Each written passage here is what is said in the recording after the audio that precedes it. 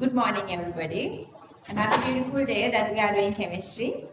And today is a very special, important day. Actually, I didn't record this part. We were talking about how effectively you're going to spend the rest of these 8 months. Each week, last week, Kavit said we have 40 weeks. So this week we are having 39 weeks to this week. So the time is passing every week and work really effectively. I know you guys are doing right thing. And I know like each and every single person of you now working really well. Akhil, I'm going to talk to you. Akhil, ask him to ring me, okay? It's a must because we cannot leave this unit. More than 30 marks is coming. Okay, then work effectively, keeping in your mind that you need couple of last months free from everything. Then you can only doing questions and improving questions. You can saturate your knowledge. Okay, today is really important day again because we are doing calculations of equilibrium, and today is the day we are understanding these principles of calculations. Okay, for that we have these couple of terms to understand. Those are dissociation coefficient, dissociated amount, and dissociated percentage. Dissociated coefficient means how much getting dissociated per one single mole. It's always per mole, so that value stays always in between 0 and 1, and it is also unitless. Remember, if we get the total dissociation, that's from total number of moles. Okay, this is the dissociation per mole, dissociation coefficient. If you multiply that with the total number of moles, you are getting the total dissociation of the dissociated amount. So that we can get the dissociated, so that if we divide dissociated amount by the total number of moles, we can get the per mole dissociation or the dissociation coefficient again. And the dissociated percentage, usually they are, for the exam they are giving this percentage as a percentage. If that percentage multiply alpha, or the percentage multiply x over n. So usually they are giving percentage, then just that percentage divided by 100 to get alpha, plus make it unit free, unitless. And the last thing, you guys know this one, the partial pressure, this partial pressure. Dalton's law of partial pressure equals total pressure multiply molar fraction of gas phase. You can very easily memorize this one. This is gas phase. That's because Dalton's law of partial pressure we did under gaseous state of matter, 4th unit. So that's gas. So this is for gas phase. Another law is there, Raoult's law. Raoult's law molar fraction is for liquid phase. This is for gas phase. Raoult's law we're going to do for phase equilibrium. Okay. So we can start from here. Last week I explained, we didn't write anything, I guess. Did we? We didn't write anything. Did we write anything?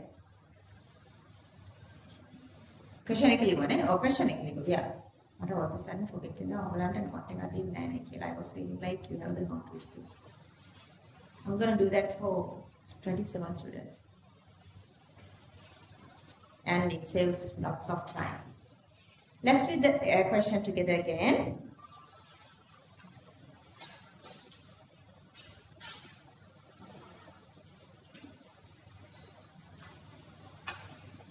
Okay.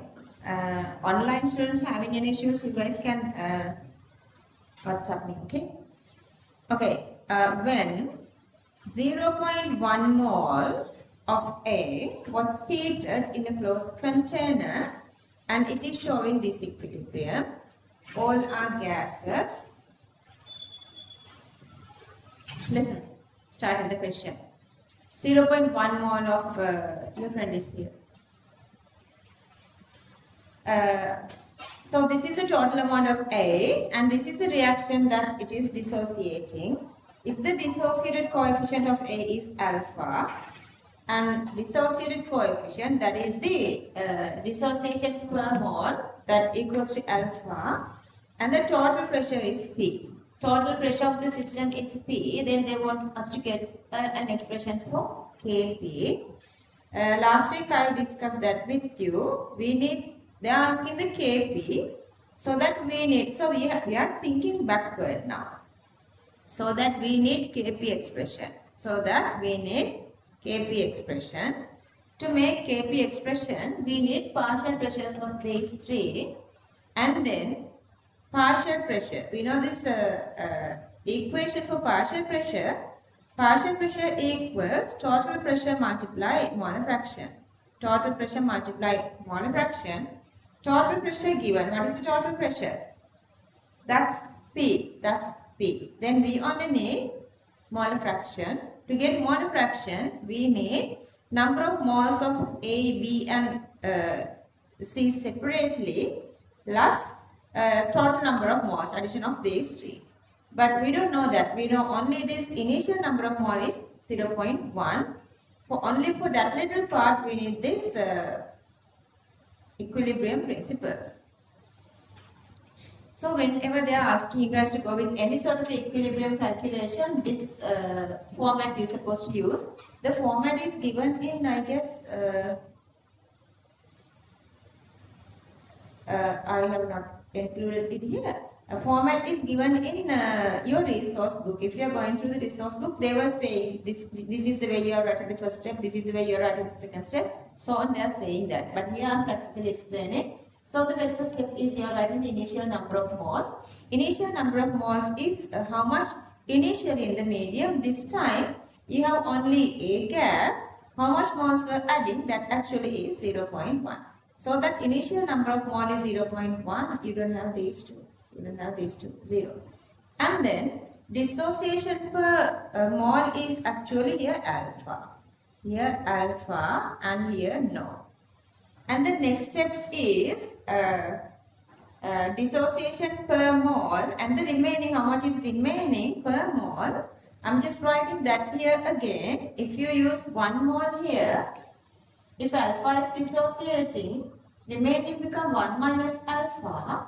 Since the stoichiometry is 1:1, then 1 minus alpha, if this alpha is dissociating, the alpha amount of B is supposed to be making, the stoichiometry is 1:1. And then here again A is 2, C again 1:1, so that this is again alpha.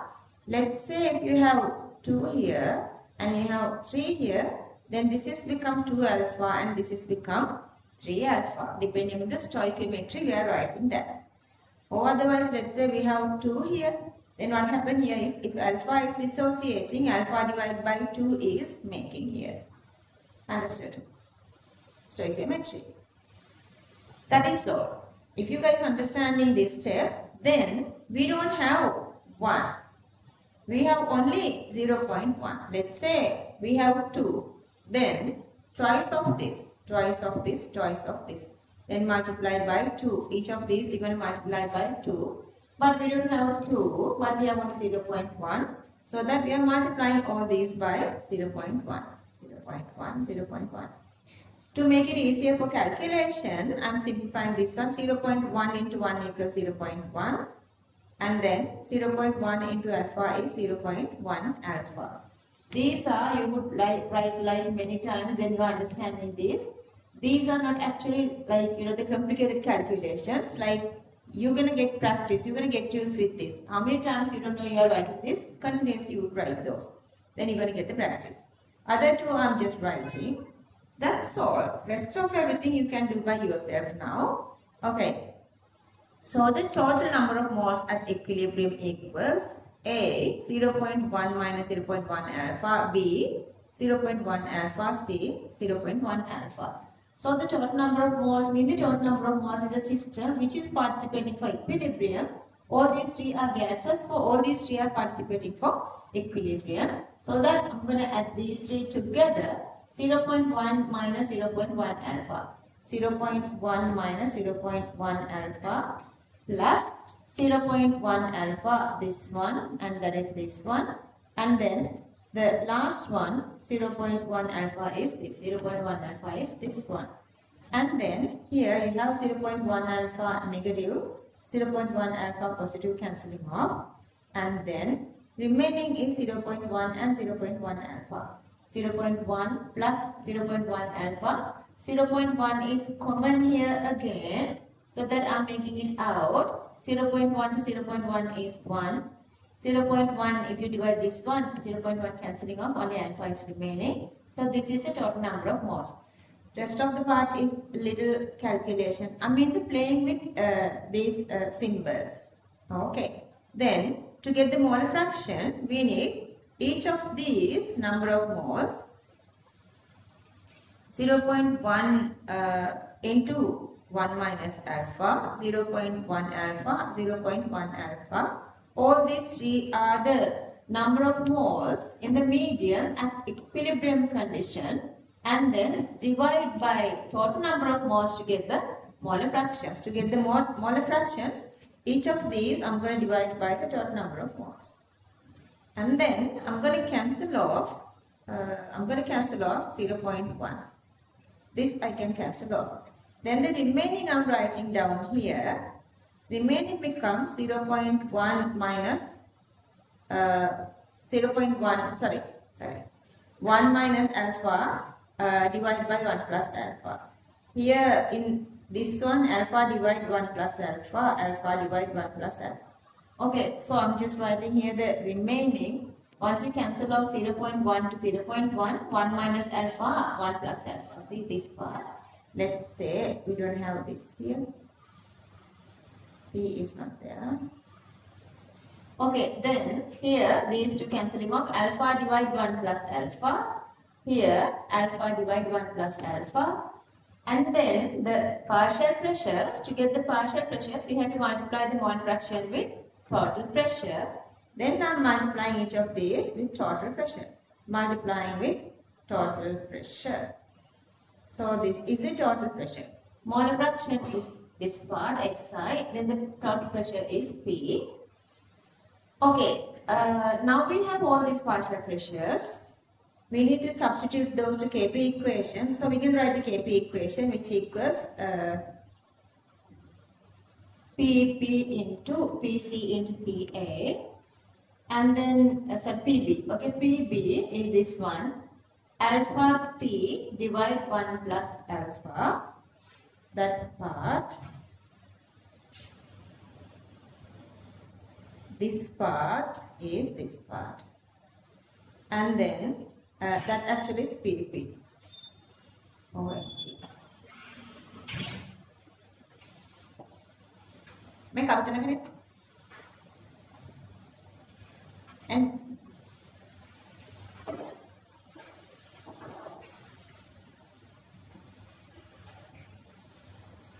And then PC, and this is PC. So I'm writing PC here. Alpha P divide 1 plus alpha, alpha P divide 1 plus alpha. Then I need PA, this is PA, PA, and this is PA. Just substitute here. Okay, now we are here. What I did was, I was just substituting these, the values we found for partial pressures. Here I substituted this Kp equation, and now I'm here. Then this simplest calculation. Then this part, I'm going to make multiplicity. Then 1 plus alpha goes up, and then 1 minus alpha into P goes down here. Okay. And then I'm going to cancel off this P to this P, and then 1 plus alpha, 1 plus alpha. So that remaining become alpha, and alpha is alpha squared. And then I have 1P here, that P.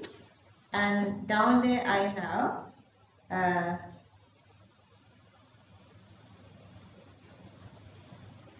1 plus alpha, 1 minus alpha. Down there I have these two. 1 plus alpha, 1 minus alpha. Clear another? Anything, nothing to add? I was waiting all this time until you all get here because this is really important. කවුද මට මේක දැන් කියා දෙන්නේ? මම කියා දෙන්නම්කෝ. I don't want to waste time. Okay, so Nanduni, everybody listen again. ඊයේ අපි unit 5 කරා for 27 students. පළවෙනි ගාන මම කියා දීලා ලස්සනට ඇද හරි ආසාවෙන් ගියා. දෙවෙනි එකේ අර formation enthalpy ඔකට මතක ගන්න නැහැ question එක. First question එකේ දෙන formation enthalpy going down, so all the going up and going down. So the next one formation enthalpy I've given the negative value. Sorry. ඉතින් ඔකට මාර ප්‍රශ්න ගොඩාක් යුද්ධයක් වගේ class එක. පළවෙනි එක කරද්දි මාර ආසාවෙන් කරා. ඒ වගේ so when I'm explaining, this is very beautiful, you understand really nicely, but this is chemistry. So a couple of my Colombo class students are there, they are like really inspired and they are like, I want you guys to behave so, not bad, but they are like whenever they are having an issue, they are just, the thinking they are just saying with their mouth, like thinking is just shooting down. Then they are like, that's why I'm just thinking, chemistry is really tricky, 27 students. Unit 5 is little like heavier for them. And this is the most tricky one. So when I'm explaining, this is very easy to understand, but when you guys are doing questions, you are doing lots of mistakes. So let me explain this one again. Now then listen. Okay, so the question we did last week, 0.1 mole of A is using here. At the equilibrium system, you have all these three, so all these three are participating for equilibrium. So they say distribution coefficient is alpha, total pressure is P. They want us to find Kp. To find Kp, we need this equation. In this equation, to find K.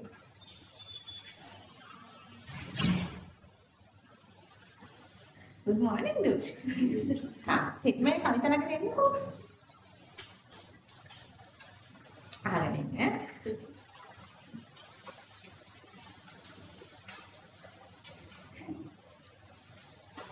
Okay, question number 4. Listen. Don't do anything, just listen. Initially, they have only A in the medium. The concentration of the number of mole is 0.1. They say this is reaching this equilibrium A, B, and C. All these are in this gaseous form, so that all these are participating in equilibrium expression. Initially, they were taken 0.1 mole, and they say dissociation coefficient is alpha, and the total pressure is P. They want us to find Kp. To find Kp, we are using this equation. We can write this equation Pb into Pc divide Pa. These three are partial pressures. How do you find the partial pressures? To find partial pressures, we are using this equation. So that to find the partial pressure, we need total pressure and molar fraction. Total pressure they were given as P. To find the molar fraction, we need each number of moles of this A, B, and C. If you know the number of moles, then we can add. Housefly. These three together, and then adding these three together, you can get the total pressure. So total moles, divide each of number of moles by the total mole gives the molar fraction. And then if you multiply that molar fraction with this total pressure, you are getting the partial pressure. If you know the partial pressure, substituting partial pressure to this equation, you can get the Kp value. Okay, so that we just need the number of moles. How do you find the number of moles? Initially, this is the format that we are following. So in this format, the very first step we are writing is the initial number of moles. Initial number of moles of A is 0.1. B and C are not there, so these two are 0. And then the next step is per mole dissociation. If you write the per mole dissociation you can write as here alpha.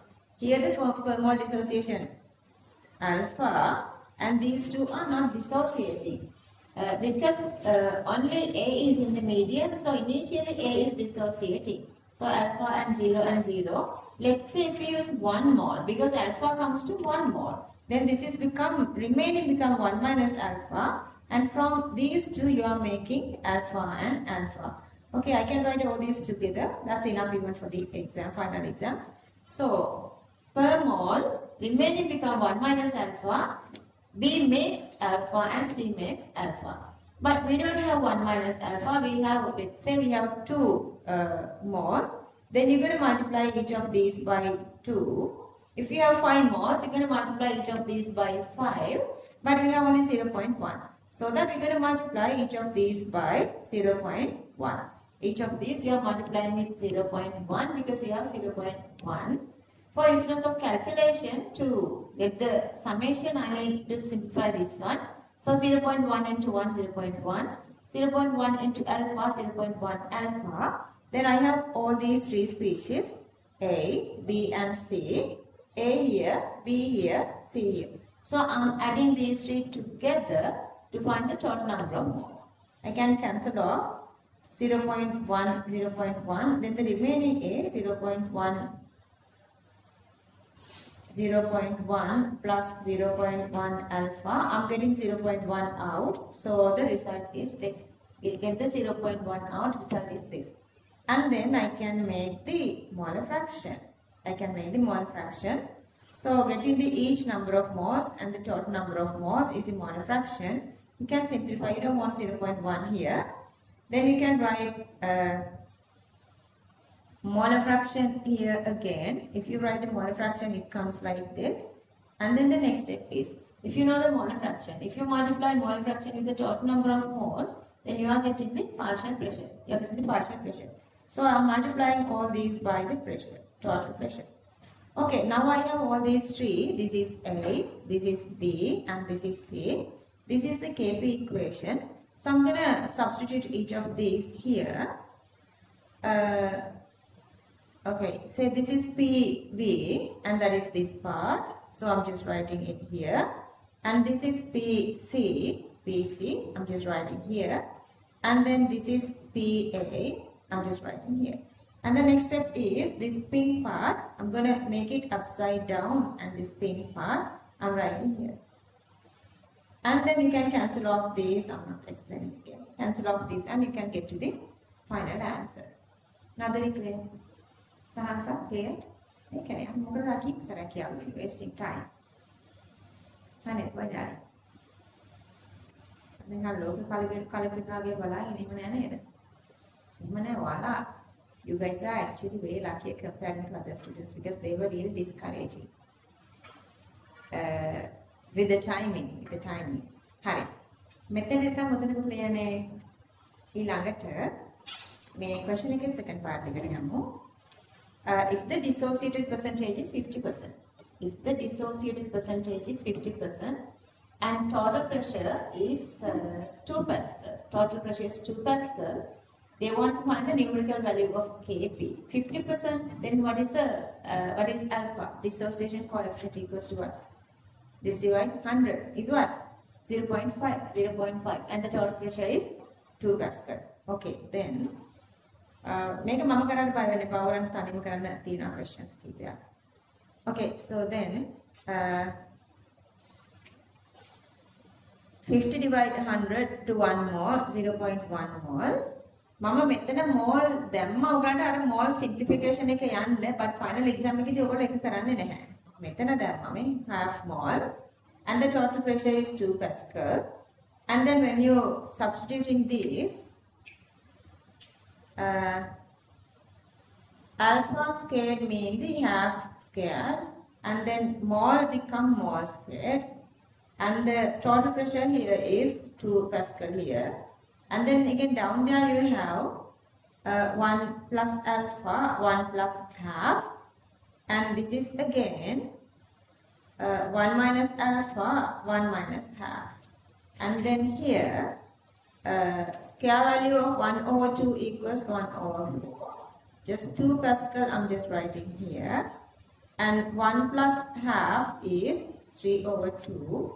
And here 1 minus half is half here, so that if you simplify these two and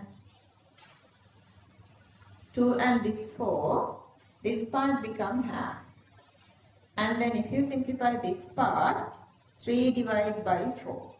So upside down, go into multiplicity, 4 divided by 3, then just simplify this 2 and 2 here, so the answer is 2 divided by 3. Clear? Calculations like inorganic is important, but here the calculations are using the most. And then the last little part,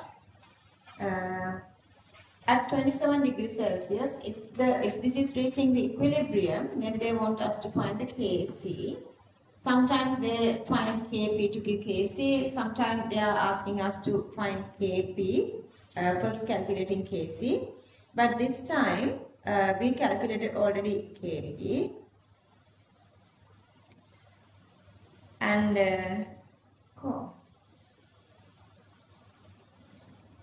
Okay, Kp equals Kc delta n. So the Kp, since you are using R here, we cannot keep the Pascal here.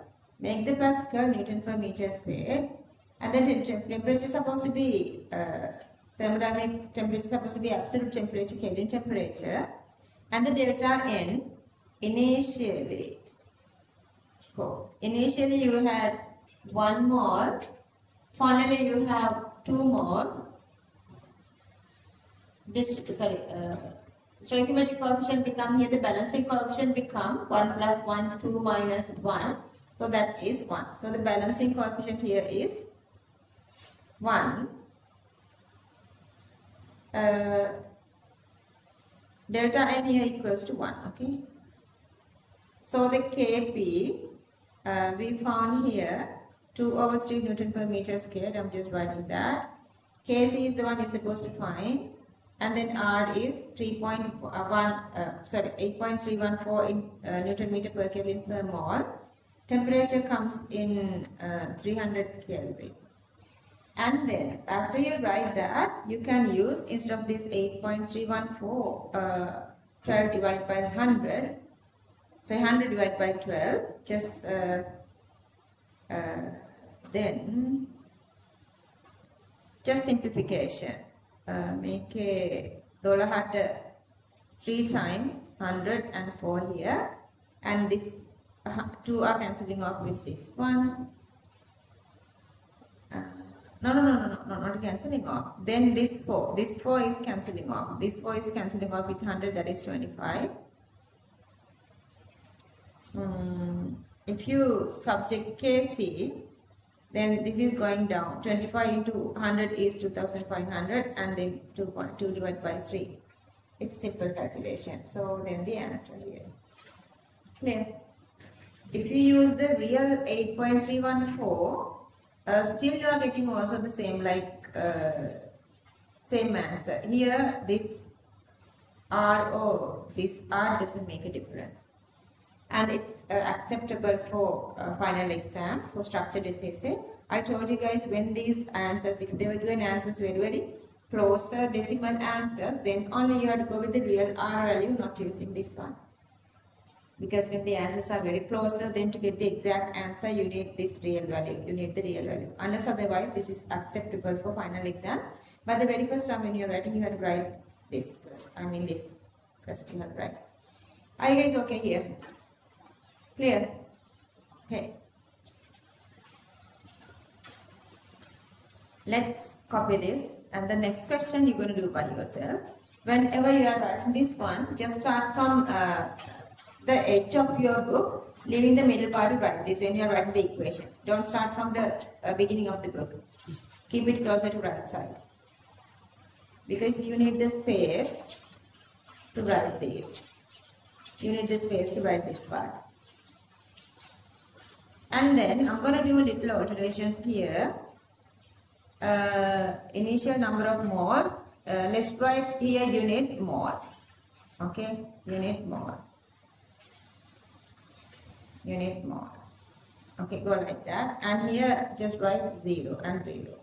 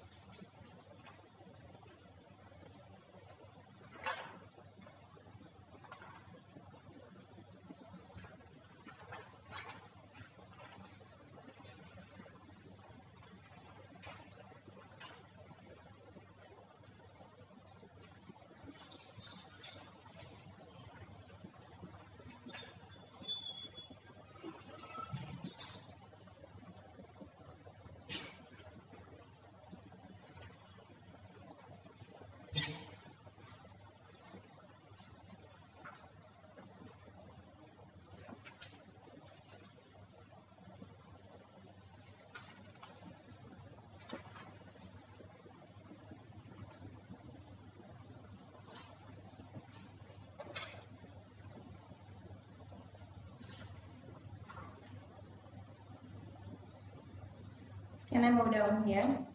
No? Here?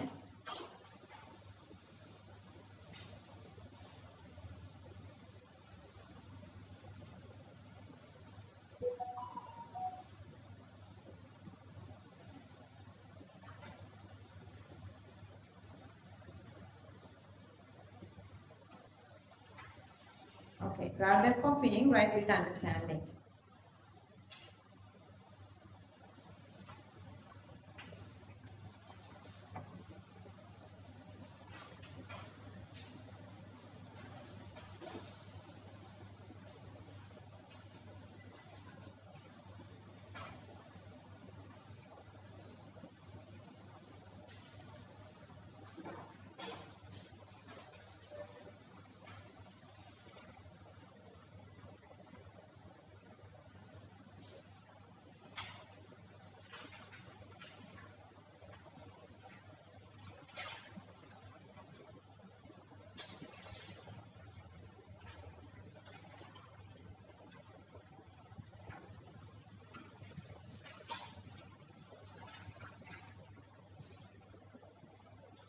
Okay, this is all.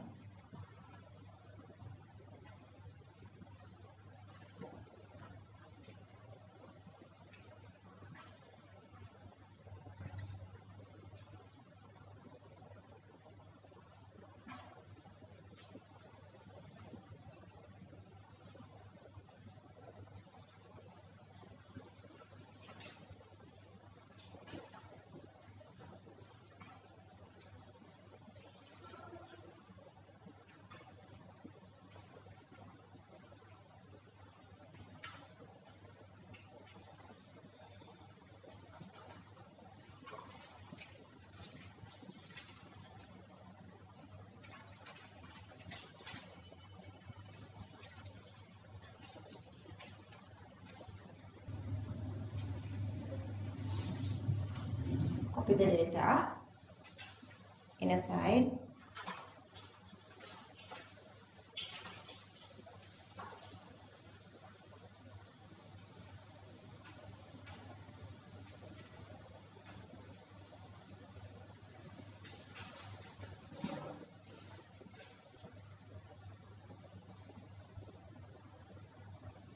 Okay. Copy this. Okay. So this is homework question, but the only difference is you guys have to be really alert, because here alpha dissociates Q, 2 alpha of Q and 3 alpha of R. Make sure that you are going with stoichiometry. Okay, let's try the question. Q5. This is homework. 0.2 mole of P, 0.2 mole of P is heated in a closed container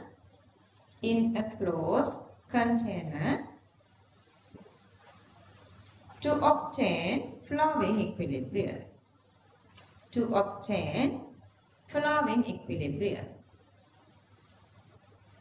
Copy the equation.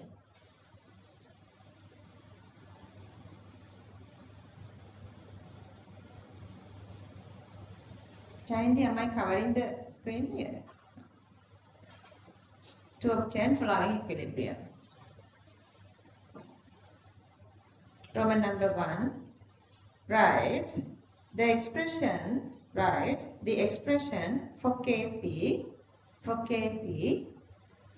using alpha and P.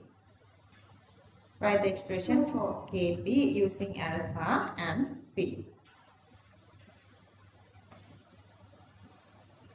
Roman number 2. If the dissociated percentage is 25%, and total pressure is 4 Pascal.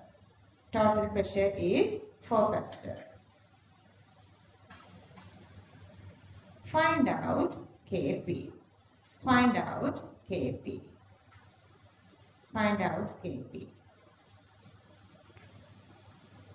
Roman number 3. If system reaches equilibrium, if system reaches equilibrium at 47 degrees Celsius, find out Kc. Find out Kc.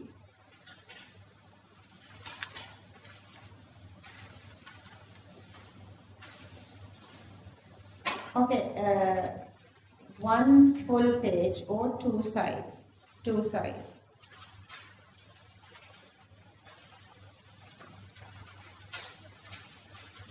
One full page or two sides, because this question is little complicated than the previous one, because this has 1:2:3 ratio. Okay, Q6. We have only questions because we are done the theory of chemical equilibrium. 10 moles of a little part is remaining, but that's not chemical equilibrium. Q6.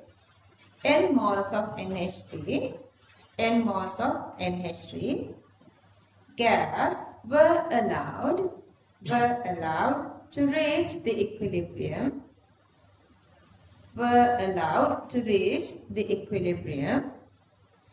Inside a V cubic decimeter vessel. Inside a V cubic decimeter vessel. Take the degree of dissociation as alpha. Take the degree of dissociation as alpha. And derive an expression for Kc. Derive an expression for Kc using V, N and alpha. V, N and alpha.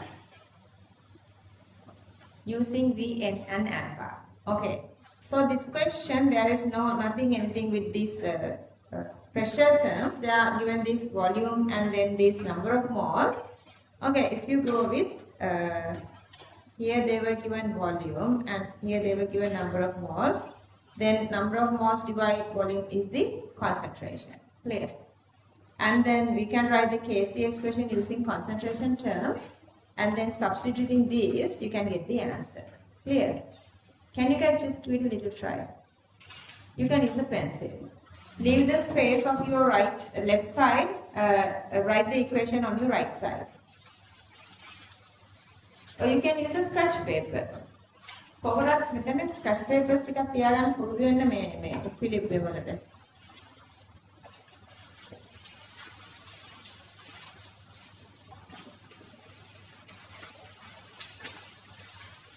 Go with the pencil otherwise on the last page, yeah. Give it a try. Write the equation. Hang on, did I give the equation? Oh yeah, it's ammonia. Okay, this is the equation. You guys know ammonia equation. But it's here, I'm given here. See? This is the equation. Just give it a try.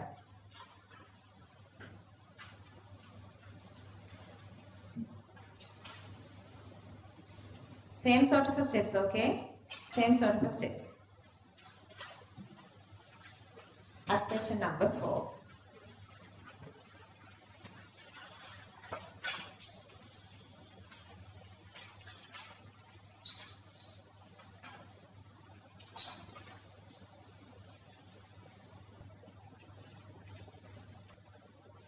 So just make sure that you are going with units because they are giving marks per units. In these rows, whatever this naming part, description part, you have to show units.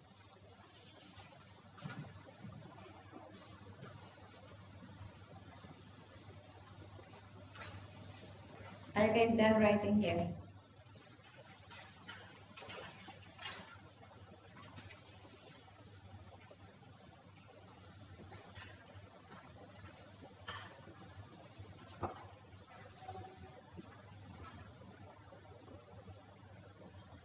Now use the pen to write this part.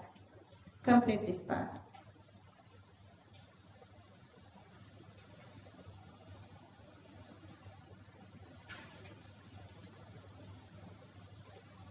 Initial mass dissociation per mole, remaining moles at equilibrium, concentration at equilibrium, moles per cubic decimeter.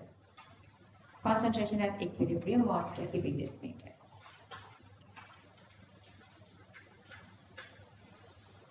Okay, avoiding silly mistakes that you guys need 100% focusing here. It's a must.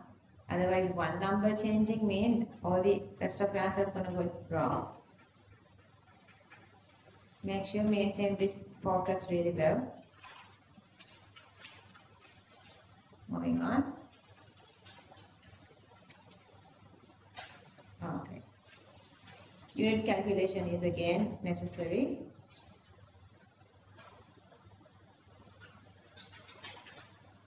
You can do the substitution.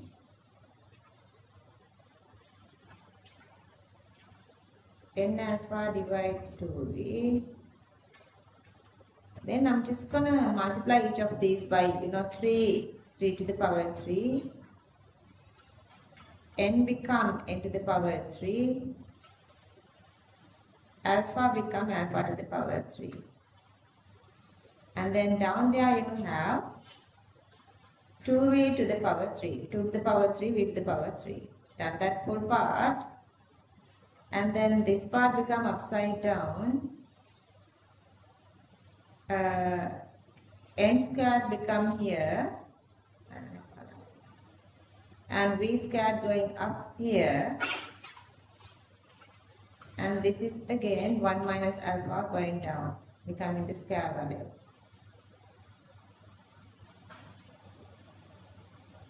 I guess okay here. Don't just copy down. You have to do the simplification. Otherwise, you are not getting the practice. Please, once you go home, do this all by yourself. You need the practice, not just to copy this down. Then from this step to the next step,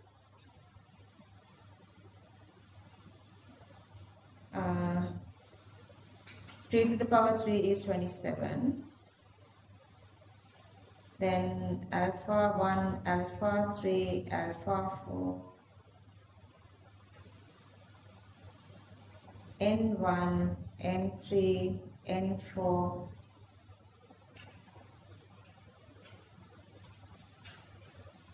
same v squared here, and then down there v and v to the power 3, v to the power 4.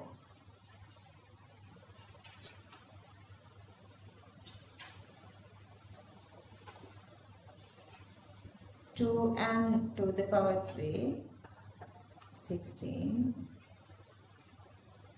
This n squared is just right in here.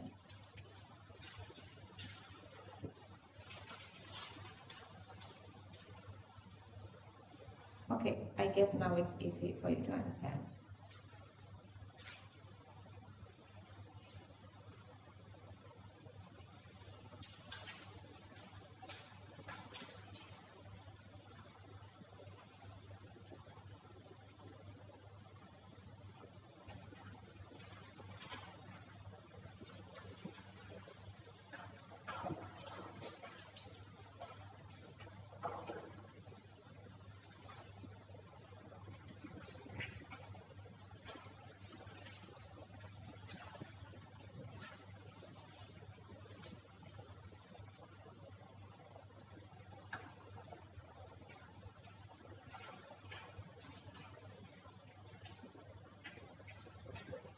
Sandro, which part? You missed something.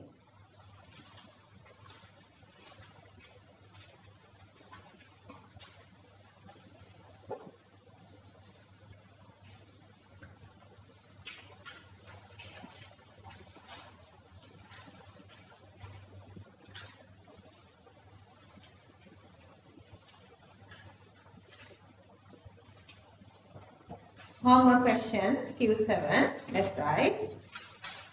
Why, Baba? Sandra, not finished.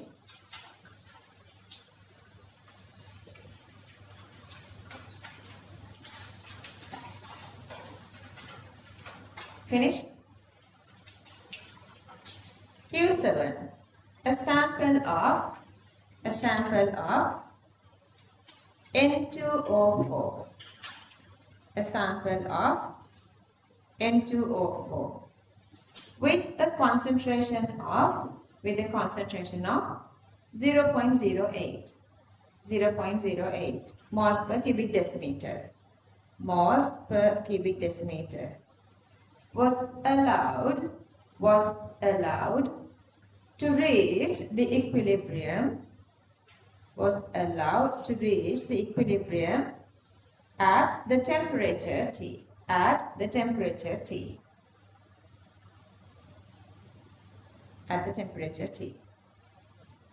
If the percentage dissociation is 50%.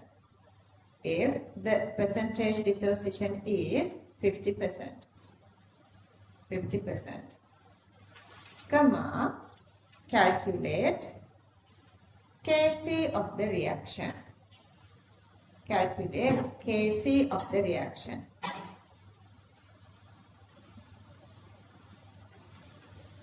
Volume of the system is 1 cubic decimeter.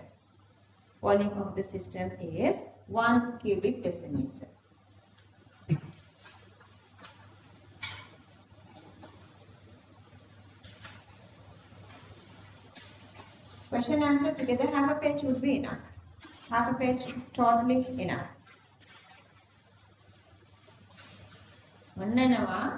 Amar question tricky. If you understand the tricks, this is very easy.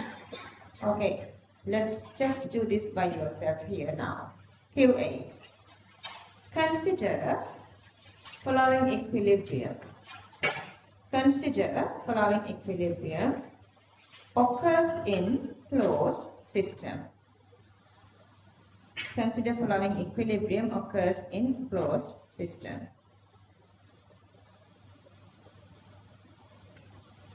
Okay, copy this equilibrium equation. Now real equations and physical state.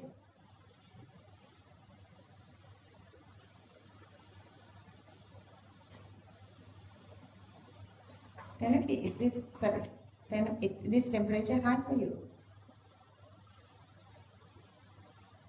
Okay. The medium consists 2.8 moles of CO gas, comma, 2.8 moles of H2O gas, comma, 0.8 moles of CO2 gas, and 0.6 moles of H2 gas.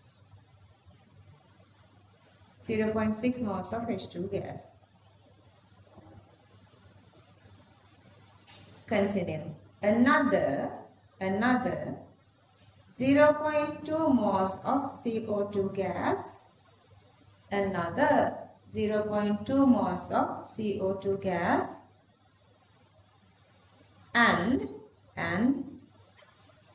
0.4 moles of H2 gas. 0.4 moles of H2 gas has been introduced to above equilibrium system.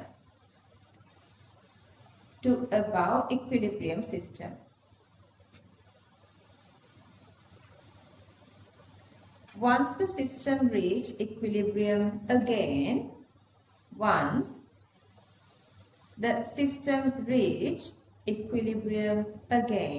comma,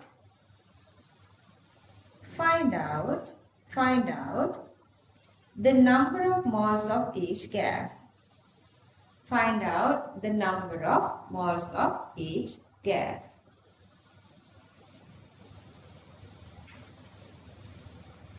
Explain your answer considering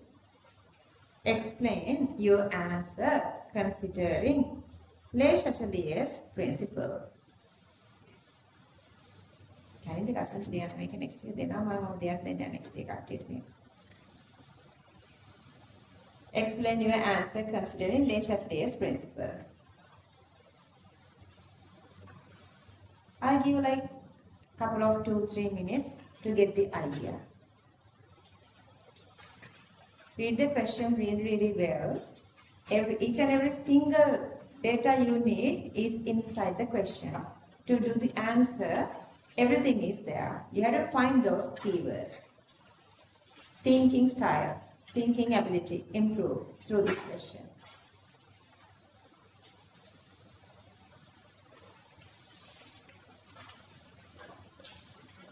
Orange color for initially they had, but later they were adding this green carbon dioxide and H2.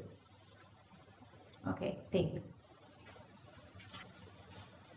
Here they are not saying anything about the temperature. Then how do you find Kc? Kc of the first equilibrium system is supposed to be equal to the Kc of the second equilibrium system. Then find the Kc from the first equilibrium. Understood? See. Okay. I'm just writing this. So initially you have this number of moles here. Then using these four, you can find the Kc. And then later, okay, so like the reaction is going to which direction you guys have to take. Then you can write the equilibrium concentrations. And then this step is for second equilibrium. And then once you add this, once you disturb by adding these components here, the first equilibrium is disturbing. Then that disturbed system is the initial number of moles of second equilibrium. Initial moles. Then from that, according to Le Chatelier's principle, whatever they are adding, reaction going to decrease that, whatever the direction. Then which part is dissociating, which part is making.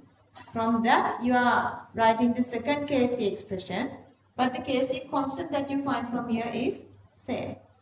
Substituting that, you can get the answer. Are you guys following me? Just give it a try, a little try. I'm not giving you guys the answer. This is the first instance. Using this one, you can find the Kc. Understood? But still to find the Kc, yeah, you can find the Kc from here. Understood? And then you are using that Kc, find the number of moles for the second one, because they were given how much they were adding. Because these are the number of moles, then second step is the concentrations. Number of moles divide volume is the concentration, and the volume here is just get as V. Unknown volume is V, because it's cancelling off, because both sides are having same number of moles. V is cancelling off.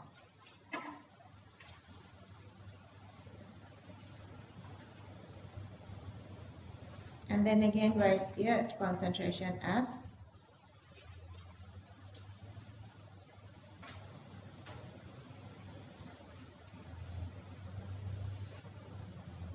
just go with the concentration units here.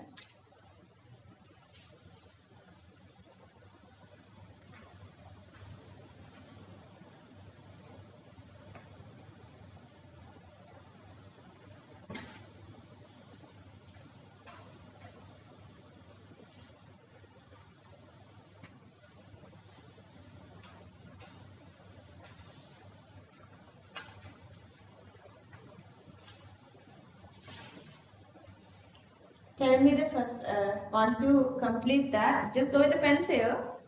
Go with the pencil. No, otherwise like, you can rewrite the answer with me again. Otherwise go on a scratch paper. I want you guys to find me the first Kc.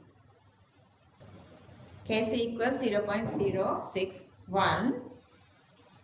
I'm moving on. Okay, so this is the first condition. You know the number of moles here, data given. And then at equilibrium, if we get the volume as V, then each of these number of moles volume divided by number of moles divided by volume are the concentrations.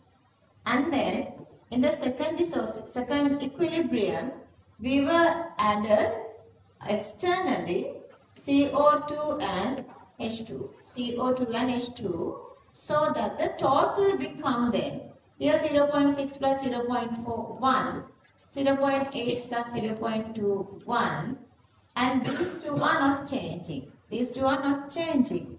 According to Leschetz principle, now reaction is going to which direction? Left or right?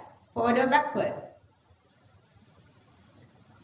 Products adding. They need to decrease the product. So reaction is going to backward or left. Backward or left. So listen. So that this is the dissociation. So who's dissociating?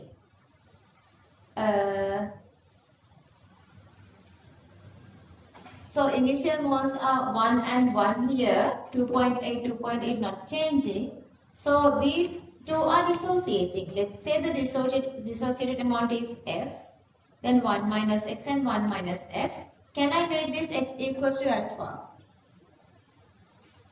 Dissociation coefficient. Yes. Why? Per mole dissociation is alpha. Here x and alpha is equal to each other. Understood? So we can use either alpha or either x. X is the total dissociation. Alpha is the per mole dissociation coefficient, but both are here equal. It's 1. So that I can write 1 minus x or 1 minus x or 1 minus alpha. But then this side, once you dissociate it from these two are making. So that this side become minus x and minus x, and the reactant side become plus x and plus x. Understood? Then again same volume. They were not saying about the volume is changing. So the same volume. So you divide by the volume. Then you are writing the Kc expression again. So we found the Kc equals to. So this is the Kc expression. Same Kc expression. From that, for the first equilibrium, we find it equals to 0.061. And then, for the second equilibrium, I am substituting all those values again. See, I am substituting all those values again, so that from this, only unknown is this x, unknown is this x, v is cancelling off, value equals to 0.061, so you can get the answer. Understood? So that is the little principle that you guys have to understand. But when you are going through these calculations, some other practical issues are coming across, and sometimes from 1970s to up to 2024, they were given one time to factorize, but that's all. They were never doing that. But even for that, I'm doing this one for you to give you guys the practice. Okay. So the very first part is to write this. Let's everybody listen. You can go on, otherwise the calculation part, just listen. Okay, so initially you have one single system. According to Leschetz principle, they were adding products. So according to Leschetz principle, reaction is going to backward. So the dissociation starts from the products then. Since they were adding whatever the amount they were given that, so the total become now the initial of the second equilibrium. So this is the initial. So these two are dissociating, these two are making, so that at the end of the day, so you have these amounts. So these become 1 minus x, 1 minus x, 2.8 plus 6 and 2.8 plus 6. Then you can write these 4, dividing the number of moles by volume. Then you can substitute it here, and then the calculation part. Here. So this is just a substitution, and then you can cancel off these volumes because all are power 1, so I can cancel off volume. So I can end up here. If you don't have the volume, 1 minus x into 1 minus x. You have 1 minus x into 1 minus x become 1 minus x to the power 2, and then 2.8 plus x multiply 2.8 plus x. So this is the square value of that. Okay, so that to remove these two squares, what I can do is I can get the root value for this side. So that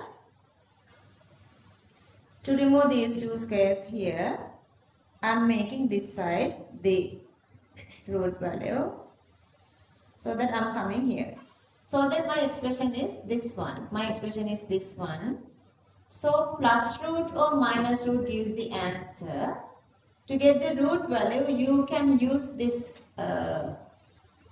simplest method. Either you can go with 0.061. අපි මේක ගන්නෙ මෙතනින්නේ. මේ 0.061 අපි ගන්න මෙතනින්. If you simplify this part, you're going to get 3 divided by 49. Either you can go with 3 divided by 49 or 0.061. Here you can use both methods. I'm showing here. See, if the root 0.061 equals root 3 divided by 49, then root 49 is 7. Root 3 is 1.732. You guys know that. You guys have the memory of that. Then without a logbook, you can get the answer here. Otherwise, directly, you can find the antilog of this 0.061.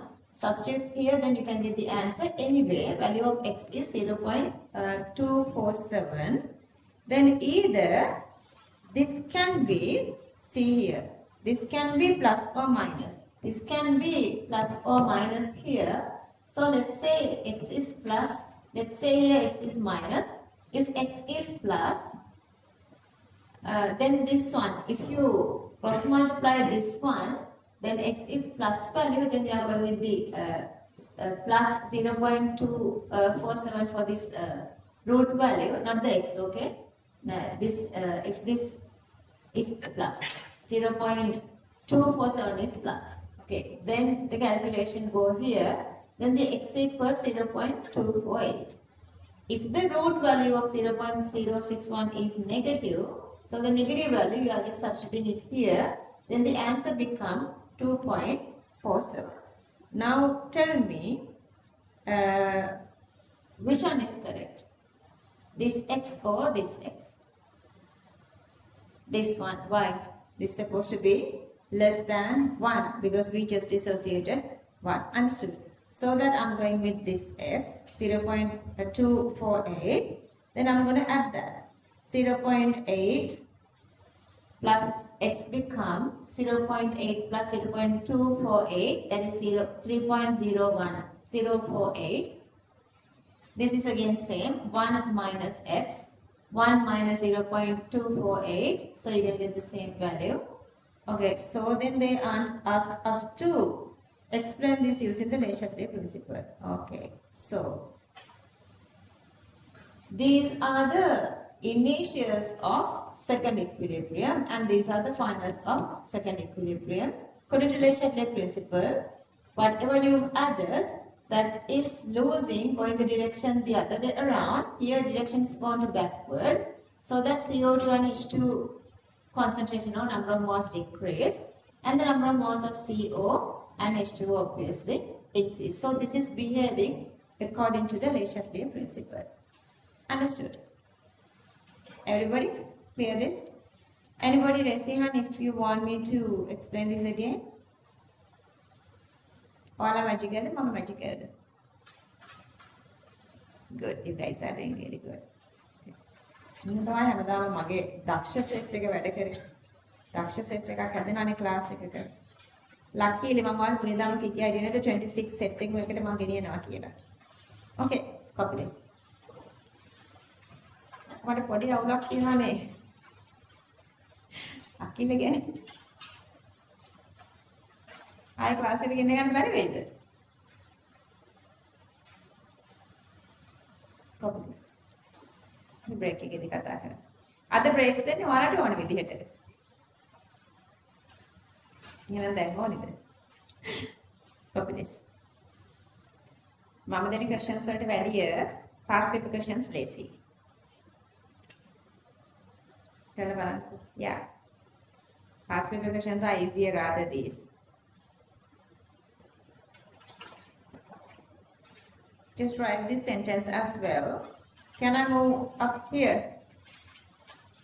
According to Le principle, backward reaction is more favorable. Therefore, CO2 gas and H2 gas dissociate. CO2 is to H2 equals 1:1.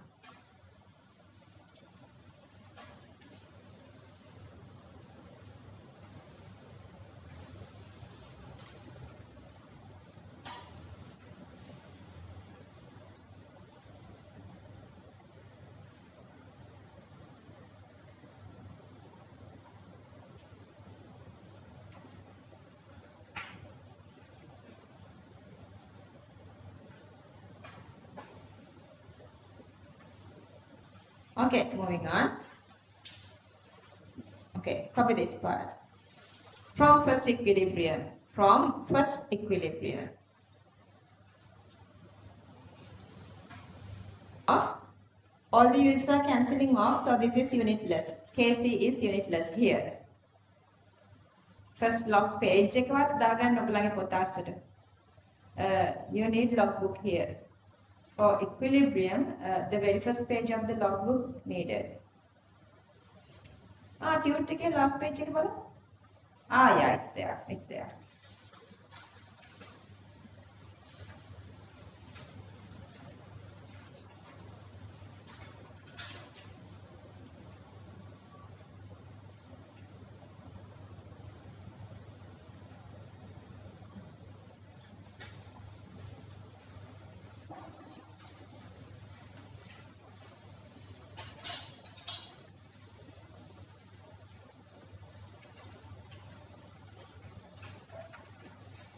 Can I move on? Yes?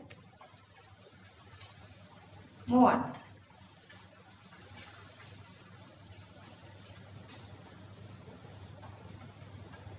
Okay, copy this. Since Kc depends only on temperature, Kc for second equilibrium is also 0.061.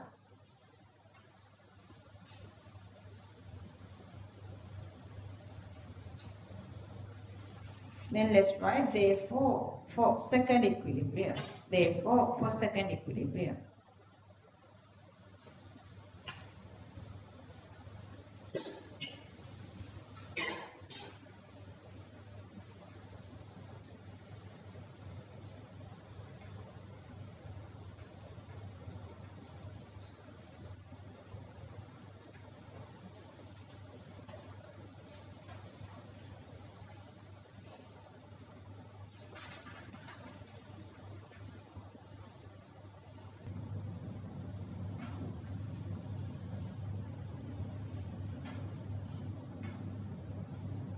Can I move up here?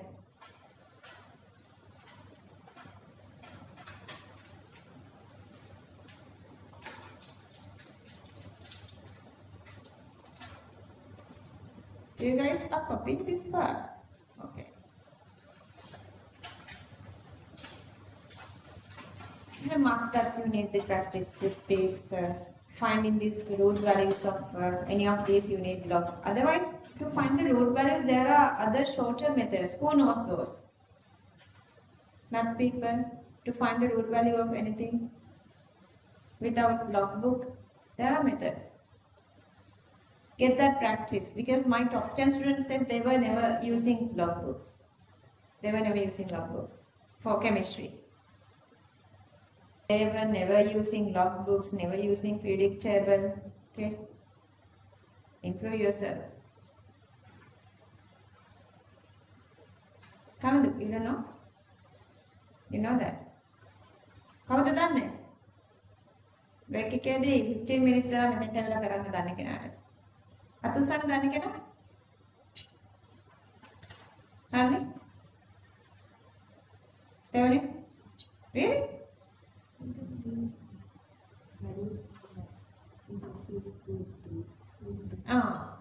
Oh. First, හැම බෙච් එකේම කවුරු කවුරු දැනගෙන හිටියානේ. හරි, මට කිව්වද?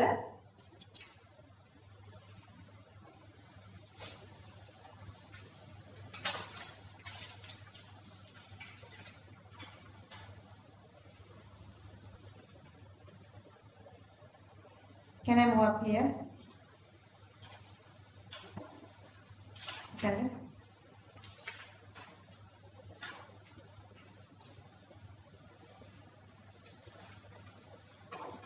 කොයිති කට මොන දිහා බලා ඉන්න මම මොන දිහා බලනකම් here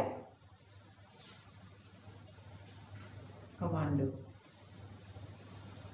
තේජන වැඩි කතා කරන්නේ නැද්ද ක්ලාස් එකේදී තර්ෂි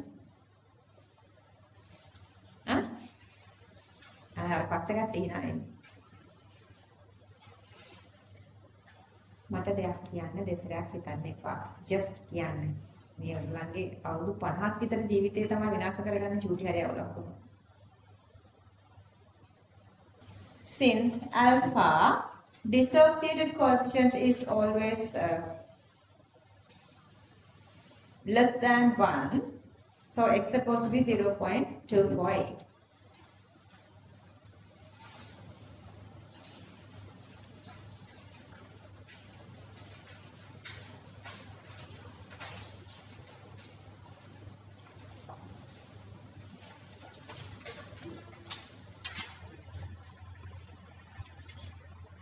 Okay, let's try to find. Still in the question. We are still in the question. According to Le-Chatelier's principle, still inside the question, okay? According to Le-Chatelier's principle,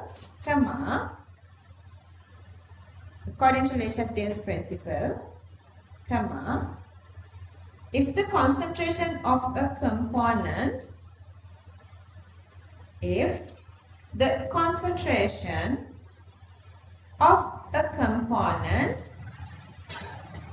in an equilibrium is changed,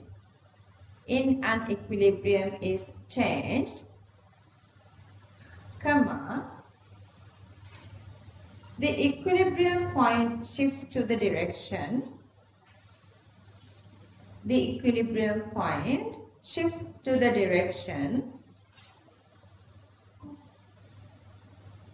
in such a way that the change in concentration minimized.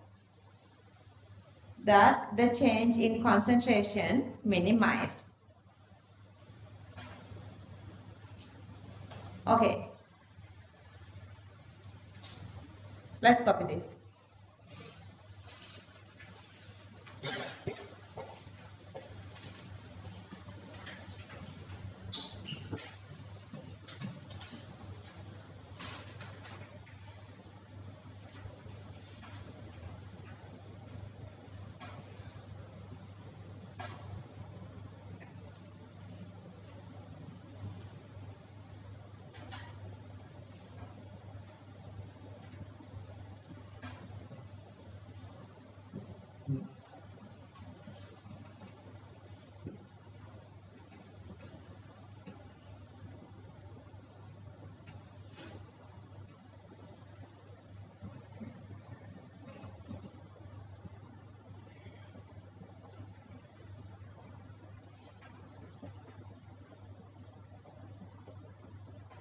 Total initial mass of second equilibrium, total mass after equilibrium.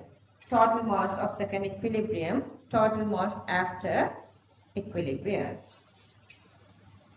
Okay, find when CO2 gas and H2 gas within bracket products are added, comma, equilibrium point shifted towards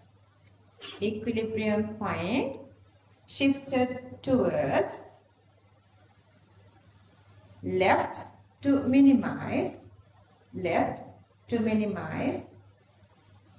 CO2 gas and H2 gas,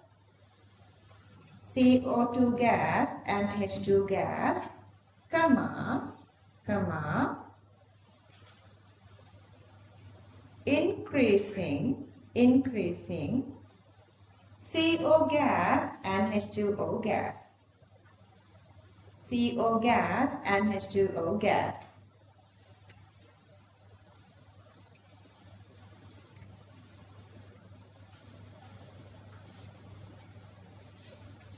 Last point.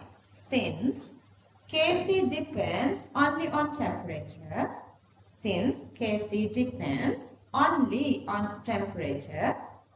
comma, Kc remains unchanged.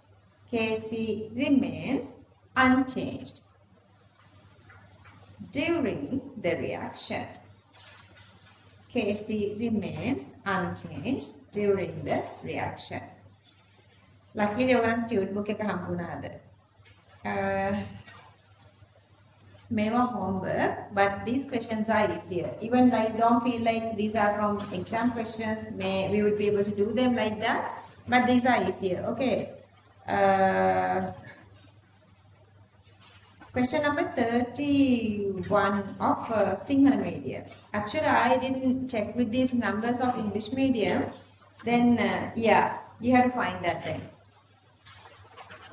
Can you just find that and tell me?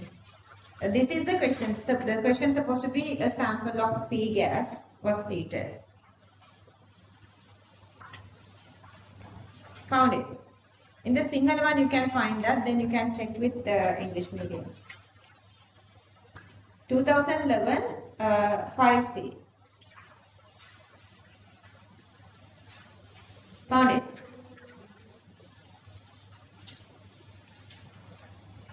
I mean the English one. Let's go with the top numbers.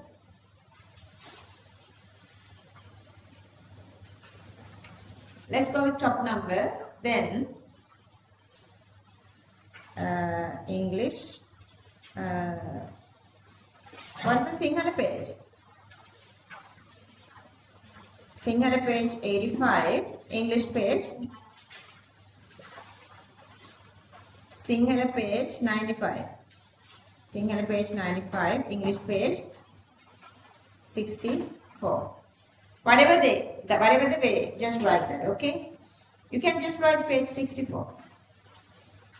Because you don't want the Sinhala one there. We ate the space here. You can keep the space together.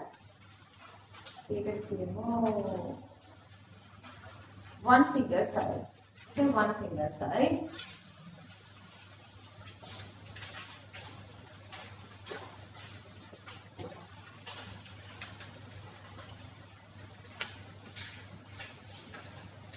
That's just write there Q9.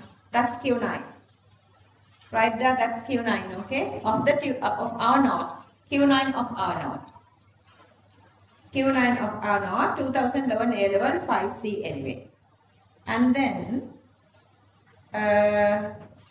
next one, question number 126 of Sinhala one. Question number 126. Find this question and tell me the page numbers again.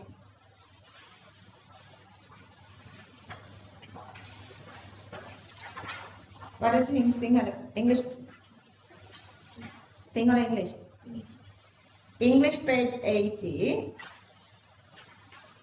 Sinhala page?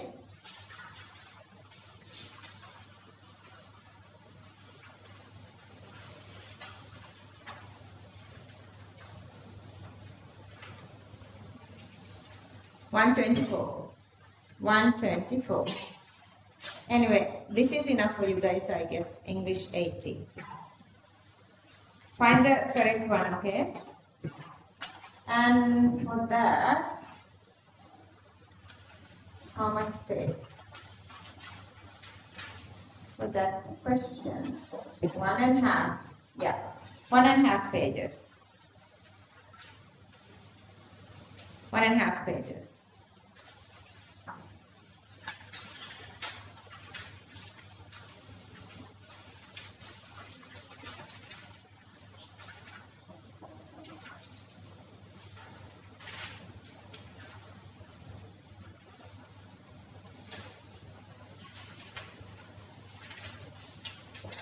Okay, so chemical equilibrium is done. So we have to move on to the ionic equilibrium then. And the breaks, nah?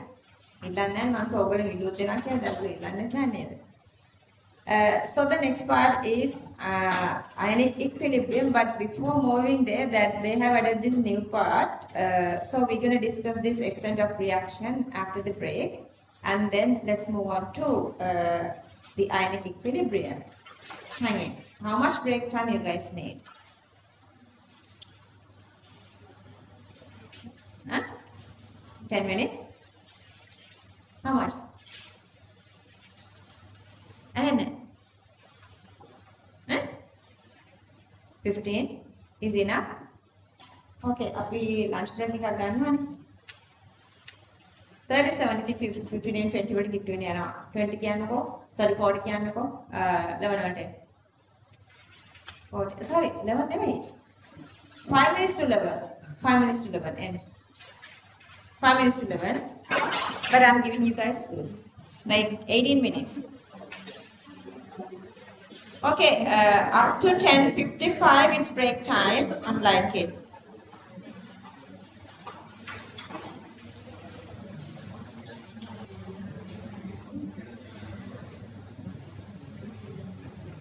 Hi.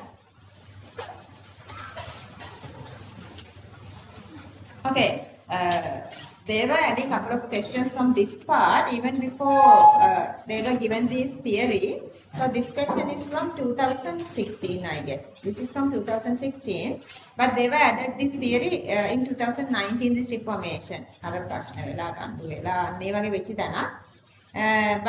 marks all the marks දීලා අපි බලමු මේ question එකක් කියලා මෙට්ටිවල කරලා. Let's try the topic extent of reaction. Extent of reaction. Leave the spaces. Leave the spaces. See, go with page numbering. It's really important. Some of you guys, I see that you guys are going with the page numbering. Then අපිට තියෙන time එක ගොඩක් මදි නිසා page numbering ගොඩක් important. So you can come back and forth exactly knowing the page number. හරි. Okay.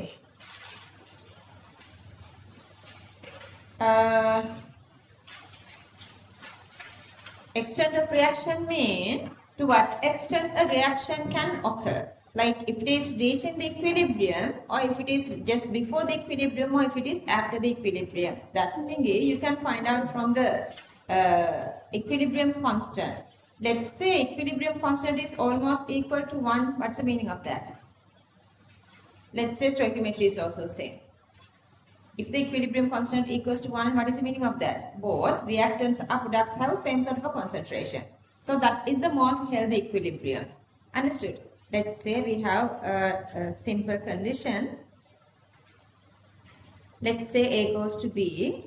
Then Kc equals concentration of B divided concentration of A. But AB concentrations are equal. Then this A. Who else wants hot water? Who else? Only here. Okay, so this equals to 1. If A and B concentrations are equals, Kc equals to 1. So this is the most healthy equilibrium.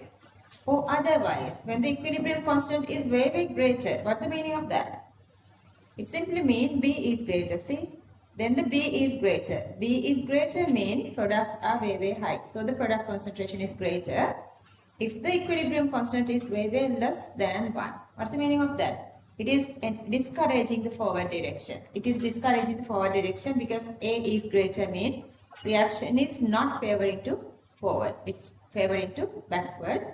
That's because reactant concentration is high when K is very, very smaller. Clear? To understand that, they were given us this little, usually equilibrium existing in between this. If the equilibrium constant is existing in between 10 to the power minus 3 to 10 to the power plus 3, that is actually a healthy equilibrium. That usually we consider as an equilibrium. To understand that, they were using this little graph. Okay, see. This is whatever the concentration, and this is the Gibbs free energy axis. Okay, through this axis is Gibbs free energy. Now tell me, this reaction, is this given reaction is spontaneous or not?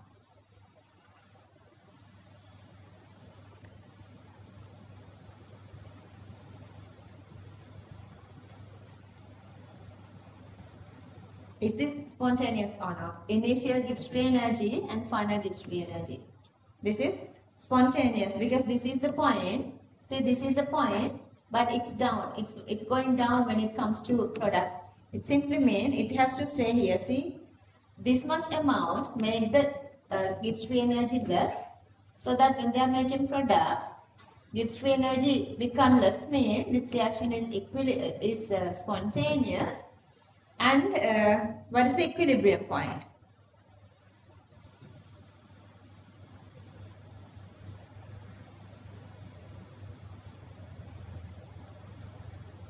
B. Why?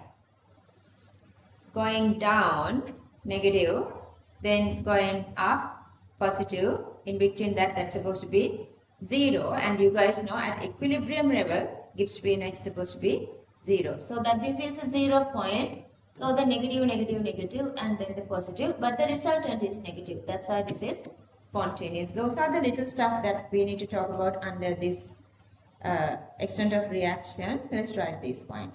This is easy to understand. Okay. Determination of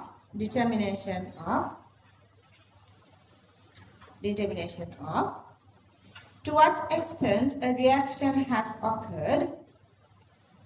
Determination of to what extent a reaction has occurred. A reaction has occurred quantitatively is called extent of reaction. Quantitatively is called extent of reaction.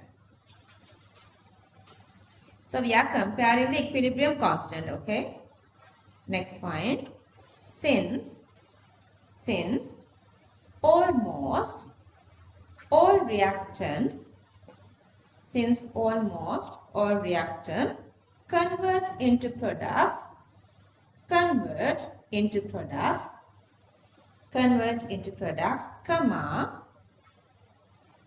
in spontaneous reactions,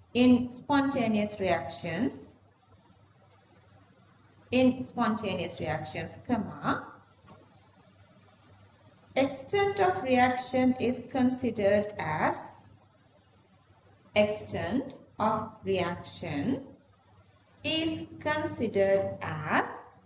100%.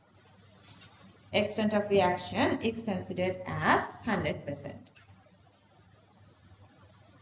Next point. But extent of reaction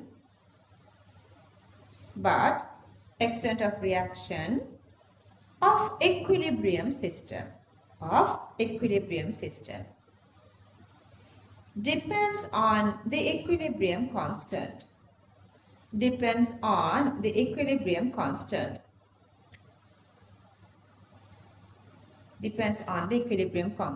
within bracket Kc and Kp.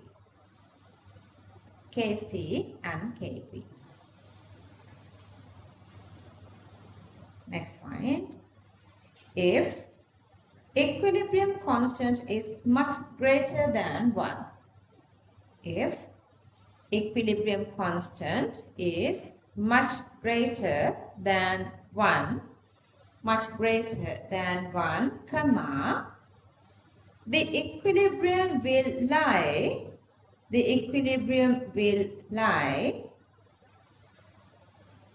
to the right and favors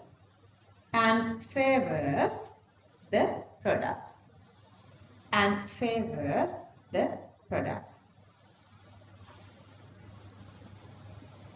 Next point. Conversely, if the equilibrium constant is much smaller. If the equilibrium constant is much smaller than 1. Comma, the equilibrium will lie to the left and favors reactants.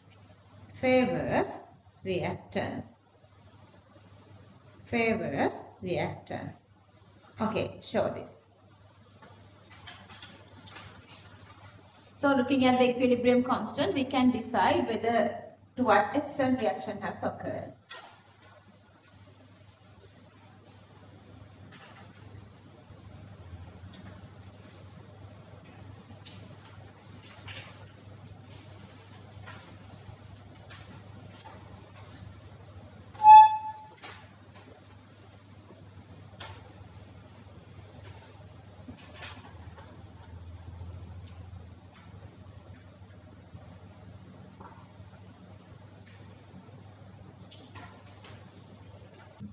It's a big topic, I know. Yeah, lots of rumors. Not rumors, actually, real life. Okay, next point. Many reactions have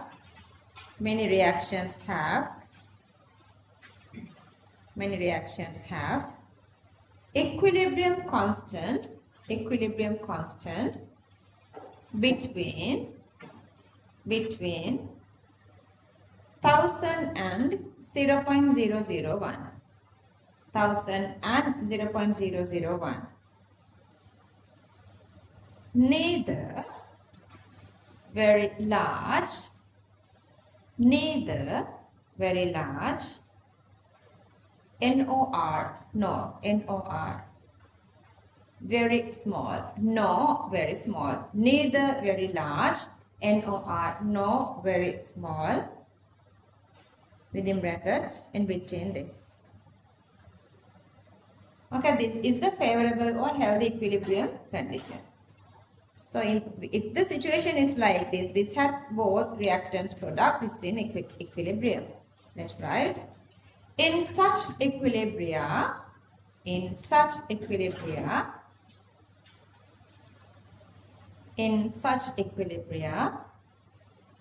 these systems tend to contain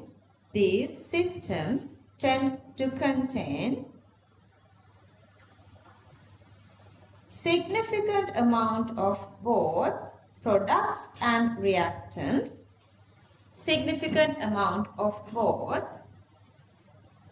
products plural and reactants, indicating that there is not a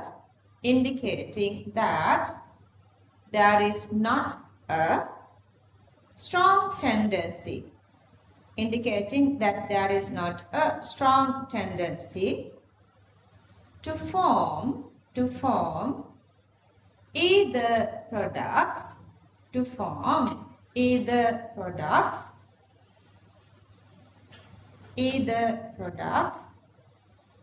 from reactants and reactants from products.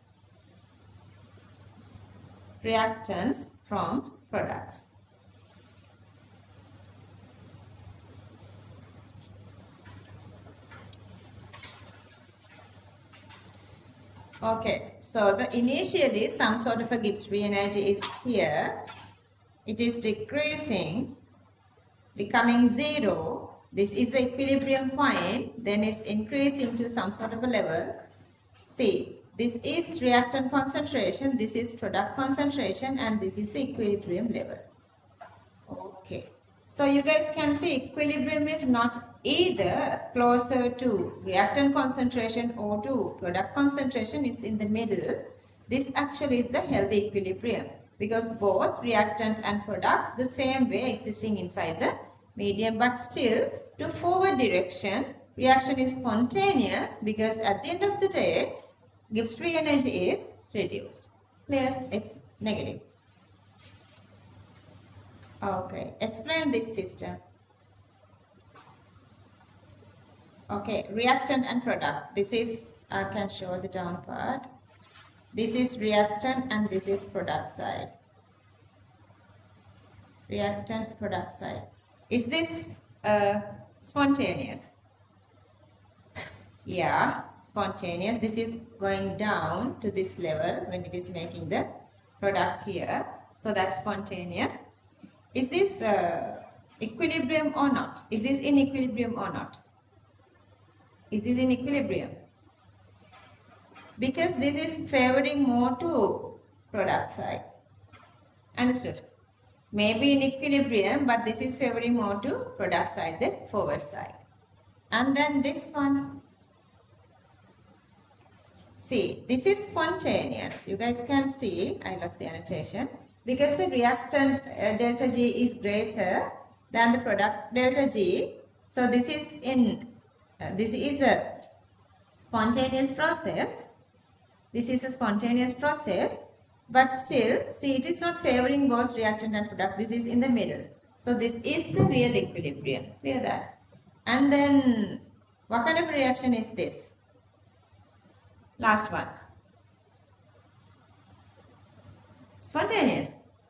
This is non-spontaneous to whatever the considered direction. See, from here to here it's non-spontaneous. Let's say it goes from A to B. This is A and this is B. To that direction, this is non-spontaneous. And since this is favoring more to product side, sorry, reactant side, then we can say the opposite way because this like to existing as a reactant. So the opposite side is spontaneous. So this is favoring more which reaction? Backward reaction. Understood? Okay. Let's finish this part and let's do the question then. So then let's write the topic. Explanation of extent of reaction. Explanation of extent of reaction using Gibbs free energy. Explanation of extent of reaction using Gibbs free energy.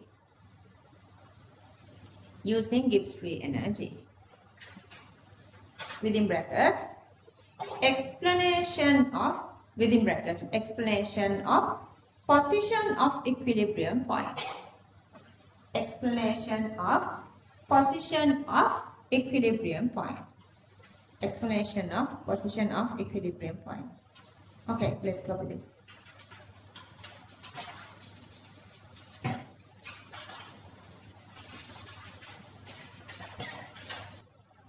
Initially, the system consists of higher Gibbs energy. Within bracket, point A.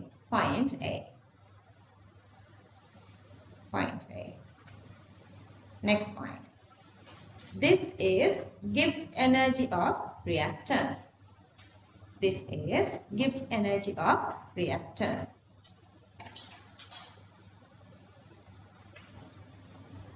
Next point. When the reaction occur, comma, Gibbs energy decreases gradually, and become delta G equals 0 at point B. Within bracket, at equilibrium point.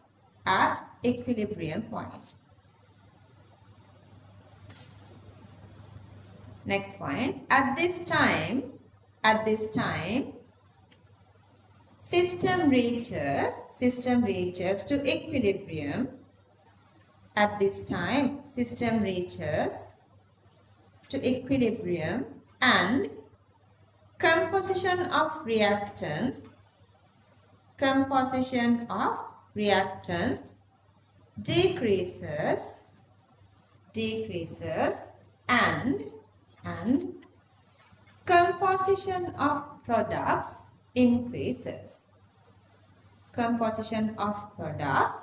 increases. Next point. Going from B to C,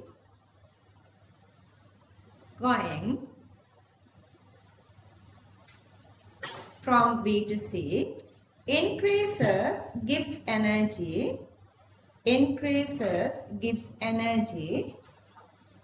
and composition of reactants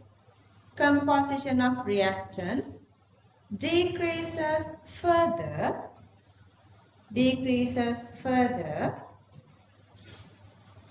and tendency of formation of products increases.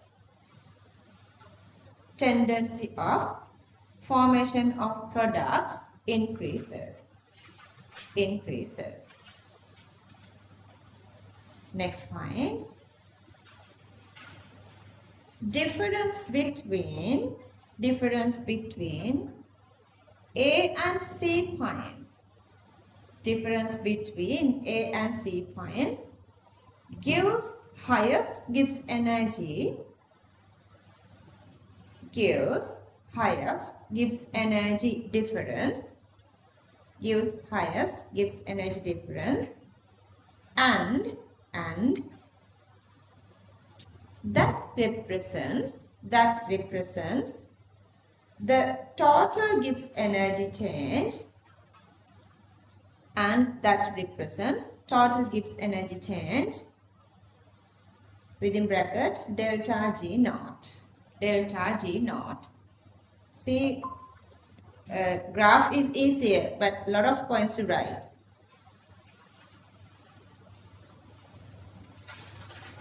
Last point. Since copy this one, okay? Delta G product is less than delta G reactant. Delta G product is less than delta G reactant, comma, for above system, within bracket, delta G equals negative. Delta G equals negative, comma, the reaction occurs spontaneously.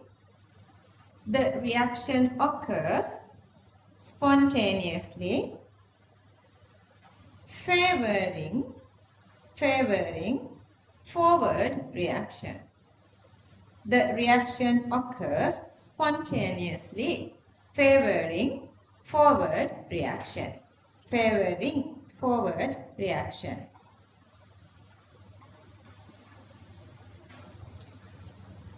Okay, you guys gonna copy these three and see these three columns are there. On these three columns you have to write information. So make it like 3 columns, okay? Just do like 3 different columns, these 3. Okay, copy these 3.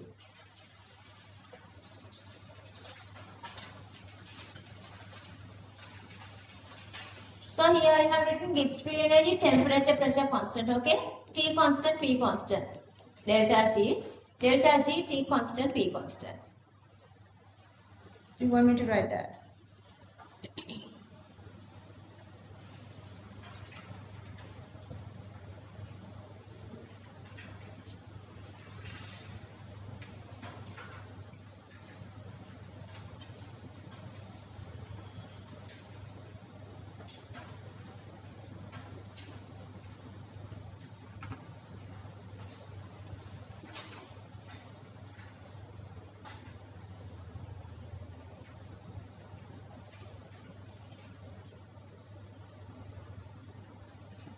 And then 2 vertical axes are reactant and product.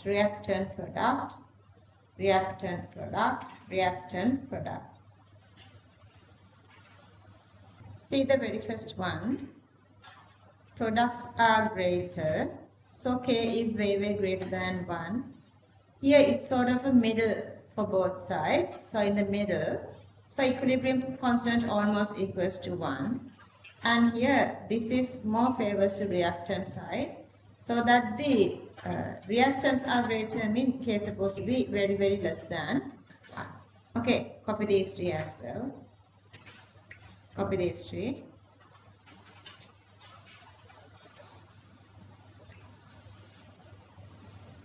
Asha, how come you've been late today?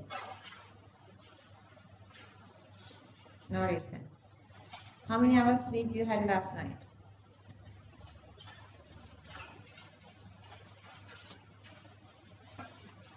Are you okay?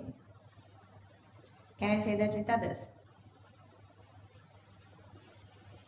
Can you say that out loud? How many hours you slept last night?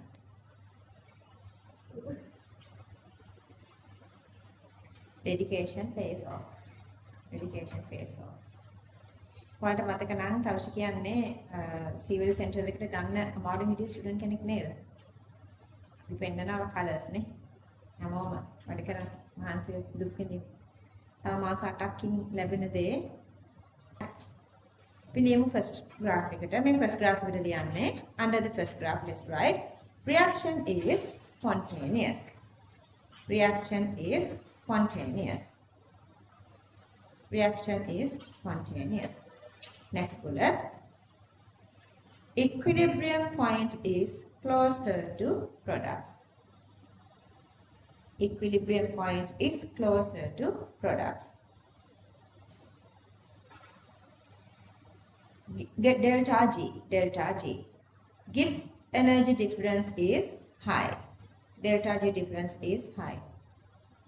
Therefore, percentage of product is high. Therefore, percentage of product is high. Therefore, percentage of product is high. Okay, let's move on to the second one. So, I'm just writing this under the middle one, which this reactant product concentrations are almost same. System is at equilibrium. The middle one, okay? System is at equilibrium. No high tendency. Next bullet. No high tendency either for reactants or products. No high tendency either for reactants or products. Plural. Reactants or products. Move on to the last one. Last one. Last diagram. Okay. Last graph. Non-spontaneous. Non-spontaneous. Equilibrium point is more closer to reactants. Sorry. Equilibrium point is more closer to reactants. Next bullet. Delta G is positive. Delta G is positive. Therefore, reaction never reached completion. Therefore, reaction never reached completion. Reaction never reached completion and no tendency to form products. And no tendency to form products.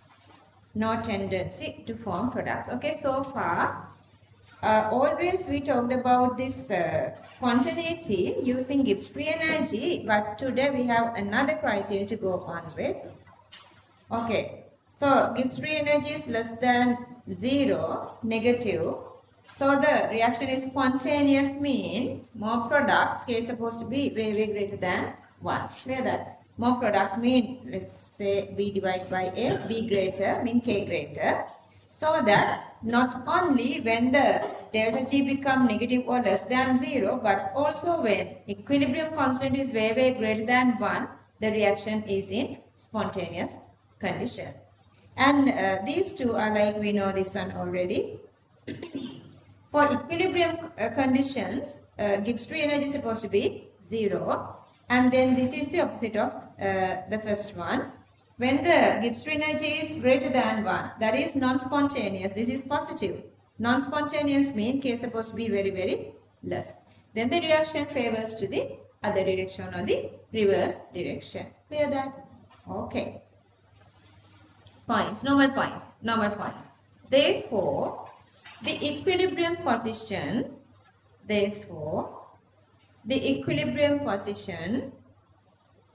or how closer to products or reactants? How closer to products or reactants? The reaction will go. How closer to products or reactants? The reaction will go. The reaction will go, comma, is defined by the equilibrium constant. Is defined by the equilibrium constant and delta G. Equilibrium constant and delta G. So that equilibrium constant and Gibbs free energy both give us hints about given reaction is spontaneous or not. Okay, let's copy these three.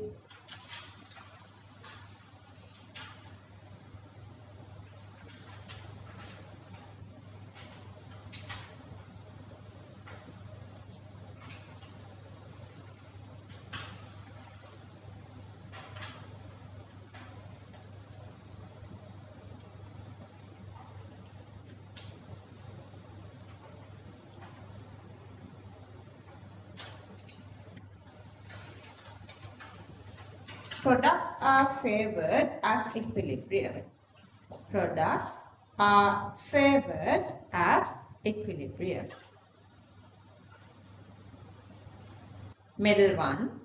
Neither reactants or products are favored at equilibrium. Neither reactants or products are favored at equilibrium.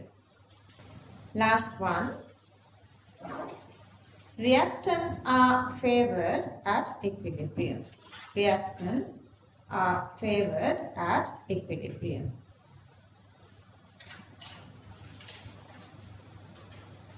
Reactants are favored at equilibrium. My question is, I'm sure whether I can find it from your tutored book, MCQ. 298. Is it there? Because I added this to energetics. I'm sure it's not that. 298. 2017 MCQ 31. Anyway, just if you can find this diagram. MCQs. No?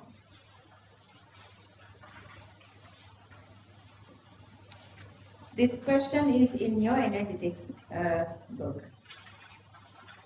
I want to add this to Wikipedia.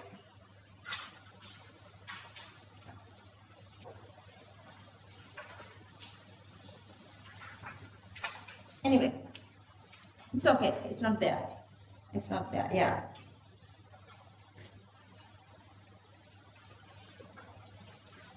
Okay. I need the answer. I need the answer.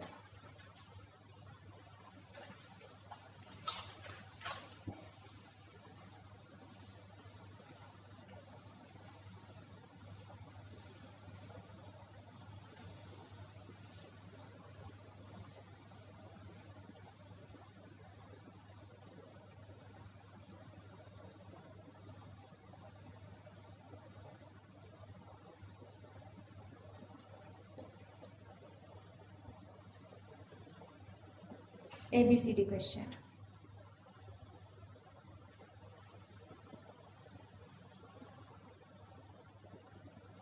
I'll give you guys a little support. I was deleting that, but I'm just going to get it back. Okay. This gap here and this gap here. Think. And they say T2 is greater than T1. Now tell me, spontaneity increases with T1 or T2.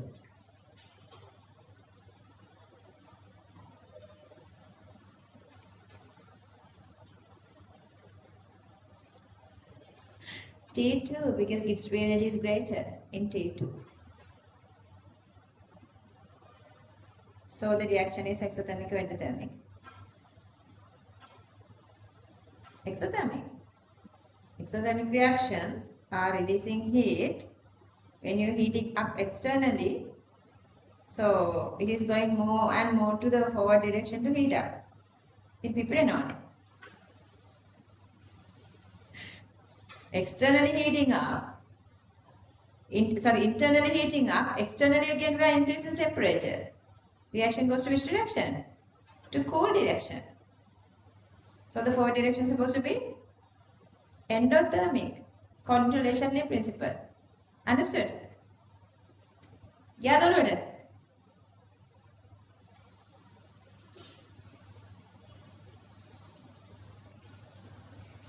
See. Variation of standard Gibbs energy, A goes to B. So these 2 points are, red points are A's and then these blue points are B's. Two temperatures, they say T2 is greater than T1, and if you analyze these delta G values, so T2 is greater than T1 and also delta G2 is greater than delta G1. Simply means, see, this is more spontaneous. So temperature increasing, Gibbs free energy increasing forward reaction is supposed to be which is decreasing temperature. So the forward reaction is supposed to be endothermic. Clear? Forward reaction is endothermic, be correct. So if it is going to forward, what does it do? Make more and more products. Then when the temperature is increasing, more products mean equilibrium constant is supposed to be greater. Because this is temperature, equilibrium constant changes in temperature. So when you increase temperature, they are making more products mean, okay, let's say B divided by A. So B is now increasing and increasing. So that K is increasing. So that A is also correct. Equilibrium constant at T2 is supposed to be then greater. Exothermic is wrong. Then the they are asking about this entropy value. Okay, so the reaction is spontaneous. That's why both, even at T1 it's spontaneous. Okay, and then we already found out this is endothermic. Reaction is endothermic. So this to be negative, this to be negative. This is supposed to be controlled only by the entropy, so that this is supposed to be negative. This staying negative, entropy is supposed to be what? Entropy is supposed to be positive. So this has positive entropy. Understood? I've given this question in your Unit 5 energetics tutorial. Just go home and check that, okay? I think, I don't know whether you have, well, I'm fine. 5th unit take the questions. Give the tube take. Yes. Okay, just a little idea. Topic. Predicting the direction of reaction. Now we know spontaneity or not, but we're supposed to be able to predict that, whether reaction is going to forward or backward, looking at reactions and products. So let's try the topic, predicting the direction of reaction. Predicting the direction of reaction. Predicting the direction of reaction. ඒකට යාලා අපිට කියනවා දීලා තියෙන ඕනම level එකකදී දීලා තියෙන ඕනම වෙලාවකදී for these given reactants and product concentration we can again write Kc, but since this is not in equilibrium condition, we are not using the symbol Kc, we are using the symbol Qc. We don't know whether the reaction is in equilibrium condition or not, so we're just going to calculate from the given values, the Qc value, not the Kc. So this is called the reaction quotient. And since still we don't know whether exactly this is in equilibrium or not. So this is whatever the time t we are considering. Maybe it's in equilibrium. Who knows? After calculation we should know that. Okay. Now tell me, there are 3 different conditions. 3 different conditions we can consider. Okay. If Qc equals Kc, what can you say? Then only we can say reaction is already in equilibrium. Let's say Kc is greater. I mean Qc is less. What is the meaning of Qc is less? Let's say Qc equals B divided by A. Now Qc is less mean what? More A is in the medium. Then reaction is supposed to go to which direction to make Qc equal to Kc? Now A greater. We need to keep A less and increase B. So the reaction is supposed to go to forward direction. Forward direction. That's how we are determining the direction of the reaction. Understood? Okay, the other way around. Let's say that Qc is greater. Qc is greater mean now B is greater. We need to reduce the B. According to Le Chatelet principle, to decrease B, reaction is supposed to go which direction? Backward. Backward. Okay? To make A. Then you can make Qc equals to Kc. When you decrease B and then it is automatically increasing A. That's how we decide the direction of the reaction. Clear that? Okay. Easy. There are like nothing like hidden, like the strategic parts. These are easy. Okay, under that Q is this thing. This is the Q. We call it the reaction quotient. So let's write the topic reaction quotient. Reaction quotient. Reaction quotient symbol is Q. Reaction quotient Q-U-O-T-I-E-N-T symbol is Q. Symbol is Q. Okay. Reaction quotient can be determined. Reaction quotient can be determined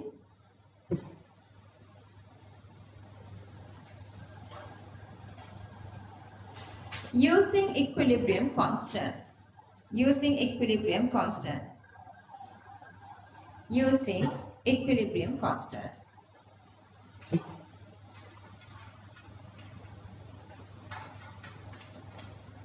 The reaction quotient is defined. It's not disturbing us. Okay, just feel free. The reaction quotient is defined in the same way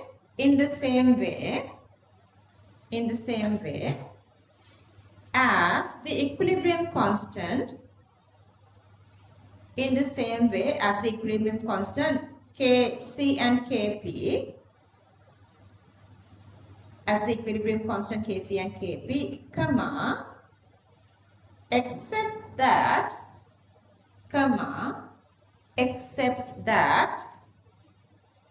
the concentrations in Qc and Qp are not necessarily to be equilibrium values. Not necessarily to be equilibrium values. Not necessarily to be equilibrium values.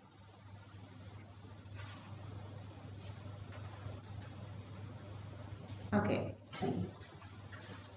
Same reaction, exactly same way. Don't write. Same hypothetical equation. Same way you have the stoichiometric coefficients. Any arbitrary time t, unknown time t, that time can be equilibrium, not equilibrium, that we have to find that later. So that the only difference is you are writing t here, and instead of Kc or Kp, we are writing Qc or Qp. Since we were taking concentration terms, I have taken here Qc.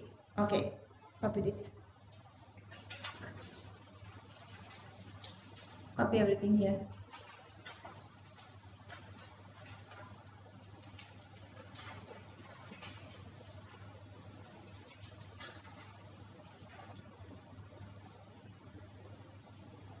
Mathotaarachchi කියන්නේ hash topics ටිකක් ගැන කියන්න කියලා.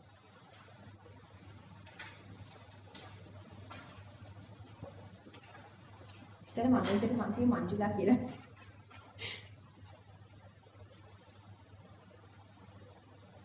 මේ Manjula aunty මේ බබාලට කැස් වෙනා වෙලාවකට අපිට අර හැක්ස් වගේ සීල් කරන්න පුළුවන් ටොපික්ස් ටිකක් ගෙනත් තියන්න බ්‍රෑන්ඩ් එකට.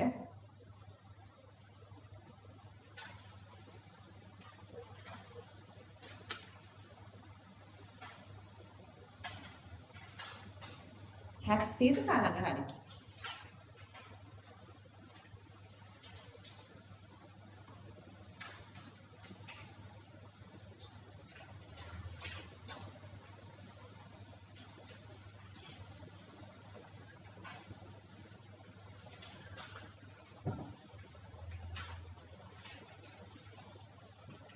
T. QC reaction quotient with respect to concentration at time t.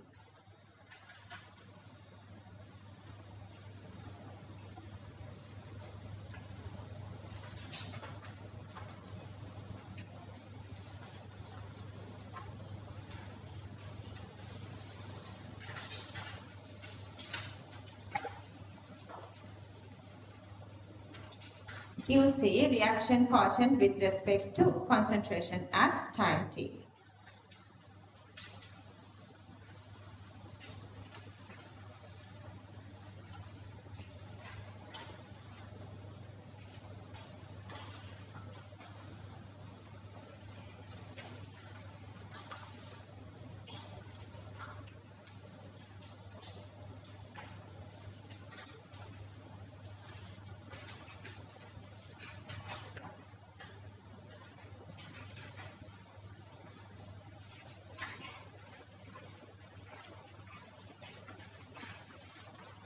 reaction quotient with respect to concentration at time t. Next point. By compare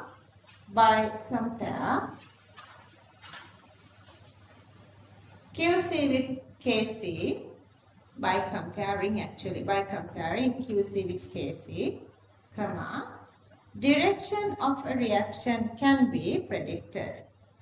Direction of a reaction can be predicted. By comparing QC with KC, direction of a reaction can be predicted. See, QC is smaller, to increase that, product supposed to be increasing, so the right or increase in the product or forward.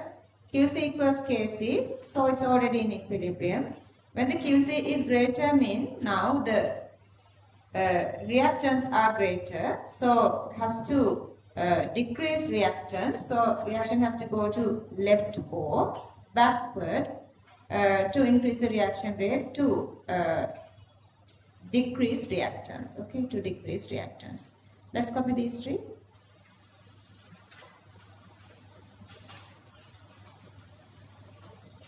See, that's what I'm saying. Don't think the math. Don't think about chemistry by favoring maths. That's really unfair to this logical part of chemistry.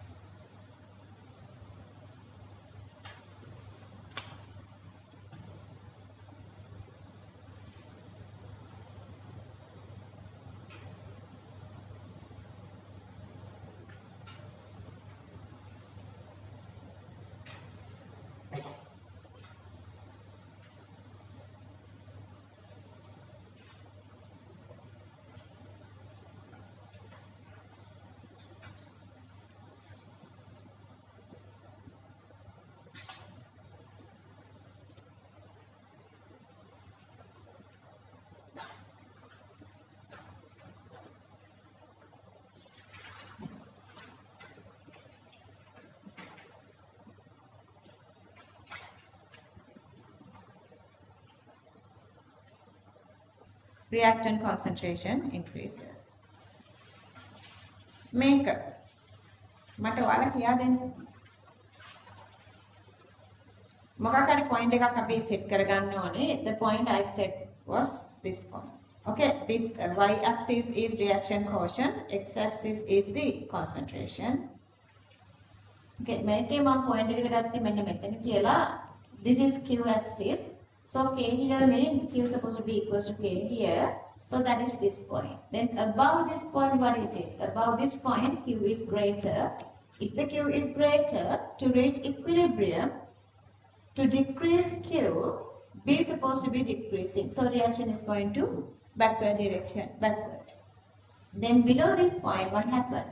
Below this point, now q is less. To increase q, we need more b. So the reaction is going to forward direction. Are you guys understanding this? Easy points, easy points. Let's copy this. Copy the graph. I'm trying to make 27 students. Still, they are doing mistakes, just drawing the middle part rather than not naming axes. You cannot reach 100 marks if you forget this smaller stuff. So I have added this later. That's why Q1, Q2, Q3 I have Q1. Q1 is that question, that MCQ question. Less.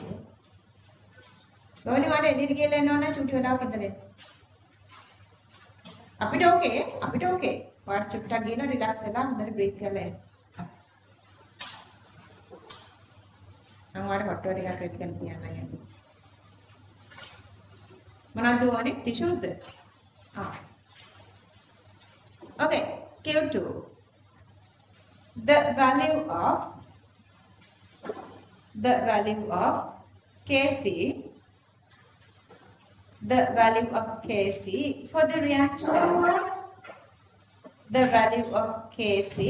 for the reaction, copy the reaction. 2A reversible arrows B plus C. Ara Baba edit manchu rajutta ballen. Yes. The value of Kc for the reaction is 2 into 10 power minus 3. 2 into 10 power minus 3.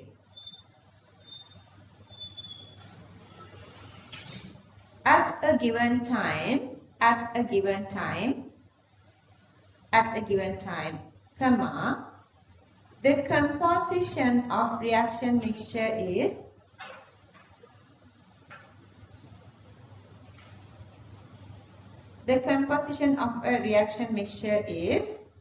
let's copy this. Concentration of A equals B equals C equals 3 into 10 to the power minus 4 moles per cubic decimeter. 3 into 10 to the power minus 4 moles per cubic decimeter.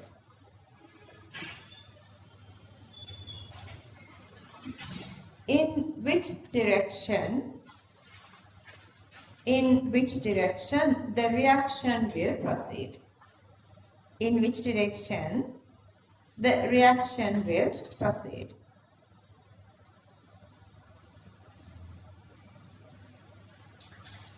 Okay, look at the screen. So we're going to write the QC. Then you're going to show here with T. So the given reaction, B here, C here, A to the power 2 here. So all are 3 into 10 power minus 4. Okay, so 3 into 10 power minus 4 of B, 3 into 10 power minus 4 of C, and the square value of that cancelling off. QC equals to 1 here. But the Kc for the reaction, they were given as this. And see these two values.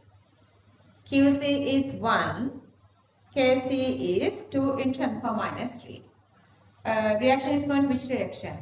So QC is greater. QC is supposed to be decreasing. So that product supposed to be decreasing. Product supposed to be decreasing. So the reaction is supposed to go to backward direction. Clear that? I guess okay. Sendu. Understood? No. Come to Hayinkia. Hayinkia nahin. Are you okay up to here? Getting the QC. Make a thigh here. Come here. That I can hear and that he can hear. According to the question, they are asking in which direction the reaction will proceed. For that, we have to find QC. To find QC, they have given data here. All these concentrations are equals to same 3 into 10 power minus 4. Settled? Okay. And then I'm writing this QC expression. Since it is QC expression, not KC, I have to go with this time thinking. And then they were given these data. B concentration, see the same B, 3 into 10 power minus 4. C concentration also same, that is 3 into 10 power minus 4. And then you have A concentration, that's again still the same, but since you have square value of that, 3 square value is 9, 10 to the power 4 square value is 10 to the power 8. And if you cancel off all these, QC value equals to 1. But the KC they were given.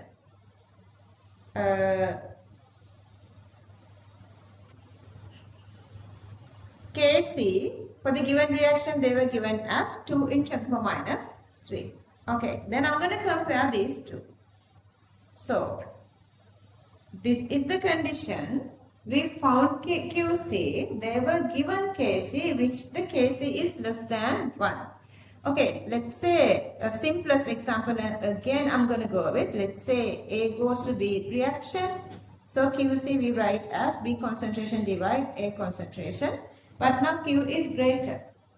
Simply mean B is greater. B is greater. Okay, to decrease B, reaction is supposed to go to which direction? To decrease B, reaction is supposed to go to backward. So that is the direction. That is the direction. So they are asking that. So the reaction is going to backward direction or to left. That is the answer. Clear, everybody? Again, anybody? Okay, copy this.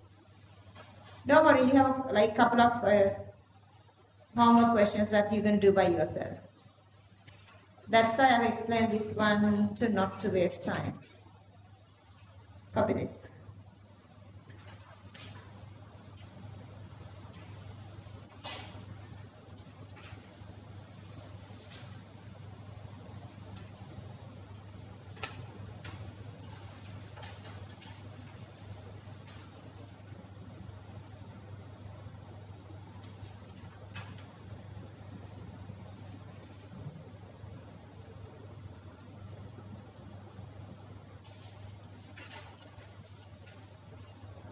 Manjula අර student යවන එක නේද ඔය?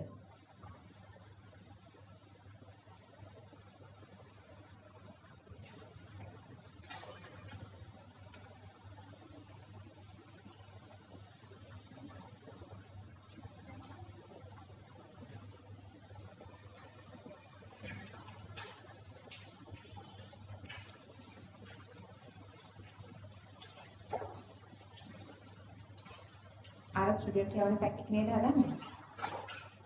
Student යවන pack එක නේද හදන්නේ? Hello? ඒකේ 4 විතරක් දාන්න, 5 දාන්න එපා. ඔව් 4 ටියුට් එකයි 4 නෝට් එකයි.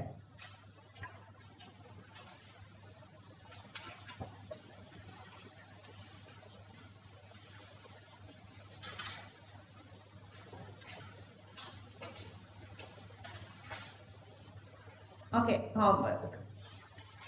Roman number 3, Q3. Q Roman number 3. An elevated temperature mean high temperature, and elevated temperatures, comma, CH4 gas reacts with water. CH4 gas reacts with water. CH4 gas reacts with water. Okay, copy the equation.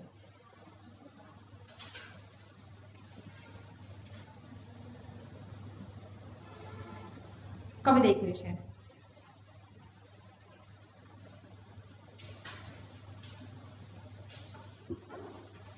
Equilibrium constant for reaction is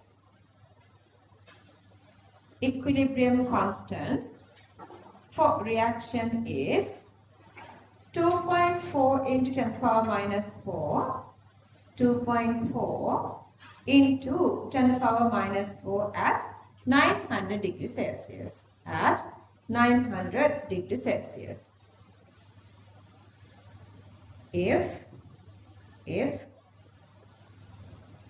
1.2 into 10 to the power minus 2 moles of CH4.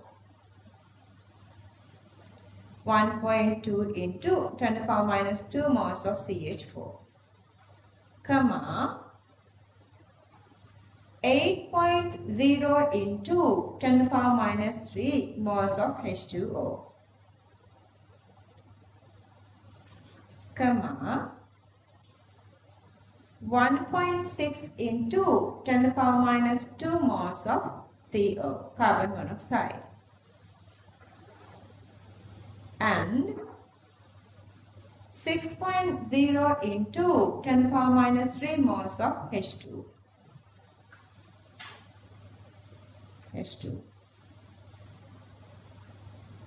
Are placed in a 2 cubic decimeter closed rigid reactor.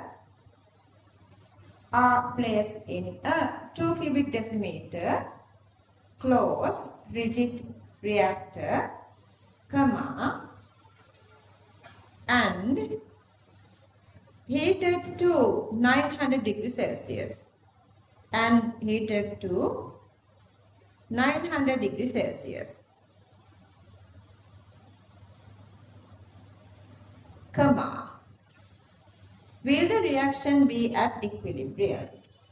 Will the reaction be at equilibrium, comma, or left or to right, or left or to right,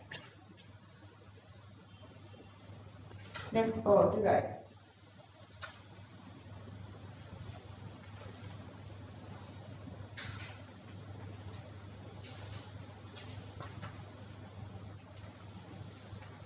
Okay, I'm thinking that you guys. Little less than one page. Little less than one page.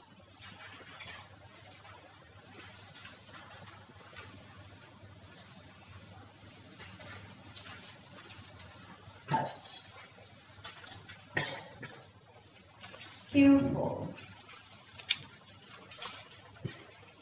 A mixture of 1.5 moles of nitrogen, N2.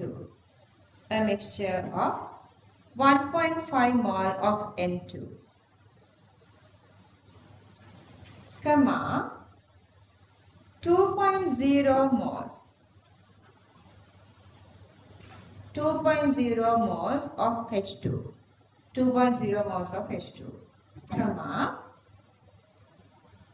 8.0 moles of NH3. 8.0 moles of NH3 is introduced into a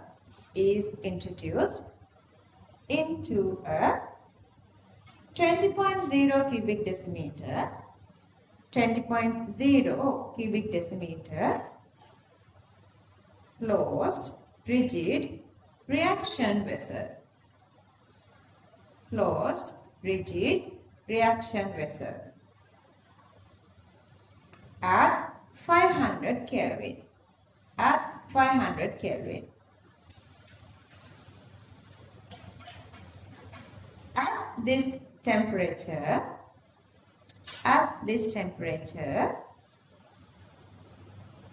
the equilibrium constant for the reaction,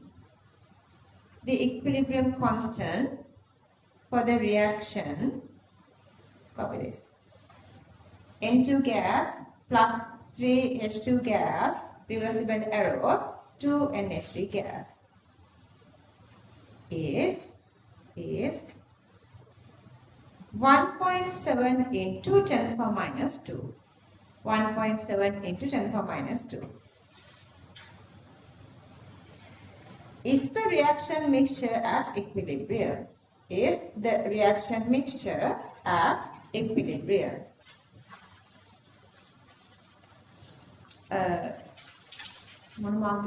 Question mark. If not, what is the net reaction at equilibrium? What is the net reaction at equilibrium? They are asking the direction, okay? What is the net reaction at equilibrium? Question answer altogether less than one page. Hi. Then now chemical equilibrium, whatever it is, it's totally done. We are done with chemical equilibrium. Again, more questions. Q11.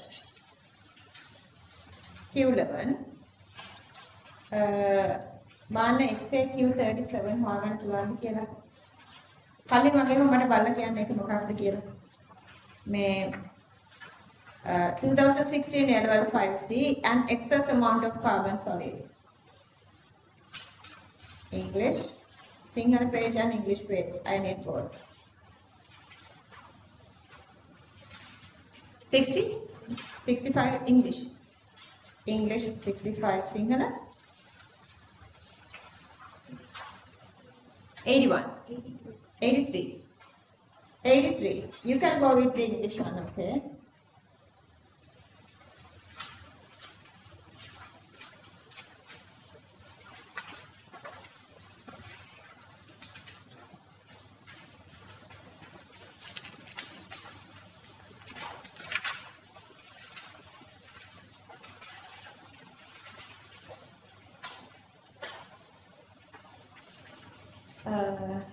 One page.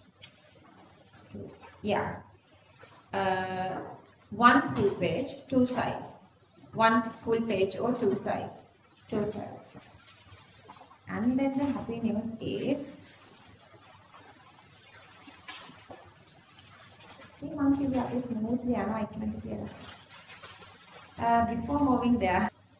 Okay, so we are done with this chemical equilibrium. I told you guys from the chemical equilibrium you are understanding these basic equilibrium principles. But beyond that, chemical equilibrium is easier. Everything is easier. But beyond that, ionic equilibrium, having this, understand the principles. Even you understood this, all those equilibrium principles, ionic equilibrium is very complicated because it's merging all these chemical, phase, ionic and everything together. And then in ionic equilibrium, ions are everywhere. So acids are having ions, Ka, bases, Kb, water, Kw, indicator, Kin, solubility product for these precipitates.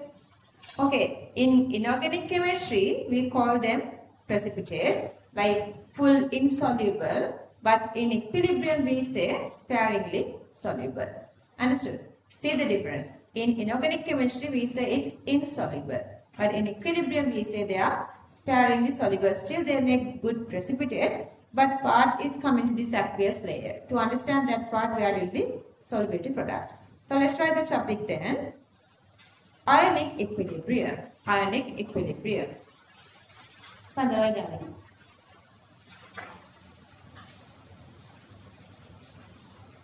This can be classified into two. This can be classified into two.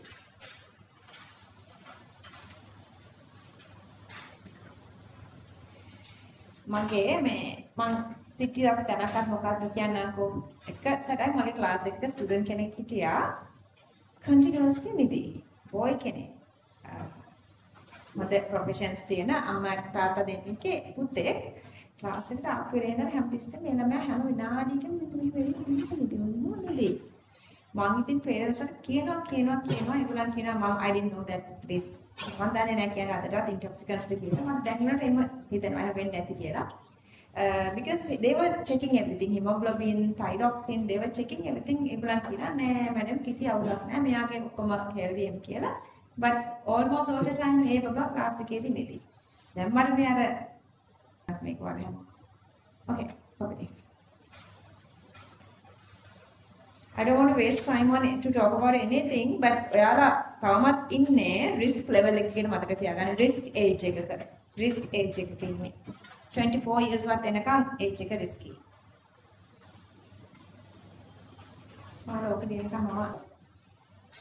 Acid base compounds and salts, sparingly soluble ionic compounds. Sparingly soluble ionic compounds mean insoluble precipitates in inorganic chemistry. So now with this you are merging inorganic and the last lesson, be everything else. Ka, Kb, Kw, Kin, Ksp. Forget all these because this is the syllabus. We're going to go through this very slowly. Main choti part එක මාන lazy part එකක්. Can I go on? Sandha, can I go on? Finish? Okay. So all over වගේ මම චුට්ටක් නිකන් කියවගෙන යනවා විතරයි. අපි මේක ලියමු. Acid base equilibrium. Acid base equilibrium. I'm not explaining. Whenever there is something I'll explain, otherwise easy. Acid base equilibrium. Topic: general properties of acids. Acid base equilibrium. Under that topic, general properties of acids. Alright, படிக்கணும் නම් කියන්න class එක නවත්තනවා මම. General properties of acids. Okay, let's go one by one. You guys know, just imagine either lime or either vinegar. So the properties of acids. Number 1, taste is sour. Taste is sour. Number 2, again you guys know, turns blue litmus into red. Turns blue litmus into red. You guys know acid. What are these active metals? Active metals are the metals are reactive easily. So those are called active metals. So you can understand exactly what are the active metals under electrochemistry under this activity series or electrochemical series. Let's just write release H2 gas with active metals. Release H2 gas with active metals. Inorganic, you know inorganic. Number 4. React with bases to form salts. React with bases to form salts. Acid plus base, salt plus water. Dilute solutions can conduct electricity because they have ions, especially they have H+. Dilute solutions can conduct electricity. Number 6. Can act as catalyst. Organic chemistry. Can act as catalyst. Nitration, esterification. Last one. Release CO2 gas with carbonates. You can write all those. I'm just going to stop from there. Release CO2 gas with carbonates. SO2 gas with sulfides and thiosulfate. NO2 gas with nitrous and so on. You can write, you know those in organic chemistry. Okay, so the next topic, general properties of bases. General properties of bases. Base එකකට චුට්ටක් සමන් කාලවන්න අද ගෙදර ගිහිල්ලා. සමන් පොඩක් කාලෙන් බලන්න කට්ට මැරෙන්නේ නැහැ.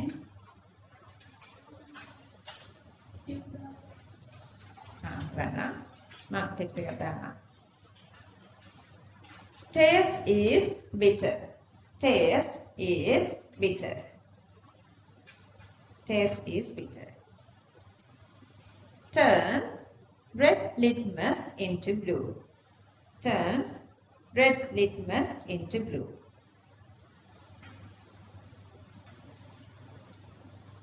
Number 3. Release H2 gas with which metals? Bases. Inorganic. Bases release H2 gas with amphoteric. Release H2 gas with amphoteric metals. Amphoteric metals. Number 4. React with acids to form salts. React with acids to form salts.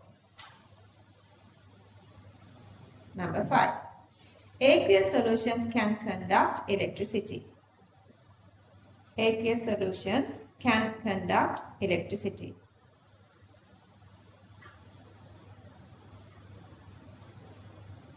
Aqueous solutions can conduct electricity. Number 6. Can act as catalyst. Can act as catalyst. Can act as catalyst.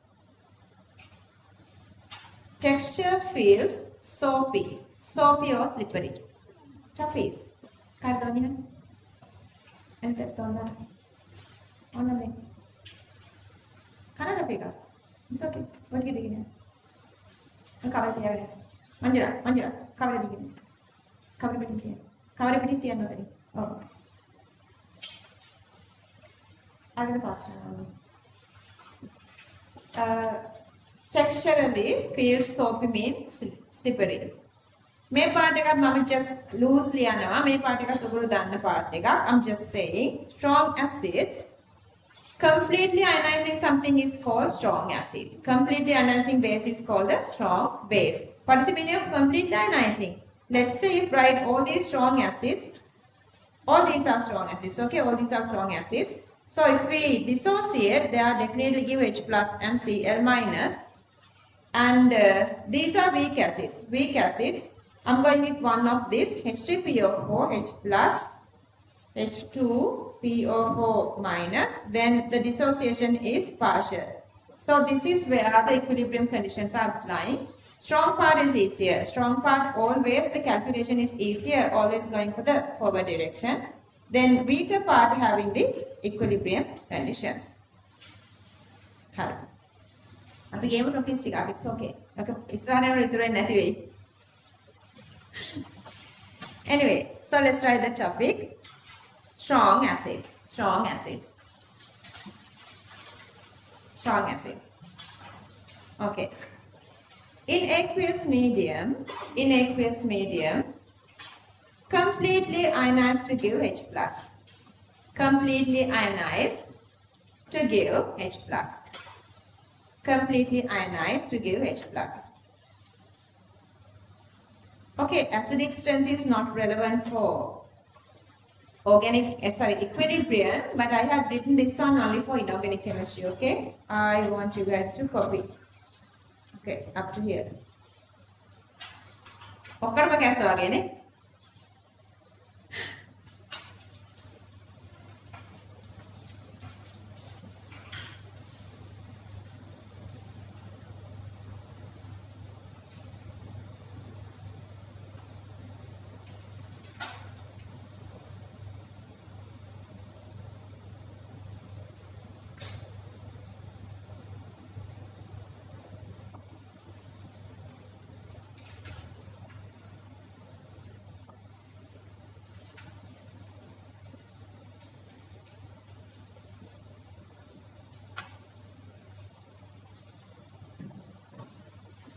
රසයිද මොනවද ඒවා? Hacks, Wicks, Mentors. Oh, really? Egg coconut. Oh. Okay, moving on. Weak acids. Weak acids. In aqueous medium,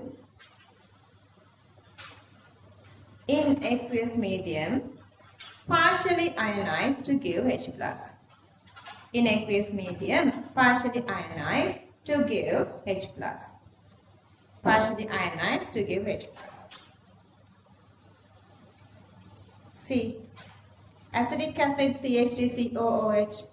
So this is organic acid, so it doesn't give H plus enough. HNO3 is stronger, HNO2 is weaker. Even you have these 3 hydrogen here, phosphorus electronegativity is less, so this is also weaker. Phenol, you guys know, oxygen is, phenol, benzene ring is giving electrons away back, so the releasing of H plus is not that stronger. HF with hydrogen bonding and bond length is greater, and H2SO3 less oxygen, so less acidic. Benzoic acid also, electrons are pushing from here to here, that's again weaker. මොනවද මම මේ කිව්ව points ටික? මම මේ දැන් කිව්වේ organic inorganic points. මේ equilibrium points නෙවෙයි. නේද? තේරුම් ගන්න ඕනේ. So ඊට පස්සේ මේක බලන්න. Okay, so this is one of the reason I can give you guys the exact increasing and decreasing order of the acidity. If the acidity is greater, Ka is greater. If basicity is greater, Kb is greater. We're gonna derive these expressions in a bit. So that's C. Meban HF is very stronger comparing to this phenol. So this is so that the order of increasing. Clear that? Okay. You guys know the reason. We done reason for inorganic and organic. You don't want that for now. So okay, let's copy both these examples and then copy this table. Copy the examples and then copy the table. See? Done දේවල්. You know all this. Strong bases. In aqueous medium, strong bases. In aqueous medium, completely ionized to give OH minus. Completely ionized to give OH minus. මේකත් මම ඔයගලන්ට මේ inorganic reminding. Copy these four.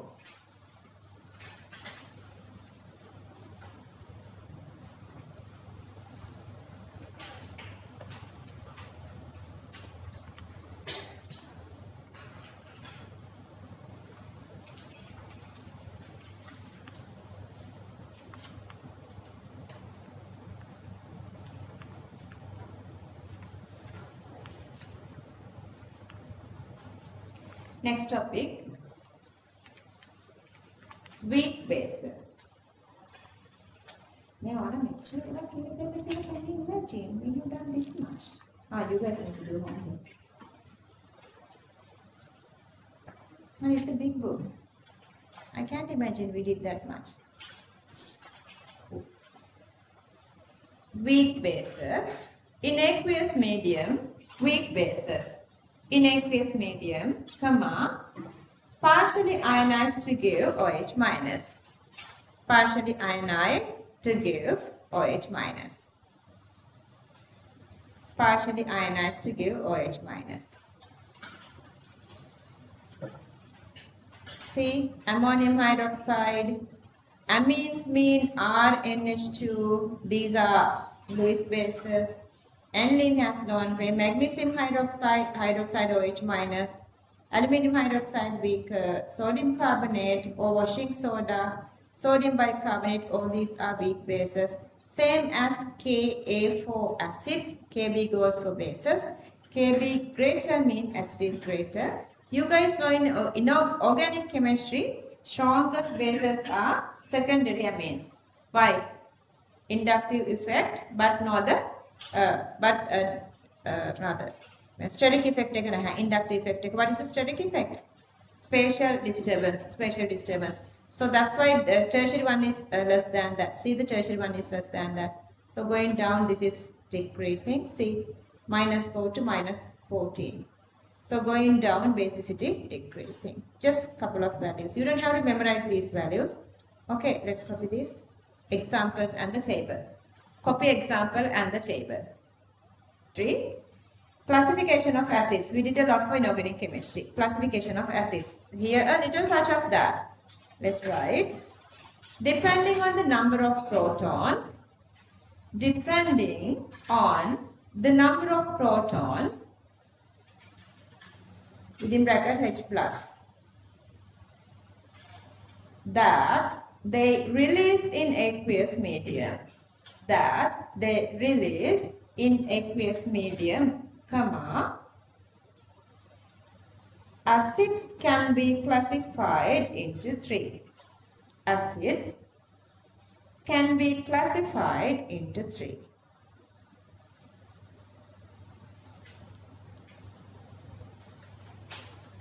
Okay, you guys know mono 1, di 2, tri 3. Basic mean they are reacting with bases. Here we are talking about acids, okay? Monobasic mean they are reacting with one base molecule. Dibasic mean 2 OH molecules. Tribasic mean 3 OH molecules. For that, to be monobasic, they are supposed to have 1 H plus.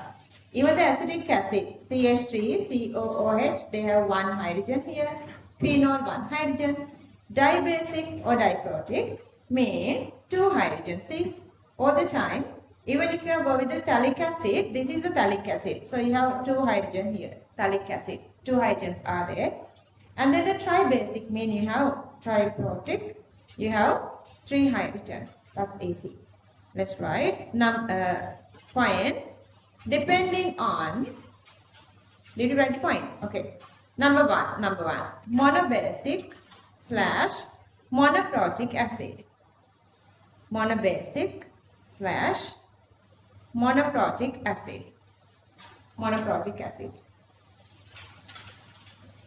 Okay, make colon එකක් දාලා ඉස්සරහන් ලියන්න so you guys can save space. Otherwise note එක ගොඩාක් ලොකු වෙද්දි පාඩම් කරන මදි වුණොත් ඔළුව බර වෙනවා අනේ මහා බර note එකක් කියලා. These can release only one proton. These can release only one proton. These can release only one proton. Examples. Copy these examples. HCl, HNO3, acetic acid, phenol.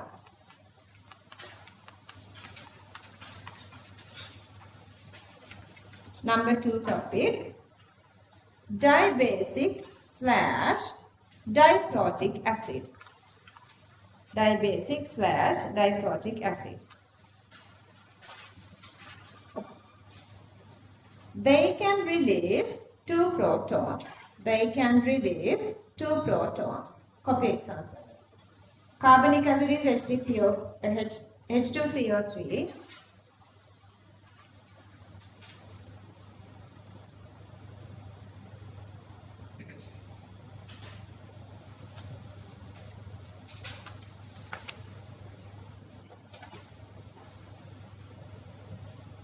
Number 3, tribasic slash triprotic acid. Tribasic slash triprotic acid. These can release 3 protons. These can release 3 protons. Example H3PO4. Example H3PO4.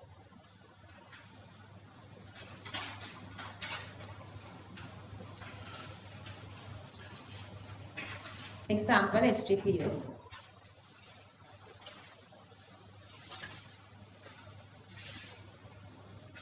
Topic: classification of bases. Senura, are you okay? Okay, classification of bases. Okay, I'll wait.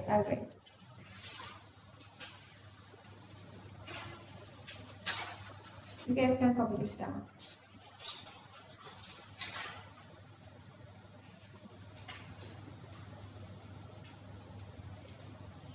Finish. Submit. Finish. Tribasic, triprotic acid. These can release 3 protons. Example H3PO4.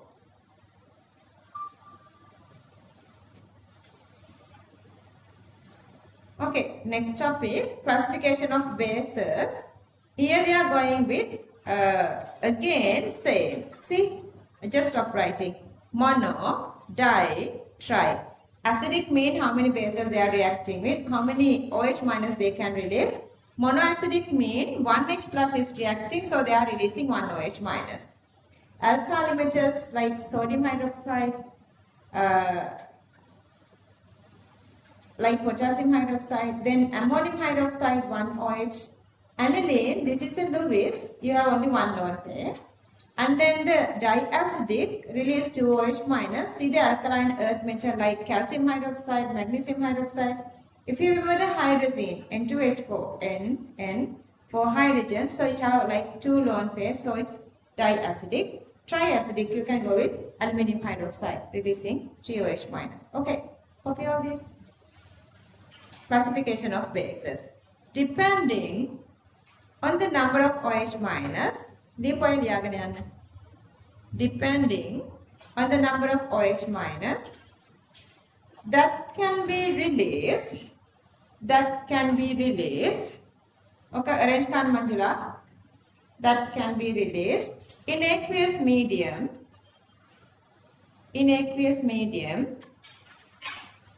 comma, bases can be classified into 3. Bases can be classified into 3.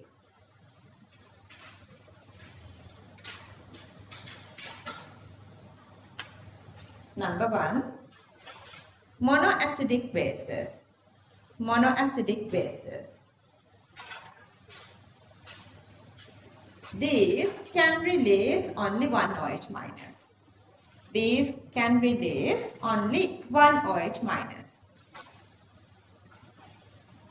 Okay, couple examples.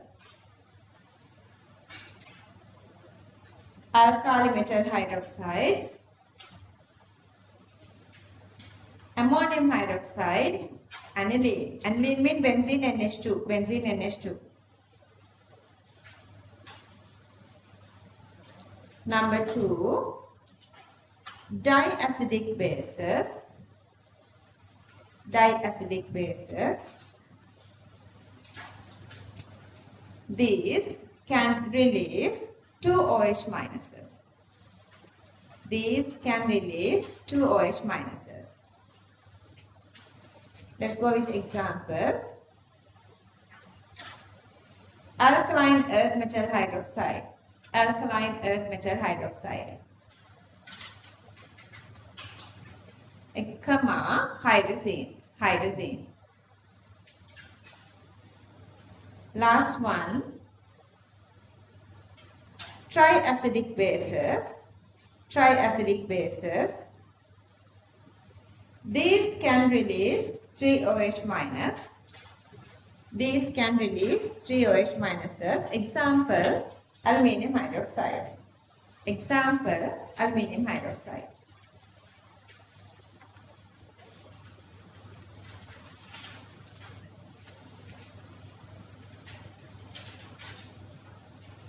Okay, questions, homework. Unit 3, totally Unit 3. To make you to convince, Unit 3 and equilibrium is different. Okay, Q12, find out H plus aqueous concentration, in a mixture of 50 cubic centimeter of 0.1 mHCl and 100 cubic centimeter of 0.1 m H2SO4. 0.1 m H2SO4. Okay, half a page. Q13.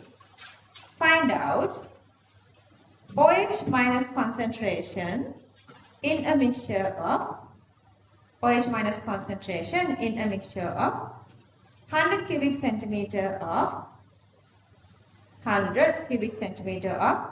0.2 m sodium hydroxide, 0.2 m sodium hydroxide and 25 cubic centimeter of 0.1 m H2SO4.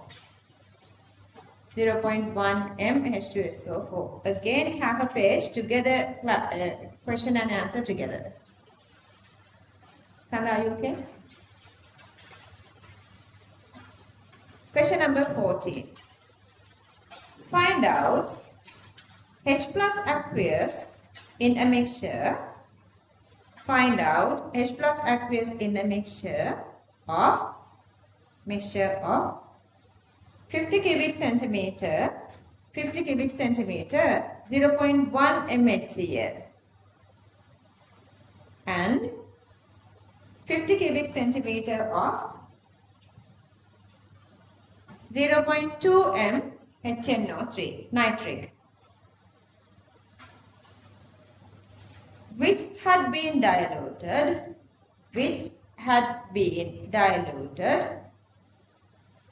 to a total volume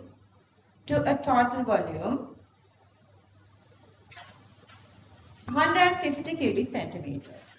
To a total volume 150 cubic centimeters. A little greater than half a page. Hurry. Make it a chutta kolluwada dala අපි break එකට යමු ලියන්න නැතුව ඉන්න. So next we will talk about this acid base theories. අපි මේ ටික ගොඩාක් කලින් දැන් කියනවනේ නේද? ඉතින් මට message එකක් දාලා තියෙනවා කලින් දෙන්න ඇති. කලින් message එක දාන්න phone එකට. Lavoisier, okay, there are 4 different acid base theories. Lavoisier theory, Arrhenius theory, Lowry-Bronsted theory and Lewis. Arrhenius, Lowry-Bronsted we know already. According to Lavoisier theory, they say there are non-metallic oxides which are acidic other than H+. What are the non-metallic oxides? Acidic.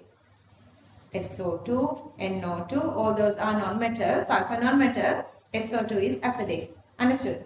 But he is not talking about this aqueous medium, so he is not talking about the OH minus, so the Lavoisier theory is not just a rush. Arrhenius theory is the one you did for all of us.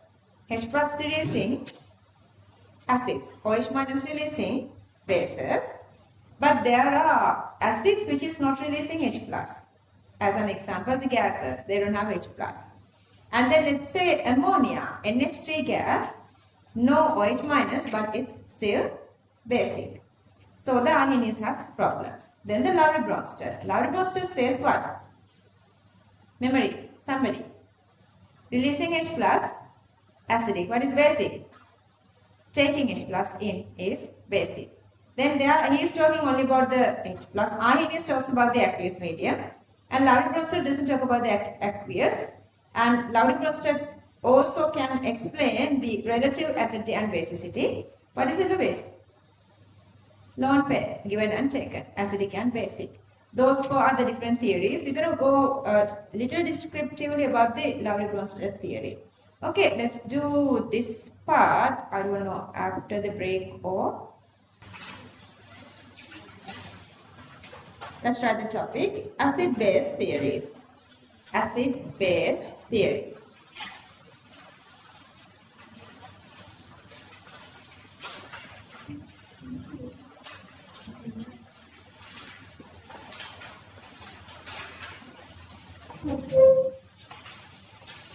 Okay, under that, let's copy these four subtopics. 1, 2, 3, 4. 1, 2, 3, 4. Number 1, Lavoisier. Number 2, Arrhenius. Number 3, Lowry-Bronsted. Lowry-Bronsted. Lowry-Bronsted. Lowry. Bronsted. Number 4, Lewis. Okay, so under that, topic number 1, Lavoisier theory. Lavoisier theory. We can do 4 subtopics later. Lavoisier theory. That's right. Acids are formed. Acids are formed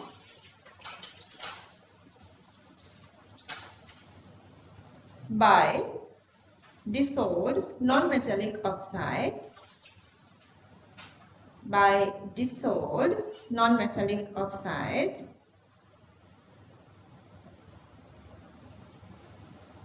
other than H plus in water. Other than H plus in water. Other than H plus in water. You guys already know that water has H plus, but it's very low. Next point. According to this concept, raise hand. Too speedy. According to this concept, comma, acid should consist oxygen,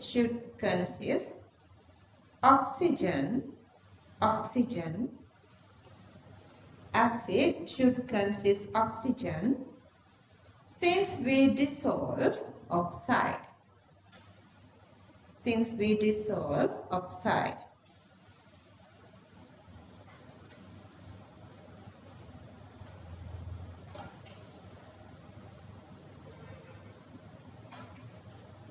Next point. But there are certain acidic compounds.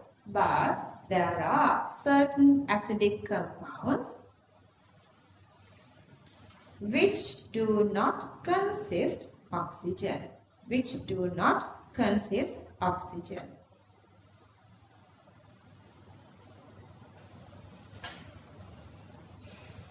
Okay, he talks about non-metallic oxides, but still this kind of acids are there that there are no oxygen. So Arrhenius theory, Lavoisier theory fails here. But there are certain acidic compounds which do not consist oxygen. Let's write examples. HCl, HBr. HCl, HBr. No oxygen but still acidic. So Lavoisier theory, they never asked any question. It's just an introduction. Number 2, Arrhenius theory. Arrhenius theory. Arrhenius theory. So he talks about this releasing of H plus and OH minus in aqueous medium. Arrhenius theory. Okay, මේක කලින් දැකලා තියෙනවද? මෙන්න මේ ion එක. Okay, have you guys seen this? H plus H2O giving H3O plus. This obviously you guys know that. This is the hydrated OH minus. Hydrated OH minus with water. In aqueous medium, this also can exist. Oxygen, O2, hydrogen, 2 hydrogen, H3, plus we have this negative charge.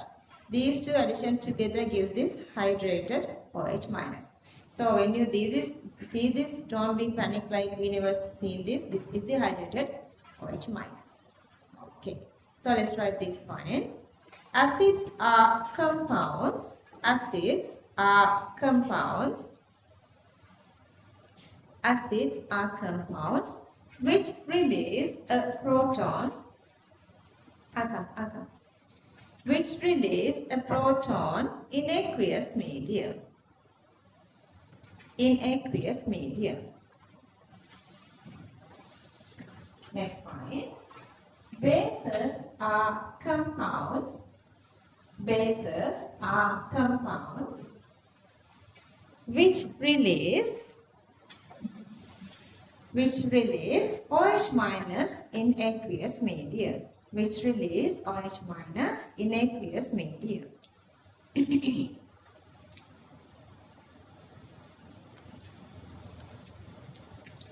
Next point.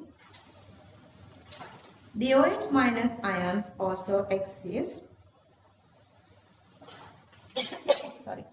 The OH minus ions also exist in the hydrated form.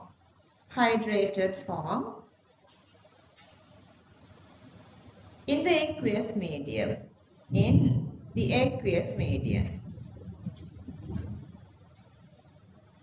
And within bracket H3O2 minus aqueous.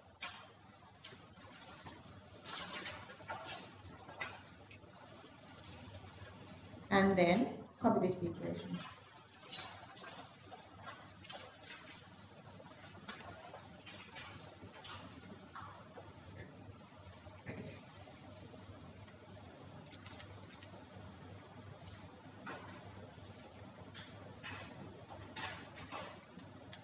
Ma'am, can we continue the theory? Yeah, it's totally up to you. Whatever it is, okay, so there are a couple of weaknesses here.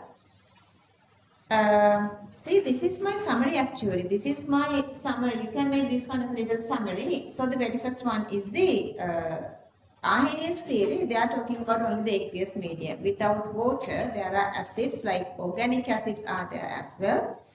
And these are acidic but no H+.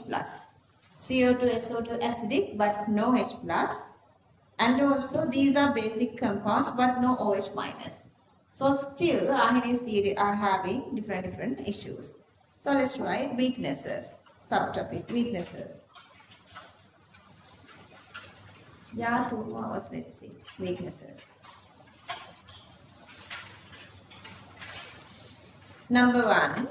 According to this theory, you can write these 3, like the summarization later, 3 reasons. According to this theory, acid-base action is limited to aqueous medium. Acid-base action is limited to aqueous medium. But in practice,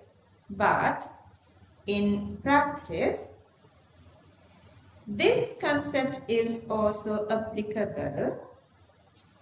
This concept is also applicable for gaseous state,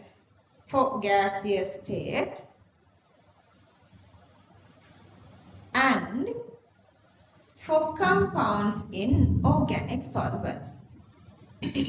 Because it's not always water involving. For gaseous state and for compounds in organic solvents. Number 2. According to the theory, all the acids should contain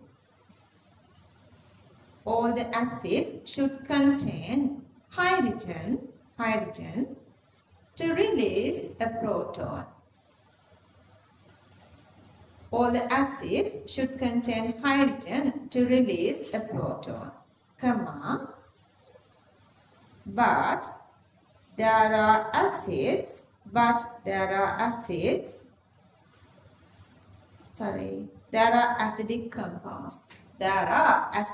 compounds.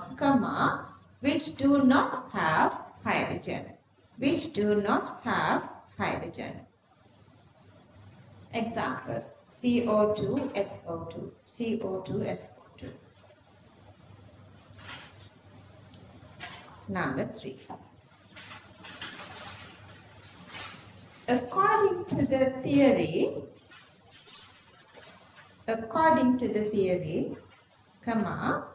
all bases should consist OH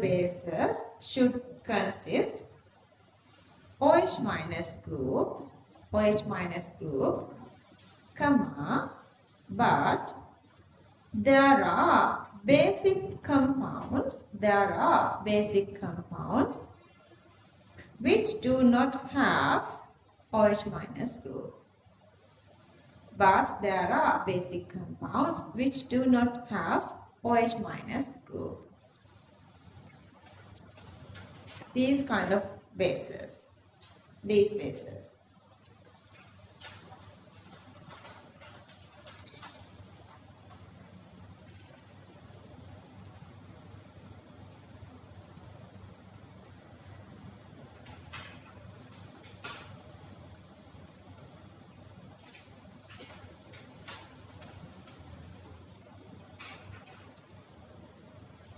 When Tevani was there, Kavinza was here. When now, like, how come you guys are hugging the wall always? Okay, so the next one, Lowry-Bronsted theory. Number 3, Lowry-Bronsted theory.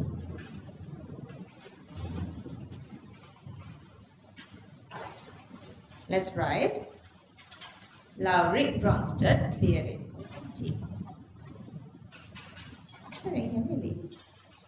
Okay. Compounds which can release a proton.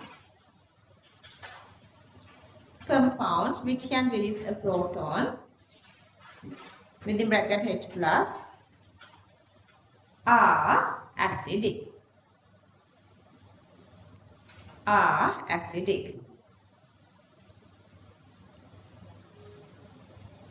Compounds which can accept a proton.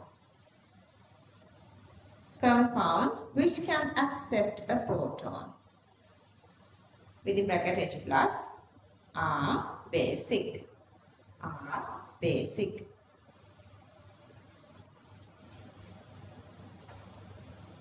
According to this concept,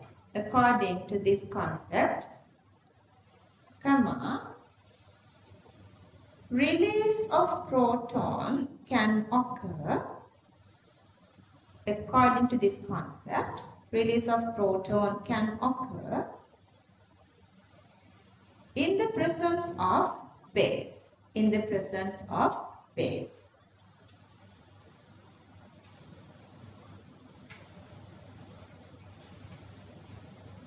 Finish.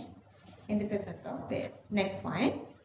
If there is no specific base or acid,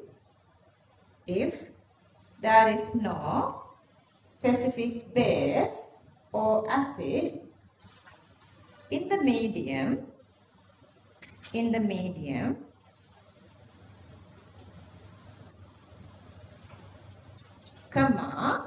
solvent molecules will act as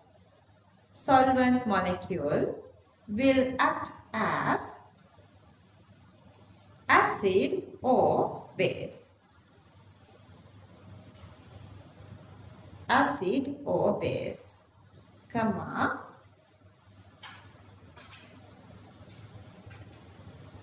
Depending on the requirement.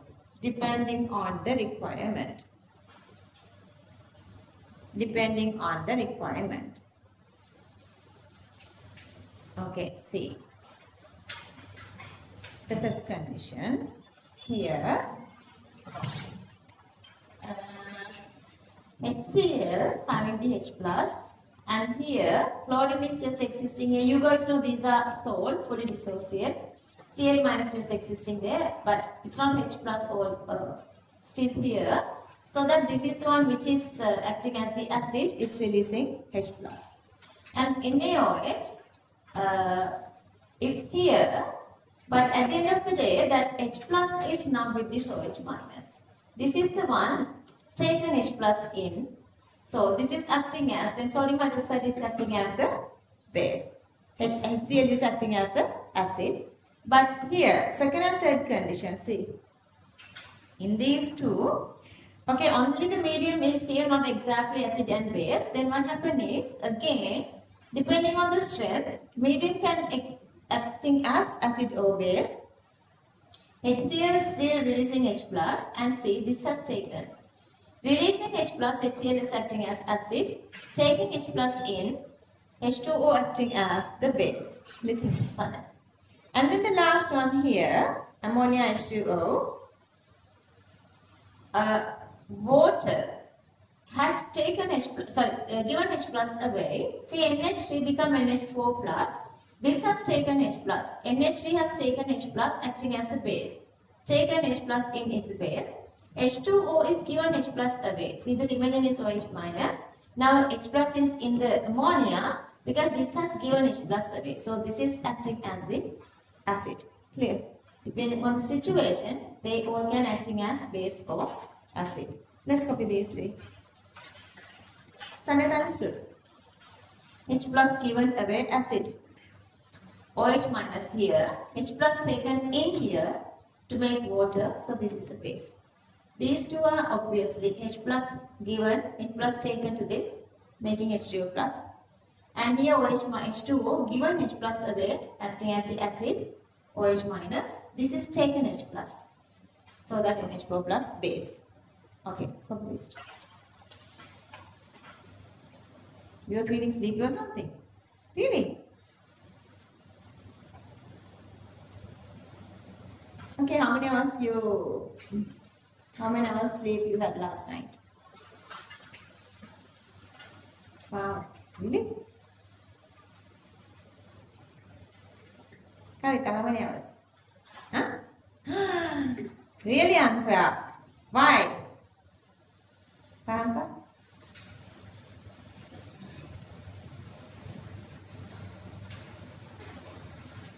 Finish? Okay. Since this has not limited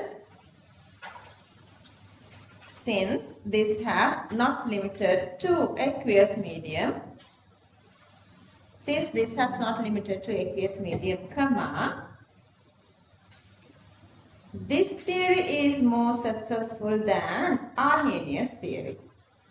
This theory is more successful than Arrhenius theory.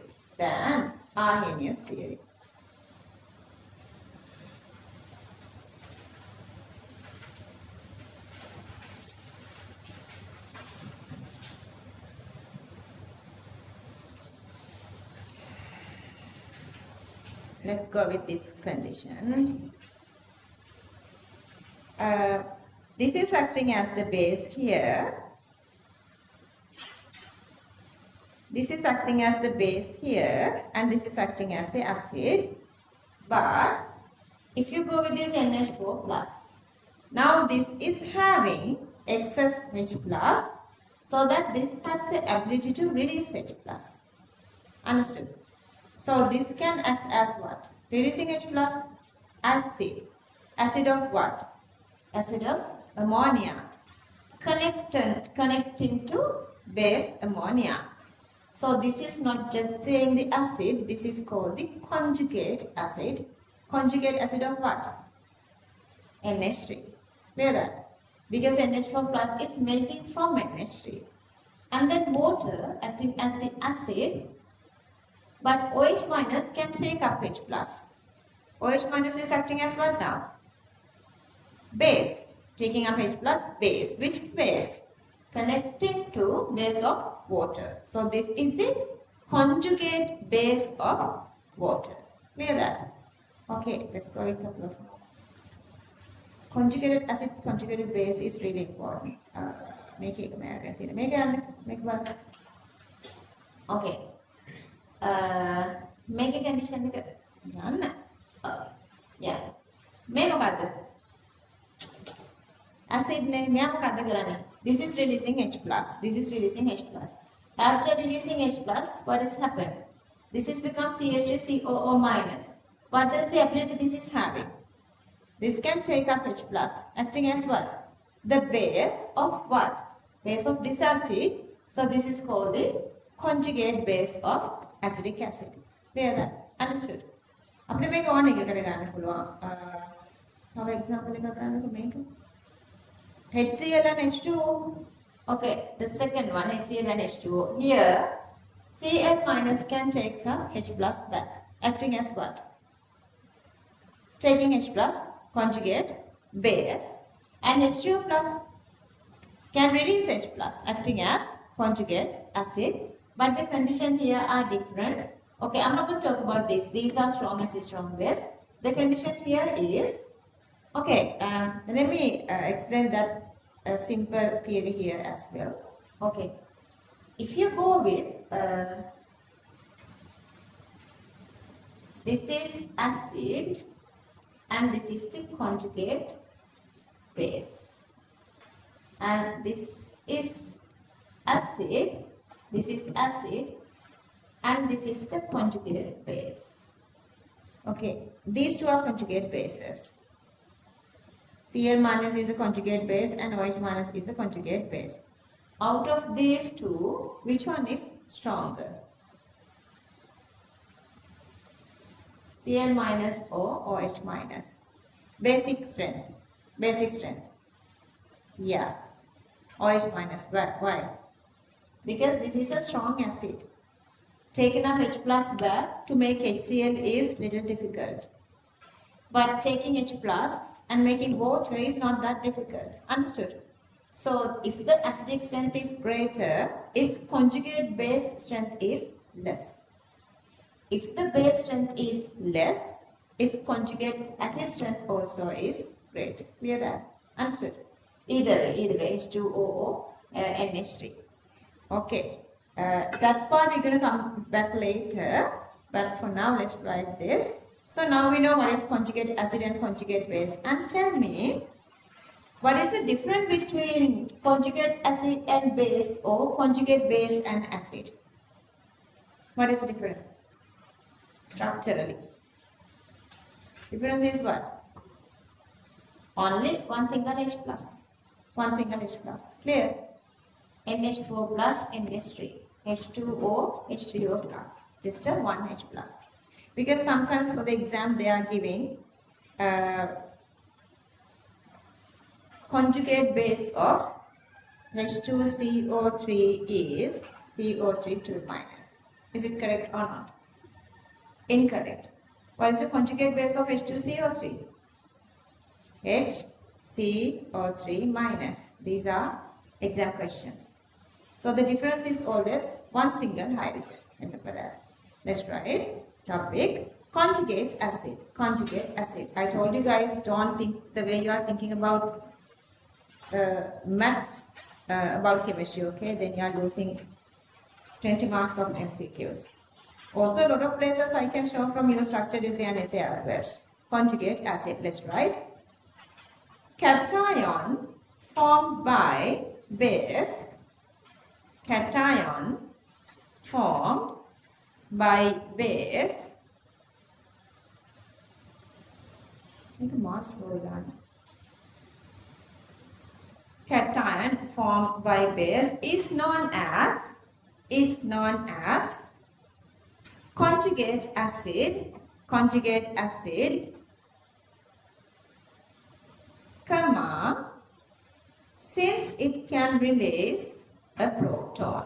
Since it can release a proton. Since it can release a proton. Okay. Copy the equation here. Copy this equation.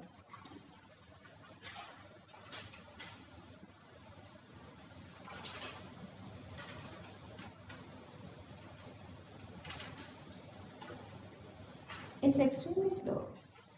Maybe the rain. Okay, copy this equation.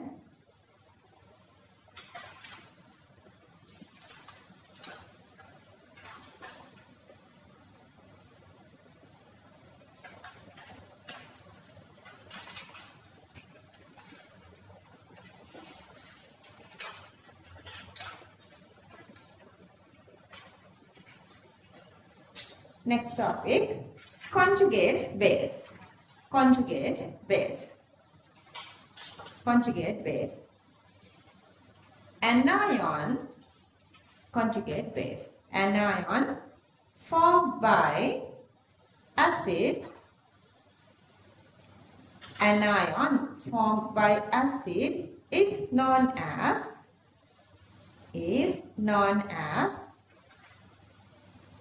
conjugate base. Conjugate base, since it can accept a proton. Since it can accept a proton. Since it can accept a proton.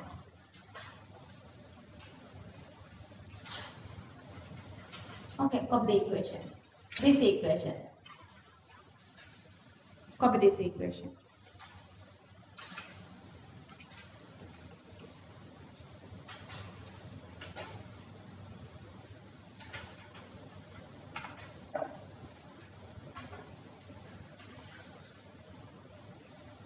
Let me on my mobile data here as well.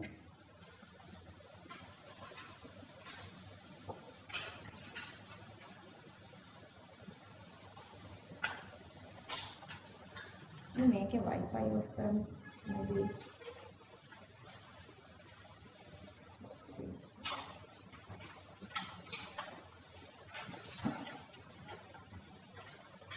Next point. This theory can be used to explain. This theory can be used to explain. This theory can be used to explain. Under that, let's write subtopic, Roman number 1, self-ionization of solvents. Self-ionization of solvents. And say here, the same water molecules, there are no any other species in the medium, but still they can dissociate into, if you get one water molecule H plus and OH minus, since I have taken two water molecules, this has become one H plus. H plus water become, H2O become H2O plus. So that one is acting as the acid and one is acting as the base. So this is one which is acting as the acid. This has already released H plus. So this H3O plus has taken one H plus acting as the base. Okay, Roman number 1, self-ionization of solvents. Okay, let's copy this equation. Copy this first equation.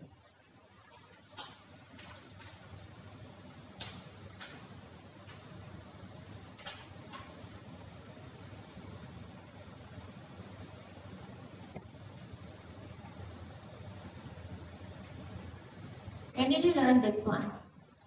Sulfuric nitrate. Organic for what? Nitration. Nitration of benzene. We were using both sulfuric and nitric. See, the sulfuric is acting as the acid because this is releasing H plus. So this is the acid. And this nitric, this oxygen takes up one H plus. So this oxygen gets a plus charge. Then this bond breaks from here. So that NO2 plus is an electrophile. We don't want that much knowledge here. So but still, see the relative acidity. So that sulfuric is more acidic, nitric is less acidic. And this is obviously, you guys know, like this is organic acid. Organic acids are less acidic compared to inorganic acids. And here again, this H plus is detaching. I don't know whether let's see if it's working here. Yeah, it takes time. Isn't the rain? I don't know. Yeah, this H plus is detaching and that is attaching onto this oxygen. Oxygen gets plus charge here. They have this resonance stability. Anyway, so this is taken up electron acting as the base and HCl is releasing H plus C. Finally, you have only the Cl minus. So this is the acid and acetic acid is the base. Okay, let's try the topic. Number 2. The relative acidity of two compounds. The relative acidity of two compounds. The relative acidity of two compounds.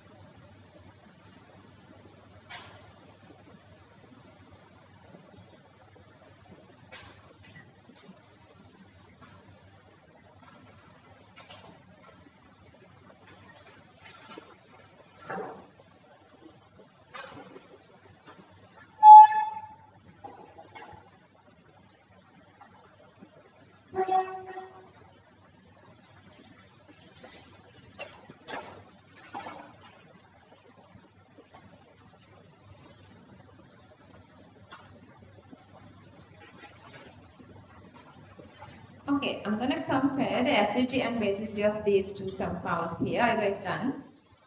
And see these two. Okay. Out of these two acids, which acid is stronger? Out of these two acids, which acid is stronger?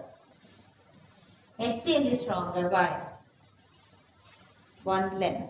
Bond length. Going down the group, all the group 15, 16, 17 inorganic chemistry. I don't want you guys to wait until I do this. Even today, we're going to do this theory to go with papers. Until I do with you guys, you have all the recordings, just follow them, okay? All the knowledge is there. So, group 15, 16, 17, all three down the group, radius is increasing, bond length increasing, acidity is increasing. Okay, so that HCl is more acidic than HF. And then, let's say, with water, HCl is releasing H plus and converting to Cl minus. So, Cl minus is the conjugate base of HCl. HCl strong acid, its conjugate base is Cl minus. But the dissociation is straight and strong, okay? And here HF aqueous, conjugate, this is the acid, this is reducing H plus. So the conjugate base of HF is F minus. Okay, so now Cl minus, F minus both are acting as bases. Now they are supposed to have the ability of gain H plus. Gaining H plus. Who gains H plus easily out of these two? F minus. Because this doesn't like to gain H plus back because this dissociation is not reversible. Once you have the HCl, it is once it releases H plus, it never get back this H plus to go back to make HCl. That's why we call this a strong acid.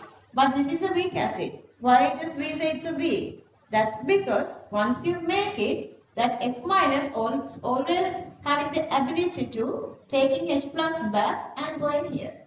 So the acidity of this is stronger, whereas the basicity of Cl minus is weaker. Acidity of HF is weaker, so that basicity of F minus is stronger. Understood? When the acidity is greater, conjugate base is weaker. When the acidity is less, conjugate base is stronger. Understood? Okay, so let's write that. Are you guys okay here? Hands up. Got it? Okay, fine. When an acid is strong, ඔයගොල්ලන් මෙතනම understand කරගෙන මෙතනම complete කරගන්න ඕනේ. You guys have to understand here and complete here because we don't have time. You know that. When an acid is strong, comma, its conjugate base is weaker than H2O. Its conjugate base is weaker than H2O. Example, conjugate base of Cl minus, conjugate base of Cl minus of HCl. Conjugate base of Cl minus of HCl is a weak base. Sorry, is a very weak base. Is a very weak base. Sahansa? Is a very weak base. Is a very weak base. Again, normal points. H3O plus is the strongest acid. H3O plus is the strongest acid that can exist in aqueous medium. H3O plus is the strongest acid that can exist in aqueous solution. Aqueous solution. Acids stronger than H3O plus. Acids stronger than H3O plus react completely with water to produce H3O plus and their conjugate base. to produce H3O plus and their conjugate base.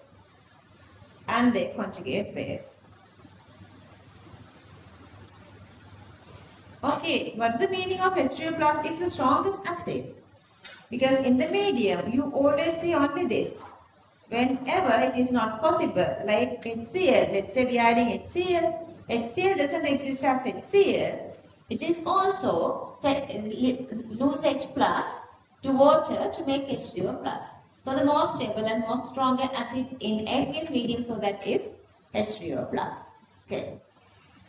Let's copy the equation.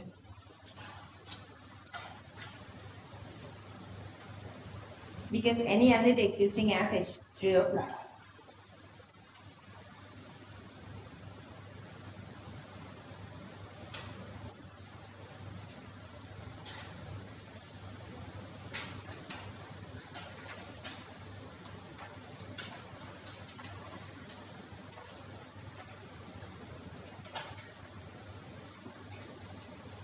Okay, so this is a strong acid and this is a weak acid. So the dissociation is partial. Let's write acids weaker than H3O plus, acids weaker than H3O plus react with water partially.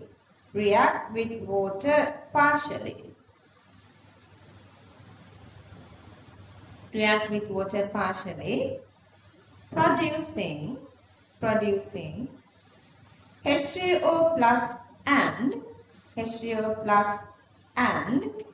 their conjugate base.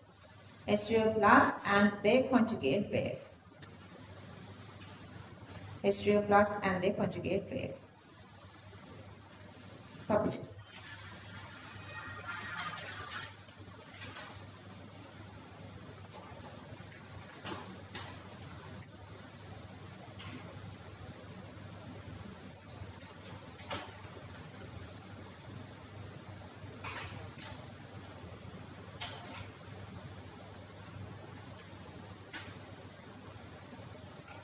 Okay, since this is a weak acid, since the dissociation is weaker, this is more favors to existing acid because this is releasing less F minus and less H3 plus to the medium. So the reaction is more favoring to backward or left. Clear? Clear this? What is it? Okay. Next point, since acid is weak, since acid is weak,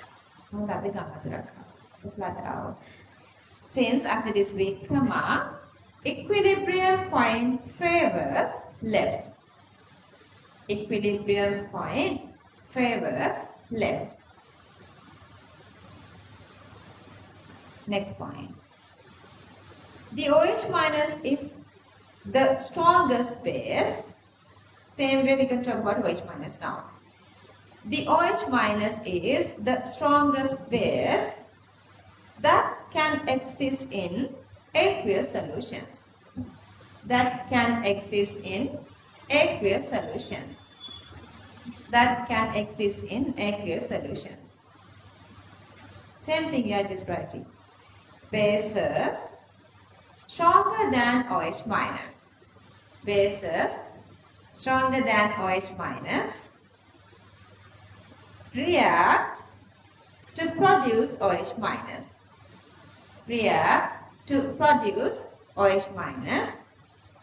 And their conjugate acid. React to produce OH minus and their conjugate acid.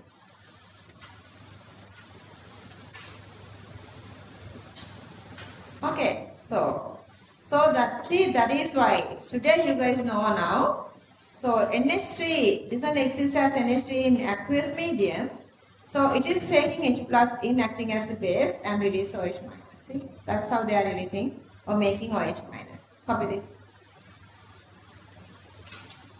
Because this is their most stable state in aqueous medium.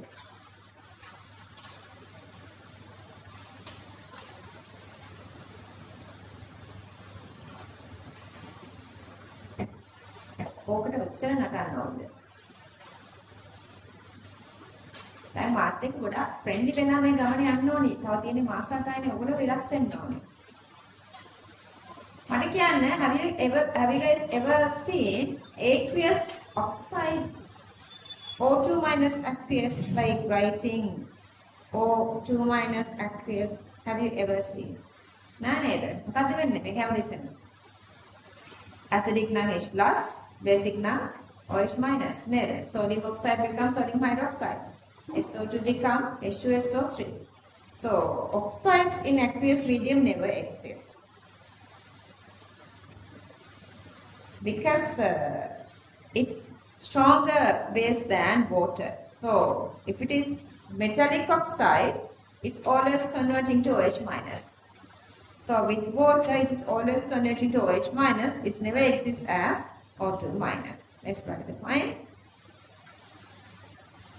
Therefore, O2 minus doesn't exist in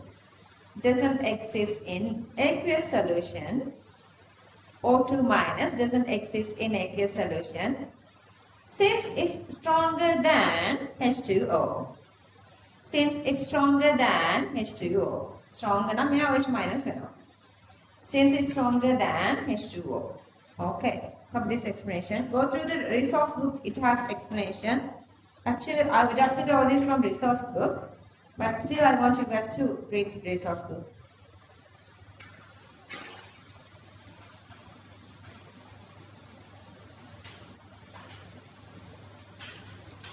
In a way, it's better you complete the syllabus as soon as possible because then only questions are remaining. So we can go with the proper plan then for questions. Next point.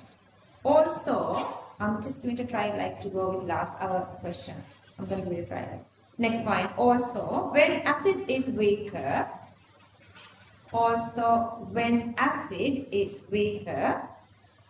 its conjugate base is very strong. Also, when acid is weaker, its conjugate base is very strong. Its conjugate base is very strong.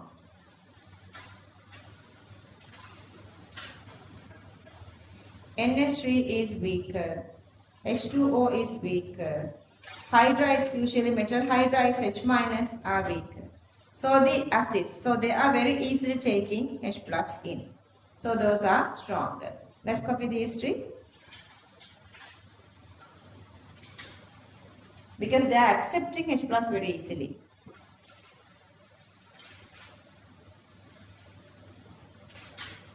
These are good H plus acceptors. These are good H plus acceptors and better bases than H2O. Better bases than H2O. December last 2 weeks are the vacation there. Okay, that's all. That's all. We conjugate, the Lowry-Bronsted theory. So this is the fourth one. Lewis theory. I want to plan it's 2 weeks ago. Let's try the topic. Number 4. Lewis theory. Lewis theory. Acid is the compound which accepts an electron pair. Acid is the compound which accepts an electron pair.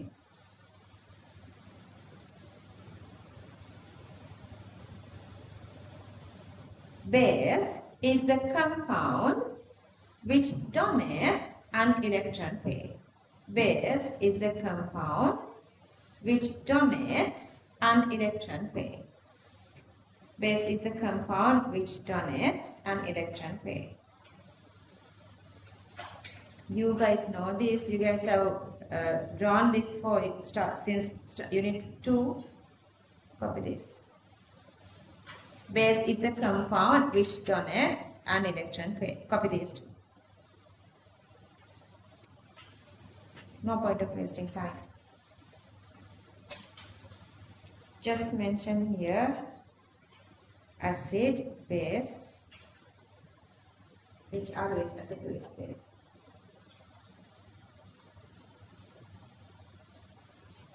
Okay, who's releasing, who's donating lone pairs onto metals are called ligands, that is inorganic chemistry.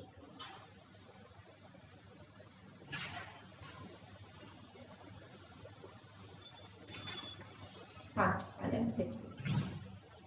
Did you guys got wet? Oh yeah, get it pan.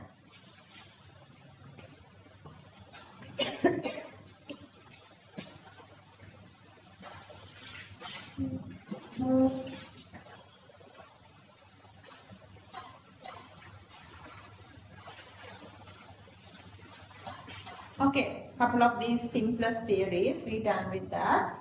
For calculations, we need to derive these other equilibrium constants.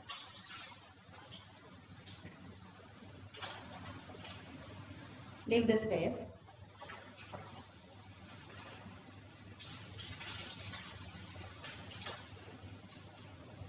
Okay, topic. Dissociation of a weak acid. Dissociation of a weak acid. Again, we are going to talk about these calculations, okay? Dissociation of a weak acid, within bracket, ionization. Dissociation of a weak acid, within bracket, ionization. Ionization.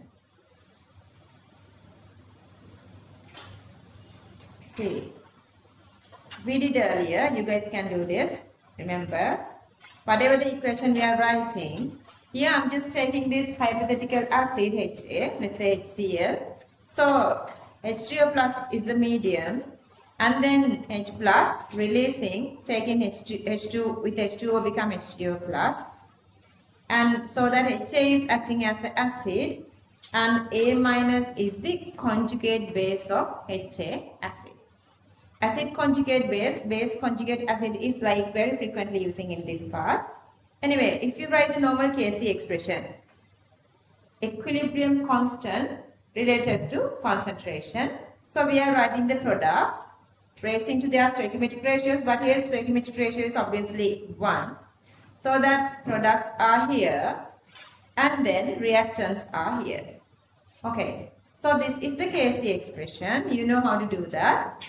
And then here, remember earlier I said if you have any reactant or product acting as the medium, concentration is really high.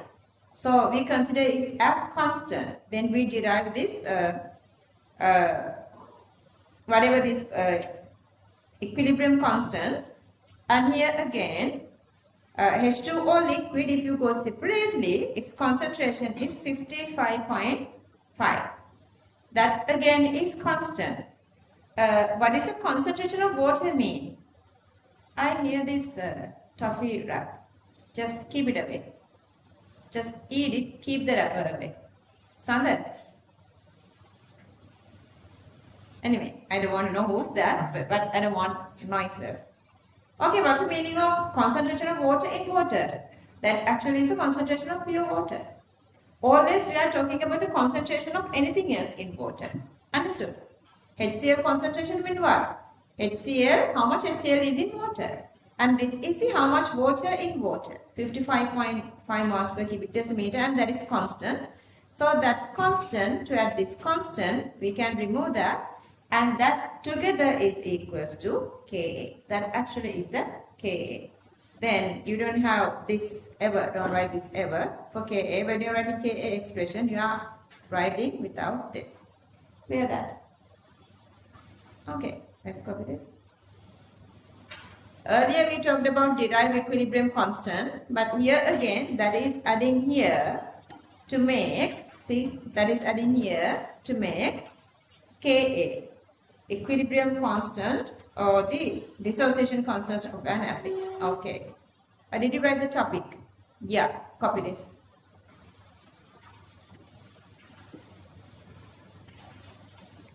"45 minutes is not enough maybe, but that's okay.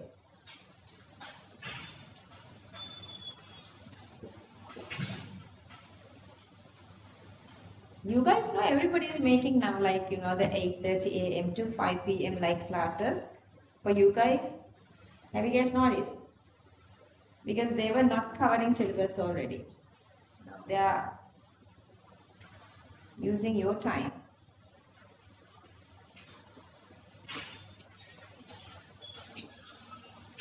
What is that? Where did you go? Oh.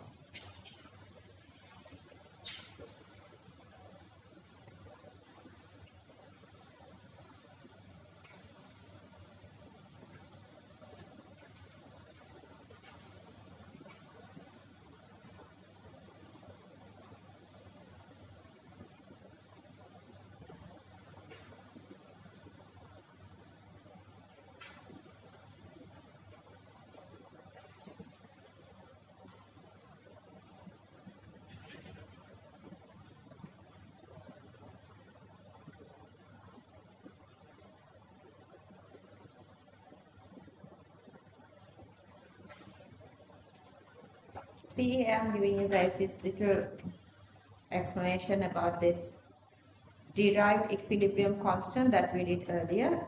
Just you can write if you want the memory.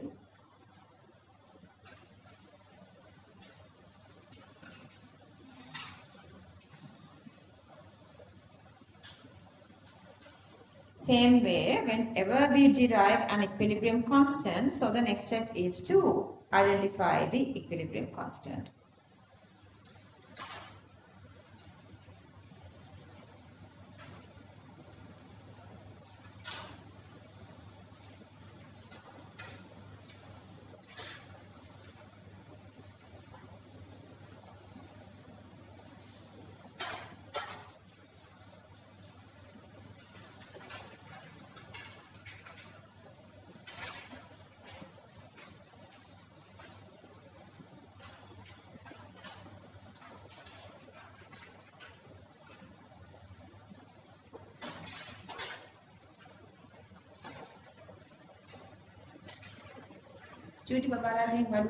Like kids dropping all these things.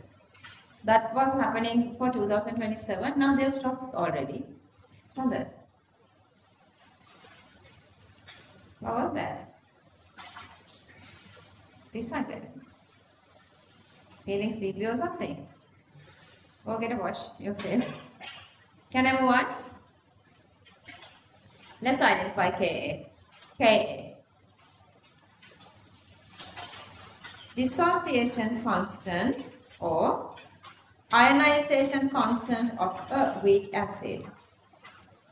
Dissociation constant or ionization constant of a weak acid.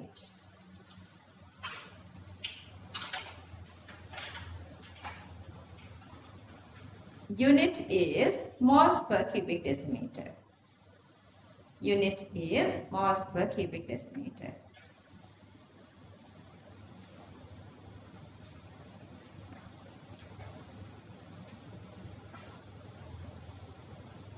Next bullet, for a given acid, Ka depends only on temperature. Ka depends only on temperature. Ka depends only on temperature.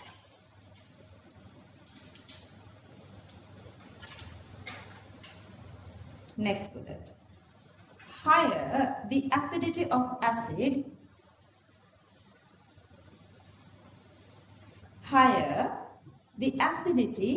acid, comma, Ka increases. Ka increases.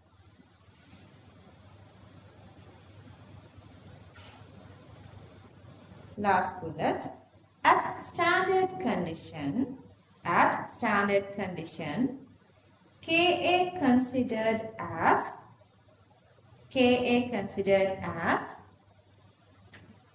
dimensionless quantity. Unitless, okay? Dimensionless quantity. That is unitless. Okay. Here we have taken something with H plus because acid has the duty, its duty or its job is to release H plus. Okay, releasing H plus, converting to say minus. And the next one is we're going to derive this dissociation constant of base or Kb. So what is the duty of bases? Bases supposed to accept H plus. So I have taken, like they also do, taken this, just the one single symbol for base. So this is the conjugate acid because bases are accepting H pluses. So this is again this hypothetical equation B. So this is taken H plus from what? From H2O. This is taken H plus from H2O to become BH plus. Since this is given H plus away, now this is acting, this is converting to OH minus. Are you guys okay here? To write this equation, are you guys okay to write this equation? Clear? Rest of everything is easier. Again, we are at the Kc expression. BH plus OH minus, these two divide B aqueous plus H2O liquid. Again, H2O liquid is constant. These two constants together is the Kb constant. Dissociation constant or equilibrium constant of base. Clear this? Okay, topic. Dissociation of a weak base. Dissociation of a weak base. Tarashi, what is it, darling? Oh, I can't. Dissociation of a weak base. Okay, copy this. Copy everything.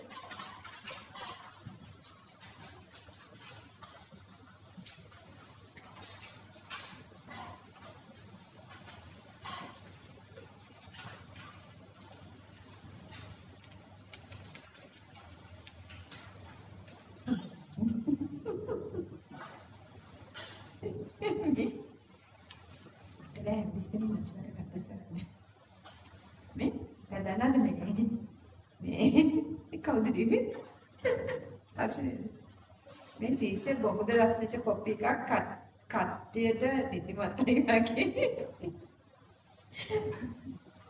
තාම පෙළයි තියෙන එදිරි හිටපො මොකද? Manjula is having a really tough day today.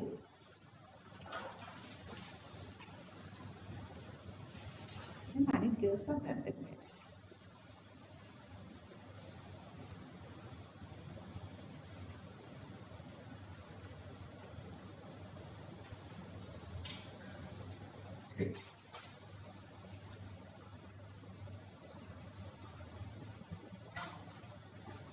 So to can make it inside body cafe cup start here.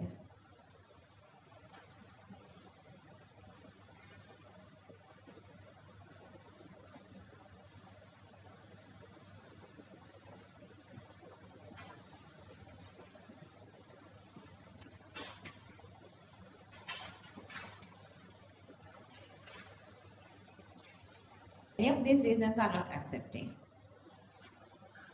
පුතා එන්න ඉස්සරහට ඔය ඔක්කොම හරියනවා එතකොට. Board නෑ ඉන්නේ calculations දෙන්න. අතට දෙනවලු. Not finished.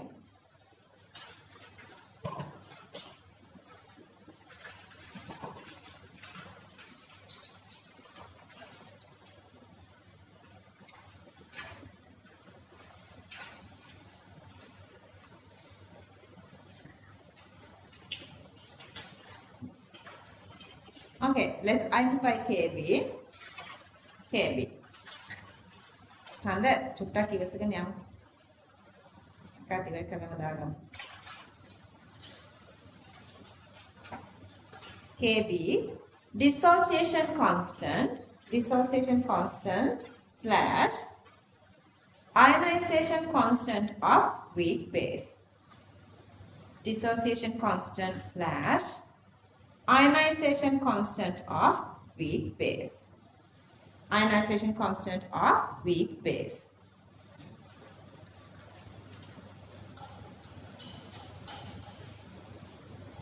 Unit is moles per cubic decimeter. Unit is moles per cubic decimeter. Unit is moles per cubic decimeter. Next point. For a given base, for a given base, comma, Kb depends only on temperature. Kb depends only on temperature.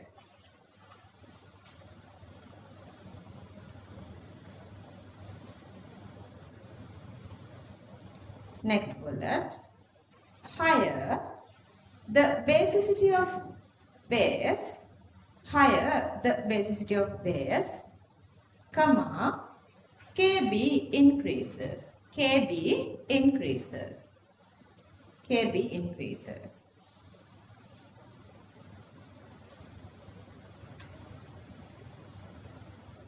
See the same information. Last one. At standard condition, Kb considered as dimensionless quantity. At standard condition, Kb considered as dimensionless quantity. Dimensionless quantity.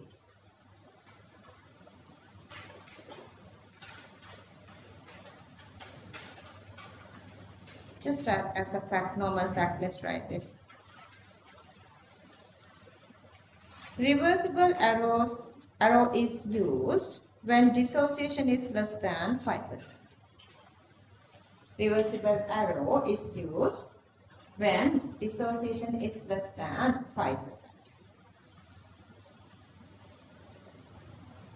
Is it only Sandha wants to do questions or others who wants to do questions? You want to do questions?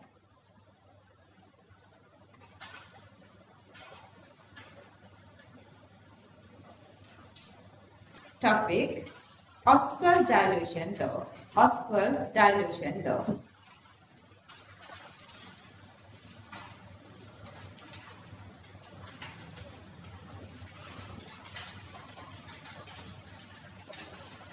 Okay. මේ theory එකෙන් කියවෙන්නේ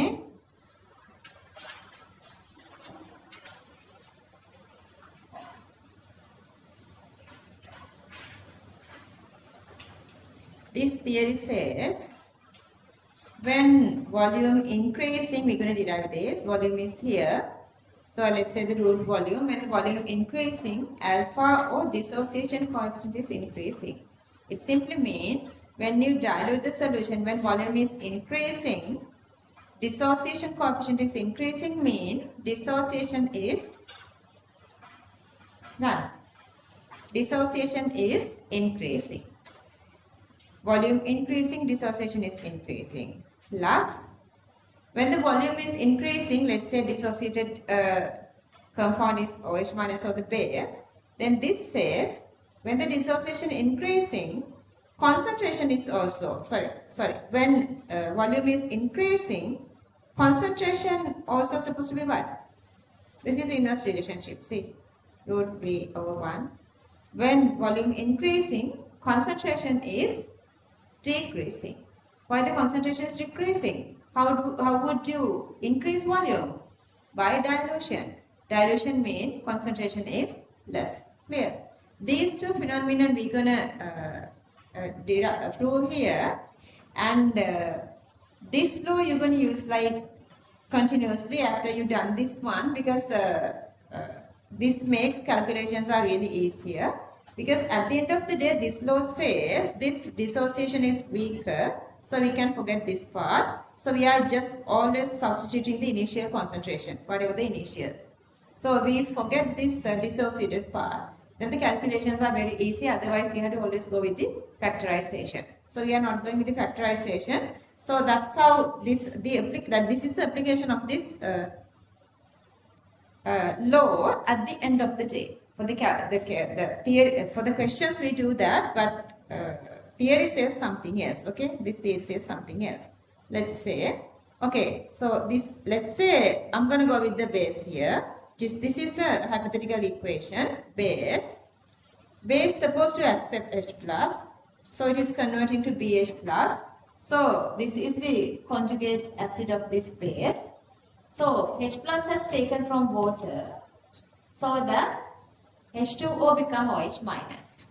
Base dissociation, regardless whatever the acid-base theories we are using, these are releasing OH minus to the medium according to Arrhenius theory. So either way you can memorize this. This is, so if you this kind of an equation, then how would you know this is an acid or base? Because releasing OH minus to the medium are bases. Rather going with the Lowry-Bronsted and C, or H plus is here, so this is B, this is taken H plus. So taken H plus is Lowry-Bronsted base. So other than that, so just obviously you see OH minus here, so the medium is basic. Let's leave it aside. Then let's say the initial concentration is C, and let's say per mole dissociation. What's the meaning of what is the word for per mole dissociation? That is the dissociation coefficient. Dissociation coefficient. Other than saying the dissociation coefficient, I'm just writing the dissociation per mole. Let's say that's alpha, and then after dissociating, how much remaining? Let's say initially 1. If you have 1, then after dissociating, remaining become here 1 minus alpha, alpha and alpha. Okay, this time remember the calculation we did. Initial concentration is 0.1. Then we were multiplying this with 0.1. And here we are considering the initial concentration is C. So we're going to multiply each of these three by C to find the total dissociation. Let's say this is the per mole dissociation. So to get the total dissociation, we have to multiply with the initial total number of moles or the initial concentration. So then this line become the equilibrium concentration. Clear that? Okay, then we are writing, how do you know we are writing Ka expression or Kb expression? Again, we are writing Kb expression here because this is releasing OH minus to the medium, or this is converting to BH plus mean this equation. Through this equation, now we know this is a base. This is a base. So that is why we are writing Kb. If this is an acid, we are writing here Ka. Okay. Little complicating, but you can understand, I know. Then we are just writing here BH plus and OH minus, and then divide. This is Kb. We are not going to go with water, so this is B aqueous. And then do the substitution. The calculation part is easier here. Then BH plus is C alpha. Here the OH minus is C alpha. And then this B becomes C into 1 minus alpha. So that we can cancel off one of the C here. So the remaining becomes C alpha squared divide 1 minus alpha. C alpha squared divide 1 minus alpha. This is the little assumption. They are giving marks for this little assumption, and because of this assumption, calculations become really easier. They say either Ka or Kb, whatever the given equilibrium constant, when the equilibrium constant is less than 10 power minus 4. What's the meaning of less? Less mean equilibrium constant, less mean dissociation is really less. If less amount of dissociating, releasing whatever the H plus or OH minus to the medium become really less. It simply means alpha is very low.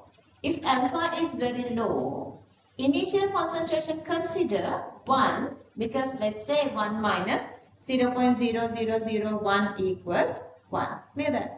1 minus 0.002 equals 1, because 0.002 is very low. So that 1 minus alpha equals to 1.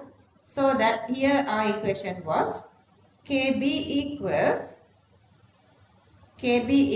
C alpha squared divide 1 minus alpha.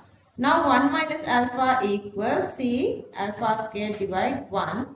So that we can write this equation straight. Kb equals C alpha squared. So that's what I'm showing here. So that Kb equals C alpha squared. You have to memorize this equation. Lots of calculations are coming from this part. Kb equals C alpha squared. But then, if you subject alpha squared equals, we get the square value of alpha. Alpha squared equals this. KB divides C. Then to remove the square value, I'm just going to put this root value here, and then C alpha equals root KB over C, and then the concentration equals number of moles divided by volume. And but here you have 1 over C here. 1 over C equals then this reciprocal of this, that is V over N. So instead of this 1 over C, 1 over C here, I'm writing V over N. See V over N here. From this little part, you can show that when volume increasing, alpha increasing means the dissociation is increasing. Clear? And then again, see, if you go back, what is the OH minus concentration?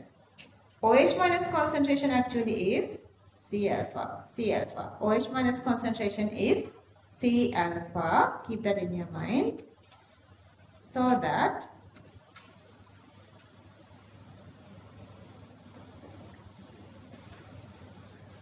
අපිට C alpha එකකට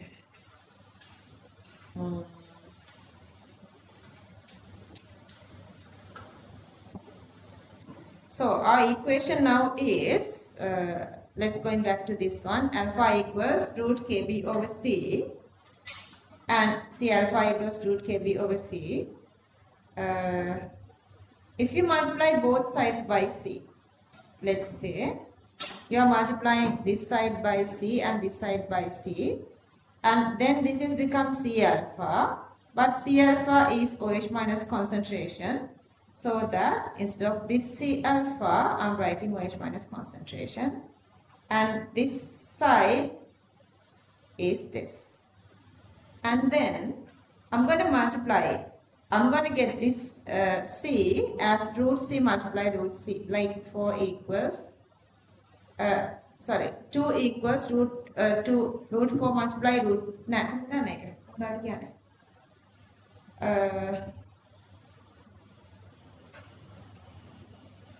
it then make example like people. C equals root C multiply root C.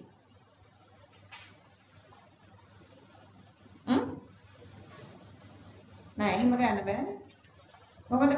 make a root multiply root waliන් same වෙනවද? Example එකක් කියන්න. Root 2 multiply root 2 gives 2.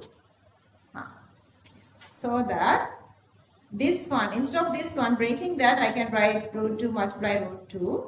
Then one of the root 2 is cancelling off with this one. Then the remaining become C and KB.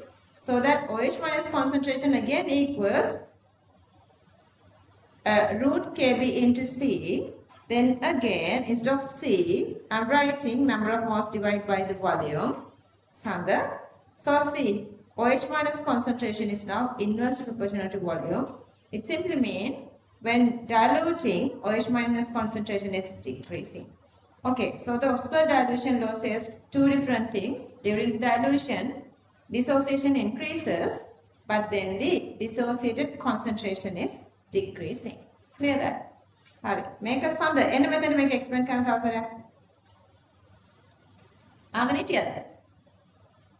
Were you listening? Okay, get here and explain this. Okay, listen guys. Let's write this part, then I'll explain again. Topic, Oswald dilution law. Oswald dilution law. Why? What is it? Reminding something? Okay, that's a good trick. What is it? Oh, feeling sleepy? Come on. Class ends at 4. Seriously. Oswald dilution law. Let's write. This gives the relationship between the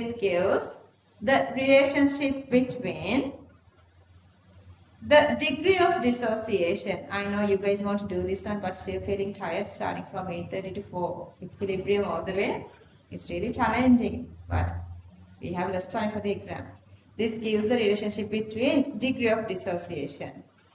Within bracket, dissociation coefficient alpha. dissociation coefficient alpha, and dissociation constant, dissociation constant, dissociation constant, because Kb equals C alpha square, C alpha square. Okay. This is applicable only for weak electrolytes. This is applicable only for weak electrolytes. This is applicable only for weak electrolytes.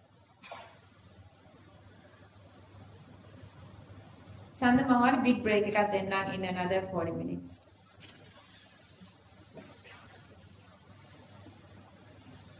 Last point. According to this law,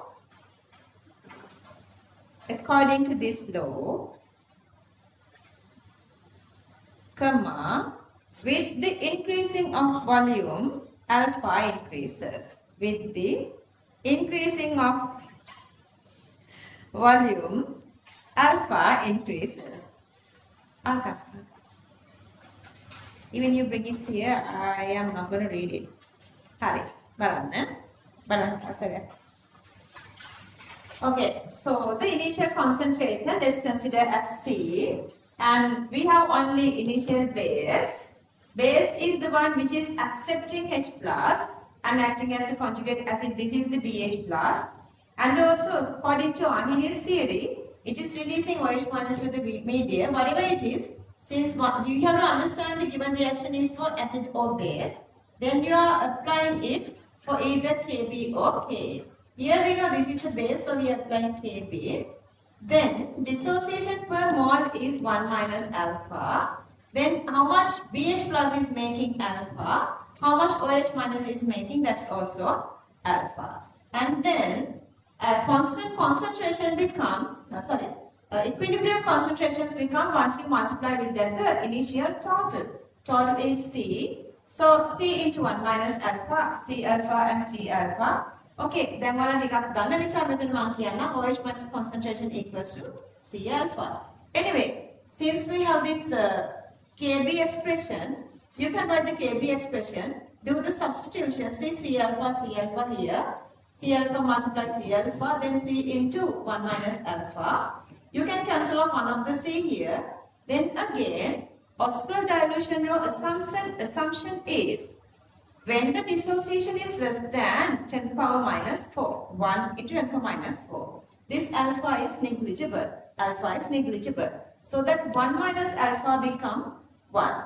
So that C to C cancelling off, 1 minus alpha become just 1. So that Kb equals to C alpha square.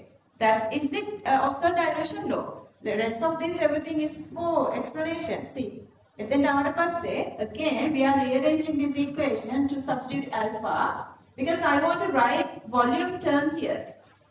So this is 1 over C. 1 over C equals V over N. If you go with that, so V comes to the top. Then alpha and V are directly proportional. When volume increasing, dissociation is increasing. And also, I've already told you guys, OH minus concentration is C alpha. This is the alpha expression. And then you have to multiply both sides by C. If you multiply both sides by C, so this side becomes C alpha, that is equals to H minus concentration. And then for simplification, instead of this C, I can write root C into root C. So that one of the root C is cancelling off with this root C. So the remaining become root C into root Kb main, root Kb into C.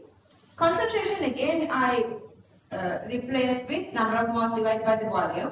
This time you guys can see volume is inversely proportional to concentration. So, in the Oswald dilution law, when you dilute any solution, dissociation increasing plus the concentration is decreasing. Are you guys okay? Alright, let's copy all this. I'll take it. You just write. Sandra, where are you anyway? Sandra, what is this? Yes, other and the because I know his handwriting. Who has written this for him?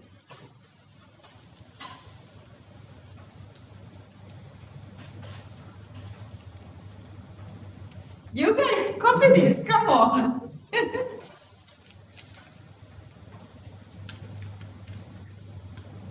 And mark basically with pH plus dilute to 100. Then the pH of the solution is.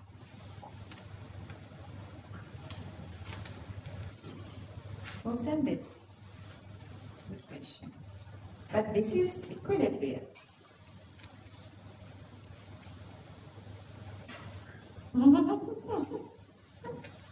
Me then copy for the level never TV. Then class එකේ ඉවර කරන වෙලාව.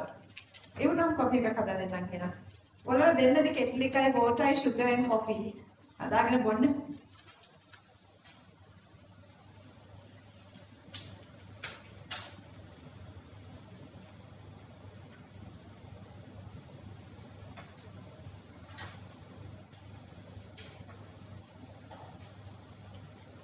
Summer, is this your handwriting? That monobasic acid pH3? Huh? Oh, can't do this.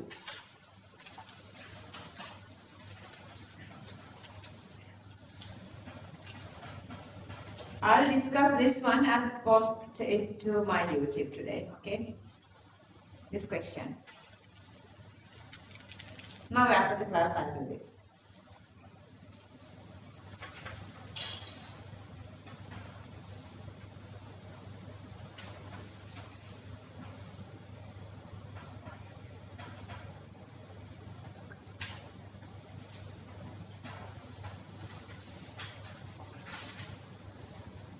Can I move on?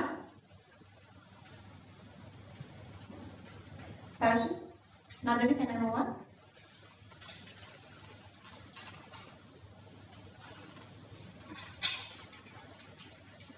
Buddhima, how are you?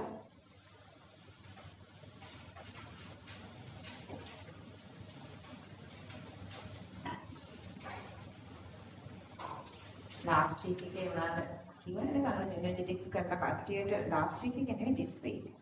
They had class like එකලම නංගිලවල්ලා මොකයි වාට වැඩි.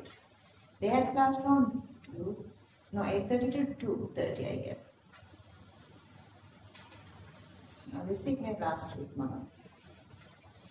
ඔන්න නරකයි. දැන් ඔයගලන්න 4 දිනකට 6 දානවා.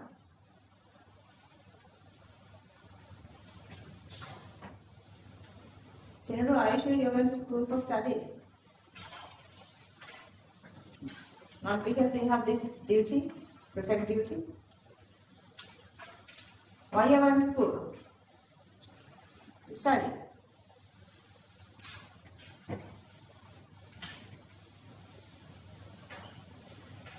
Hi, sir.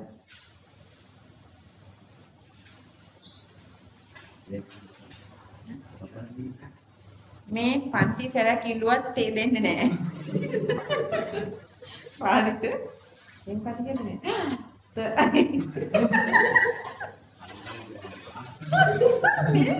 මේ තුත් පානිත පළවෙනි එකට එක්ව මොකද්ද? පරේසාරේ එවුවා මණ්ඩිලා ආන්ටි නෑ ඒකත් නෙවෙයිද? මේ රස්නෙට බොමුද තේ එකක් කට්ටියට නිදි මතයි වගේ. මණ්ඩිලා ආන්ටි අපිට ආදරෙයිද? කොෆි කීයද මන් දන්නේ වැඩි නෑ. සර් අපිට දොයි මතයි. ඒ හන්දා කොෆි එකක්. අනේ මේ පිස්සුනක ඉන්න. Nescafe එකක් ගෑනේ. ඔබම අනේ දැන් එපා. මේ තා පැය භාගයයි. ඔව්. දැන් ඉවර වෙලා තමයි දෙය දෙන්න වෙන්නේ. සර් වෙල මෙතන කිව්වලා ඒ වෙලාවත් ගත්තා. නෑ ඒ ප්‍රශ්නේදී ඔයගොල්ලෝ ඉතින් කතා කරලා බලන්න. ඔයගලන්ගේ options කියලා බලන්න. මෙහෙමයි අපිට වෙන්න ඕනේ කියලා.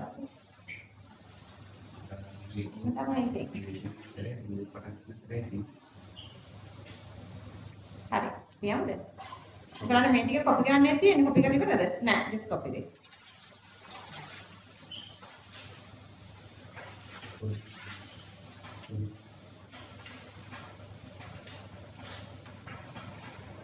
Finish.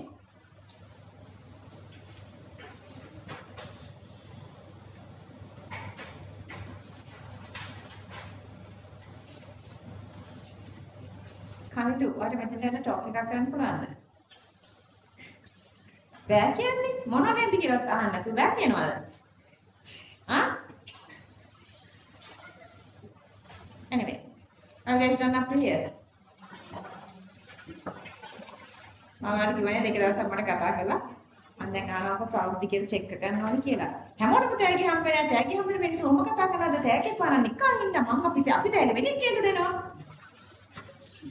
මේ හදිසි පොල් එකක් මට කියන්න ඔබතුමී දැන් ඉන්නේ තැන කොතනද කියලා ඔබතුමීට ළඟම බැංකු ශාඛාව මොකක්ද කියලා අන්නකලේ බැංකු ශාඛාවට ගිහලා ඔයාලට 5000ක් තැන්පත් කරන්න ඒක තමයි ඔබතුමීට ඒ තෑගි ටික හම්බෙන්නේ කියලා මට සිංගර් එකේ ටීවී එකයි වොෂින් මැෂින් එකයි යුනෝ ටික මට ඩ්‍රෝ වෙලා ආලු ඒ ටික ගන්න කියලා 5000ක් දාන්න ඊට පස්සේ මට මේ මිනිස්සු බැනගෙන කියලා දැන් මං කිව්වා ඉතින් ප්‍රවෘත්ති කියලා දැන් නෑනේ මට ඒක චෙක් කරගන්න ඕනේ කියලා කිව්වා විතරයි බැනගෙන කියලා පොත් එක I was so confused මට හිතාගන්න බැහැ මොකක්ද උනේ කියලා. ඒ නිසා මිනිස්සු ඔයාලගේ පුංචි වයසට අහු වෙන්න එපා ඔයගේ දේවල් වලට. Okay, copy this. Honey, you couldn't write. You finished. Honey, ඉතන මොකද්ද මේ කීප කතා කරන්නේ මොකද්ද?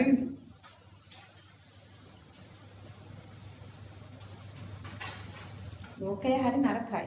මුලම් පරිස්සමින් ජීවත් වෙන්න. ගුණ ධර්ම වගා කරගෙන ගුණවන්ත වෙලා නේද? ලෝකය හරි නරකයි.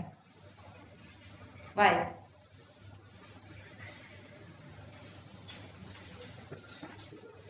Regeneration හරි නරකයි කියනවනේ Gen Z. ඔයගොල්ලෝ Gen Z නේ. ඔයගොල්ලෝ හරි නරක generation එකක්. ඒතර ඔයගොල්ලන්ගේ future generation එකේ තන ඔයගොල්ලන්ගේ ළමයි ඔච්චර නරක වෙයි.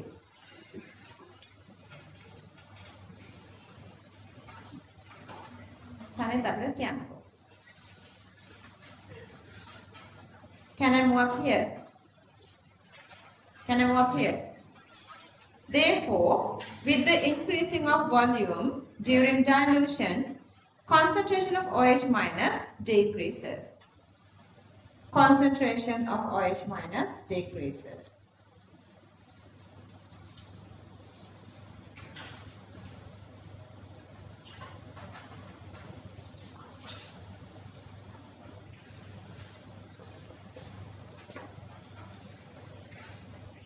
Okay. Complicated equilibrium start වෙනවා නම් ඔන්න මේ point එක තමයි complicate වෙන point එක. හරි. But මේ equation එක complicate නැහැ. දැන් කරපු එක calculation එකක් complicate නැහැ. You guys can understand very easily. But මෙතනින් පටන් අරගෙන ඉස්සරහට යද්දී ඔයගොල්ලෝ back and forth ආයයි ගොඩක් යනවා. මොකද මට මේක ඔයගලන්ට හොඳට memory කරන්න ඕනේ නිසා. Okay. Okay, listen everybody. The question, concentrate. Find out the OH minus in concentration in 0.125 m. Let's say this is not ammonia. Let's say this is sodium hydroxide. How would you do then if this is sodium hydroxide? Okay, find out OH minus concentration in 0.125 m sodium hydroxide solution. How would you do that? What is the answer? Same. Strong base. OH minus total equals to the sodium hydroxide concentration. So the concentration is 0.125. That is we learned so far. But here is we are talking about this weakly dissociating compounds. That is a base of equilibrium. And then they are only given this concentration plus this is one of the data. They were asking exactly this kind of questions for 2024 paper, this very recent paper.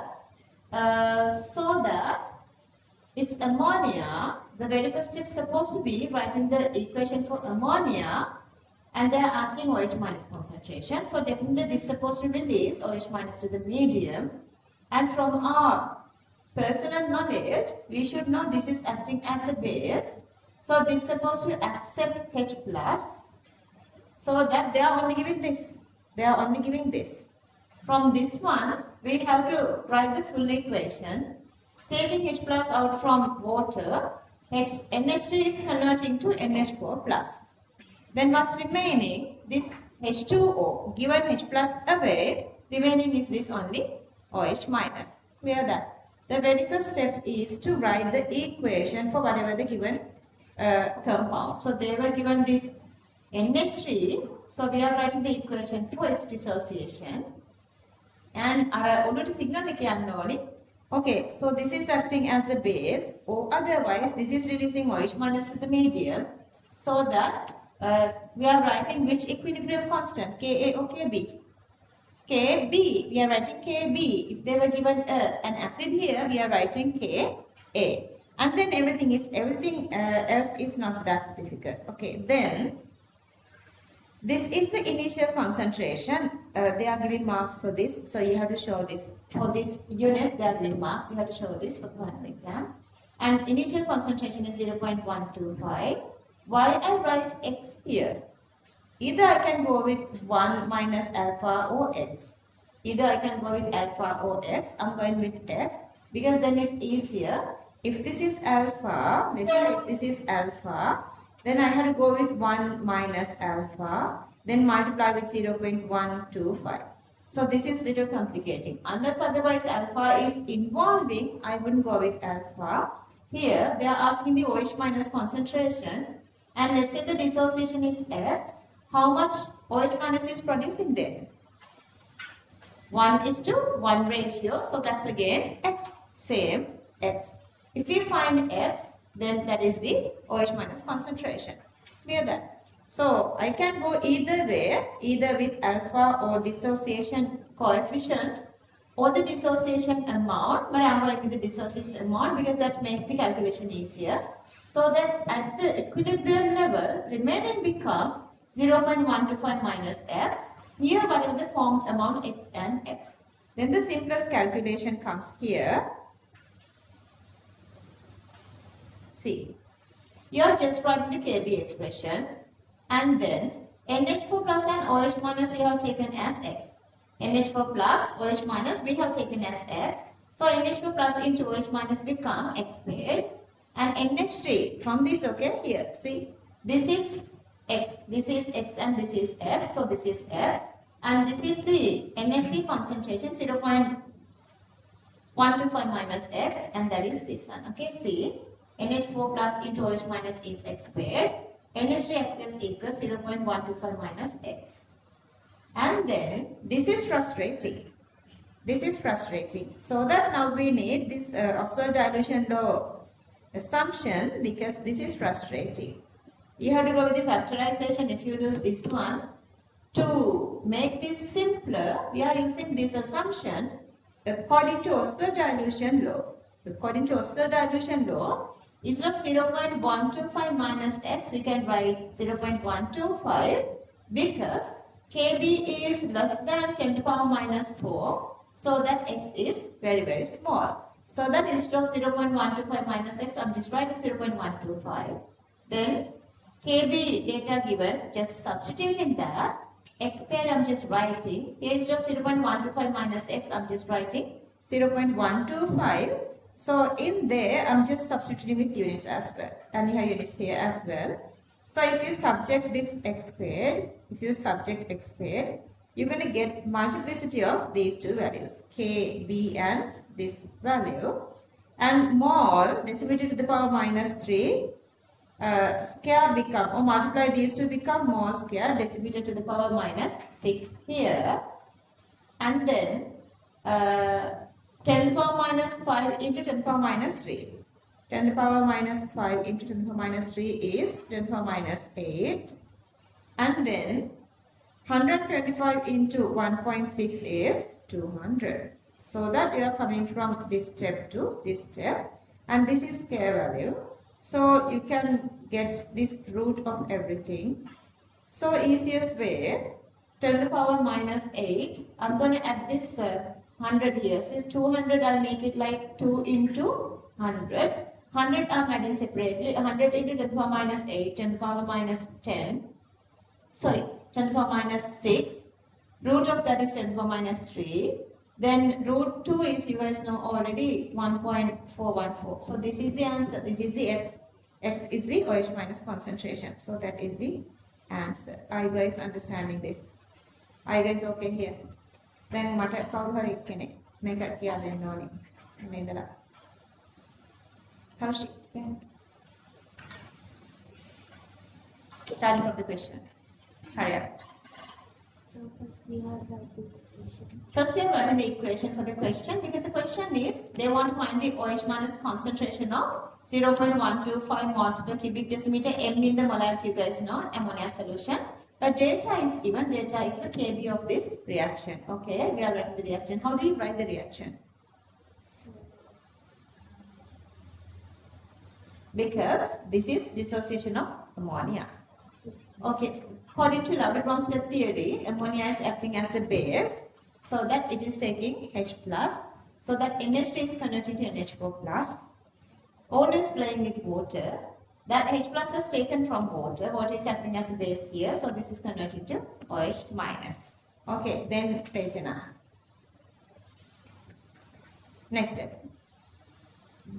then we have to find the Then I'm writing first, before find anything, I'm writing the data, that is the initial concentration of ammonia, that is 0.125 ampicillin.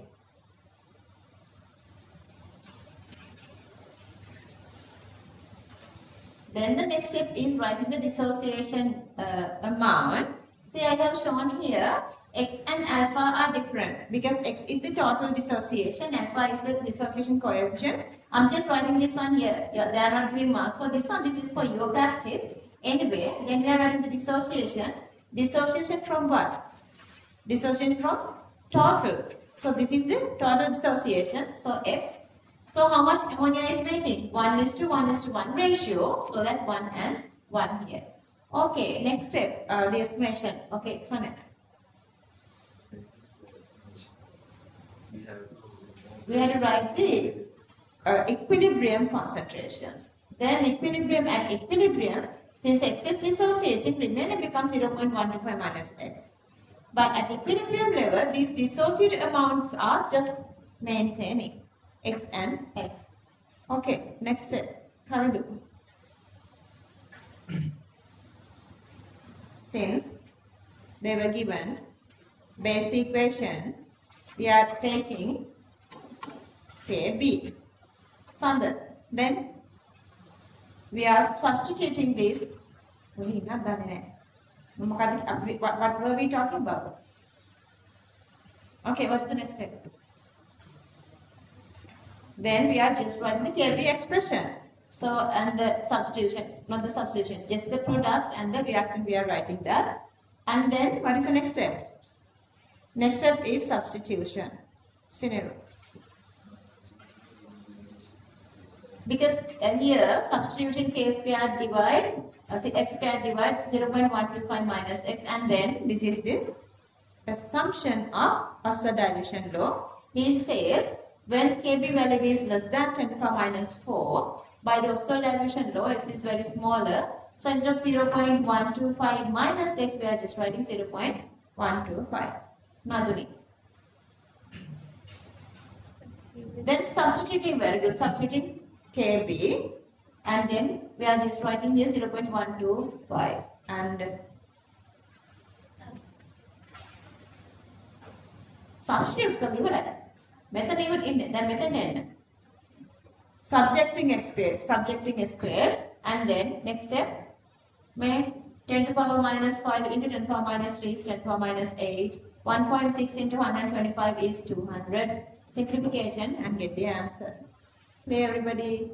Okay. Make it a balance to lian pulan ne dwara. Okay. Stop this.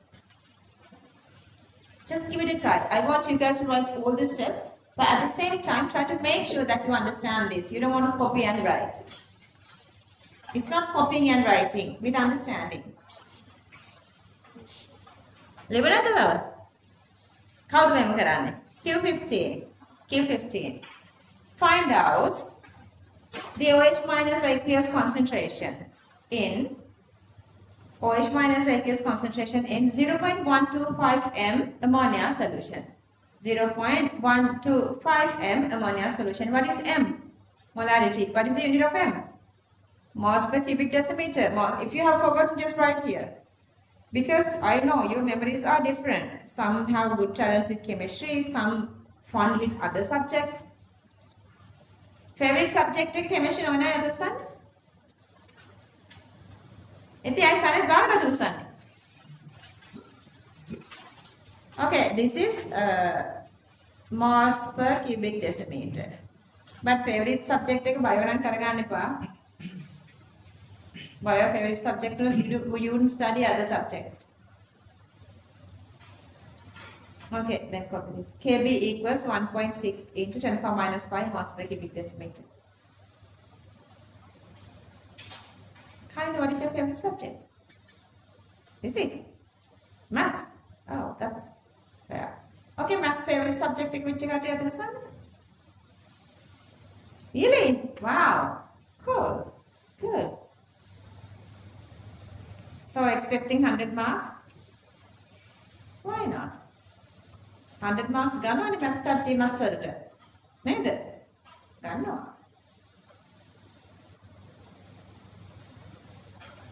maths paper එක ලේසියිද? හම්බුනේ නැද්ද කවුරු කතා කරන්නේ? Structure is difficult. Really? දැන් දෙකම ඉවරද? bio ඉවර තිබුණා නේද? කවද physics? මම දැන් ටිකක් එච්චර එක follow කරනවා අඩුයි because it's really frustrating. Once you're done. Sometimes even the chemistry paper I read like after a couple of weeks maybe.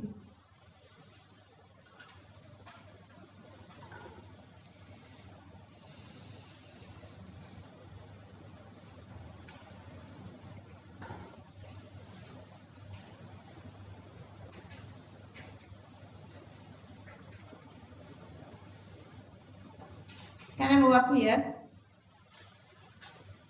Can I move up here? Yes or no?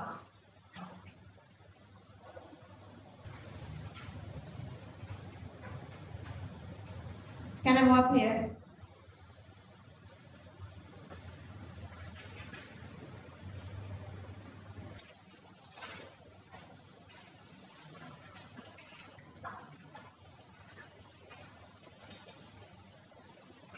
Finished?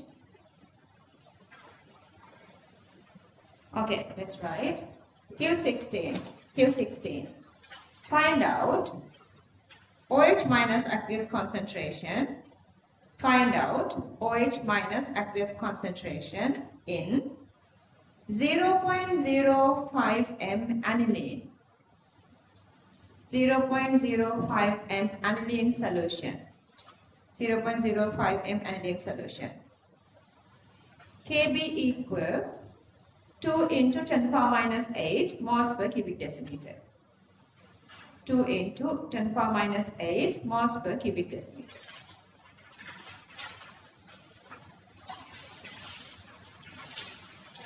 Log page is with you. Get the answer.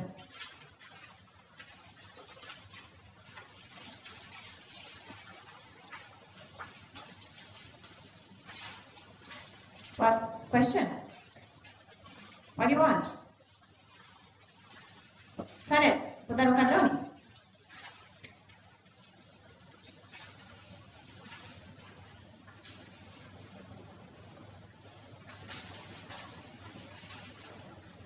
Concentrate well. Face this challenge. Do this. You forgot what is aniline? Seriously. No support. No support. You guys can discuss. With friends, you guys can discuss.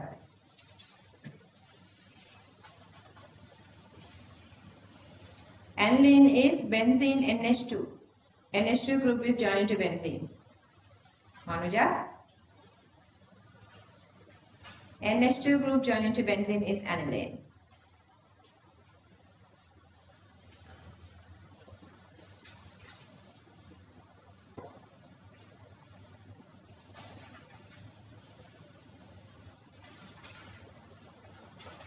This is an day.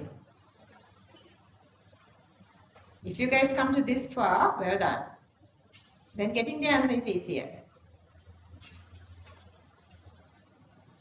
Into 10 to the power minus 5. Yes. Yeah, well done. Well done. Yes. Good. Good.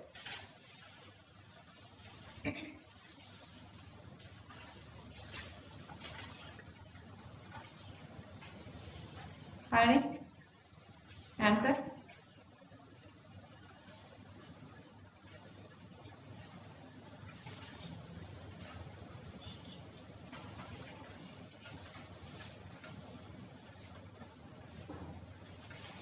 Then මට පේන මම දකින something little that I see, I'm just saying that Sahanta and Kavita works really together really nicely, and Kavita is giving a big push to Sahanta. එහෙම තව කට්ටිය යාළුවෝ එකතු වෙලා වැඩ කරන්න බැරිද? That's really like something I see, that Sahanta is turning into a new leaf. And thank you, Kavita. And I want everybody to work like that.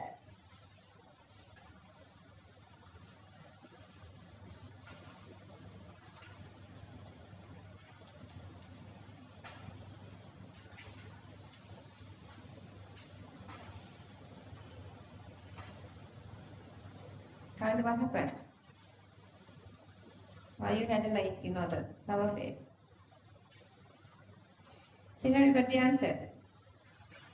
Could you get the answer?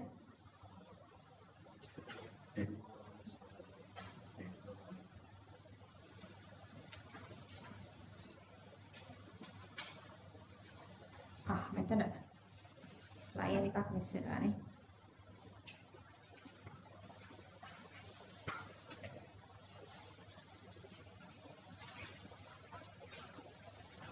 Are you okay now?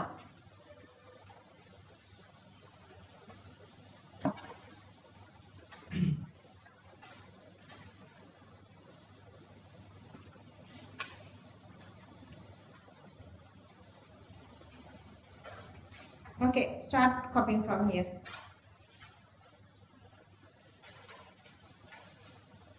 Copy the full answer, full question now. You guys are there. You guys know how to do this. But when some are doing like faster than you, just challenge them. Challenge them. Kavita, ඔයා වැඩි chemistry මොනවා යනවද? වයනවද?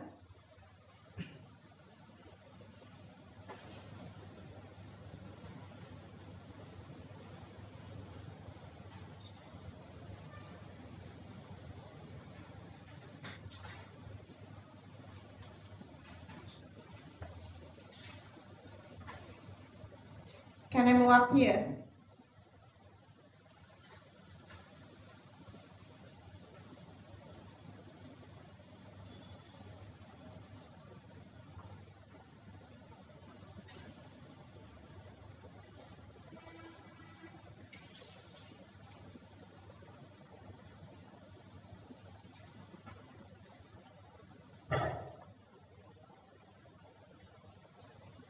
දැම්ම දෙන්න එපා, ඉන්නේ මේක ඉවරයි දැන්. දෙන්න.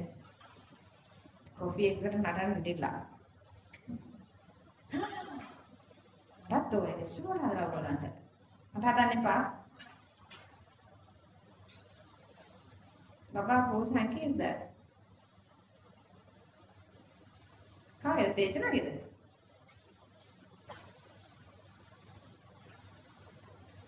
මේක boys hanky එකක් නේද? තාත්තගේද?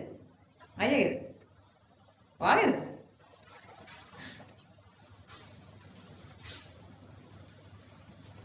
Can I move up here? Can I move up here?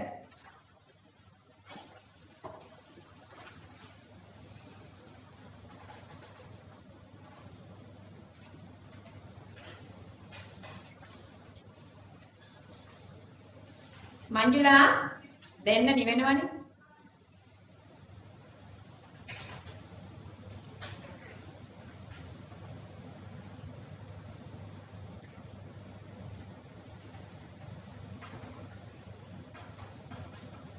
Okay. මෙතනින් අපි stop කරමු අදට.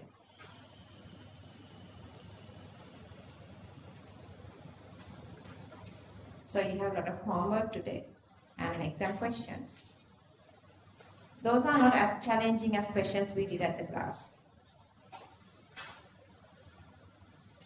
Couch ටික තව ගන්න බැරිද?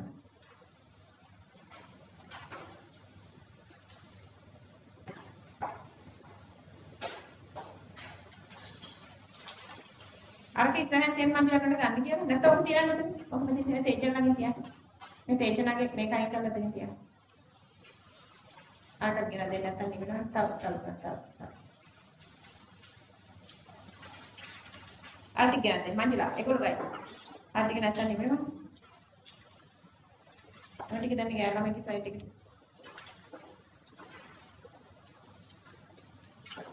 Finish. Okay, let's stop there then. I'm not going to go through revision today. We did a good amount today. Just go home and just refresh this again and try to complete all the questions. We're going to discuss all the questions I'm discussing at the class. Okay, bye. Take care then, everybody. Good night.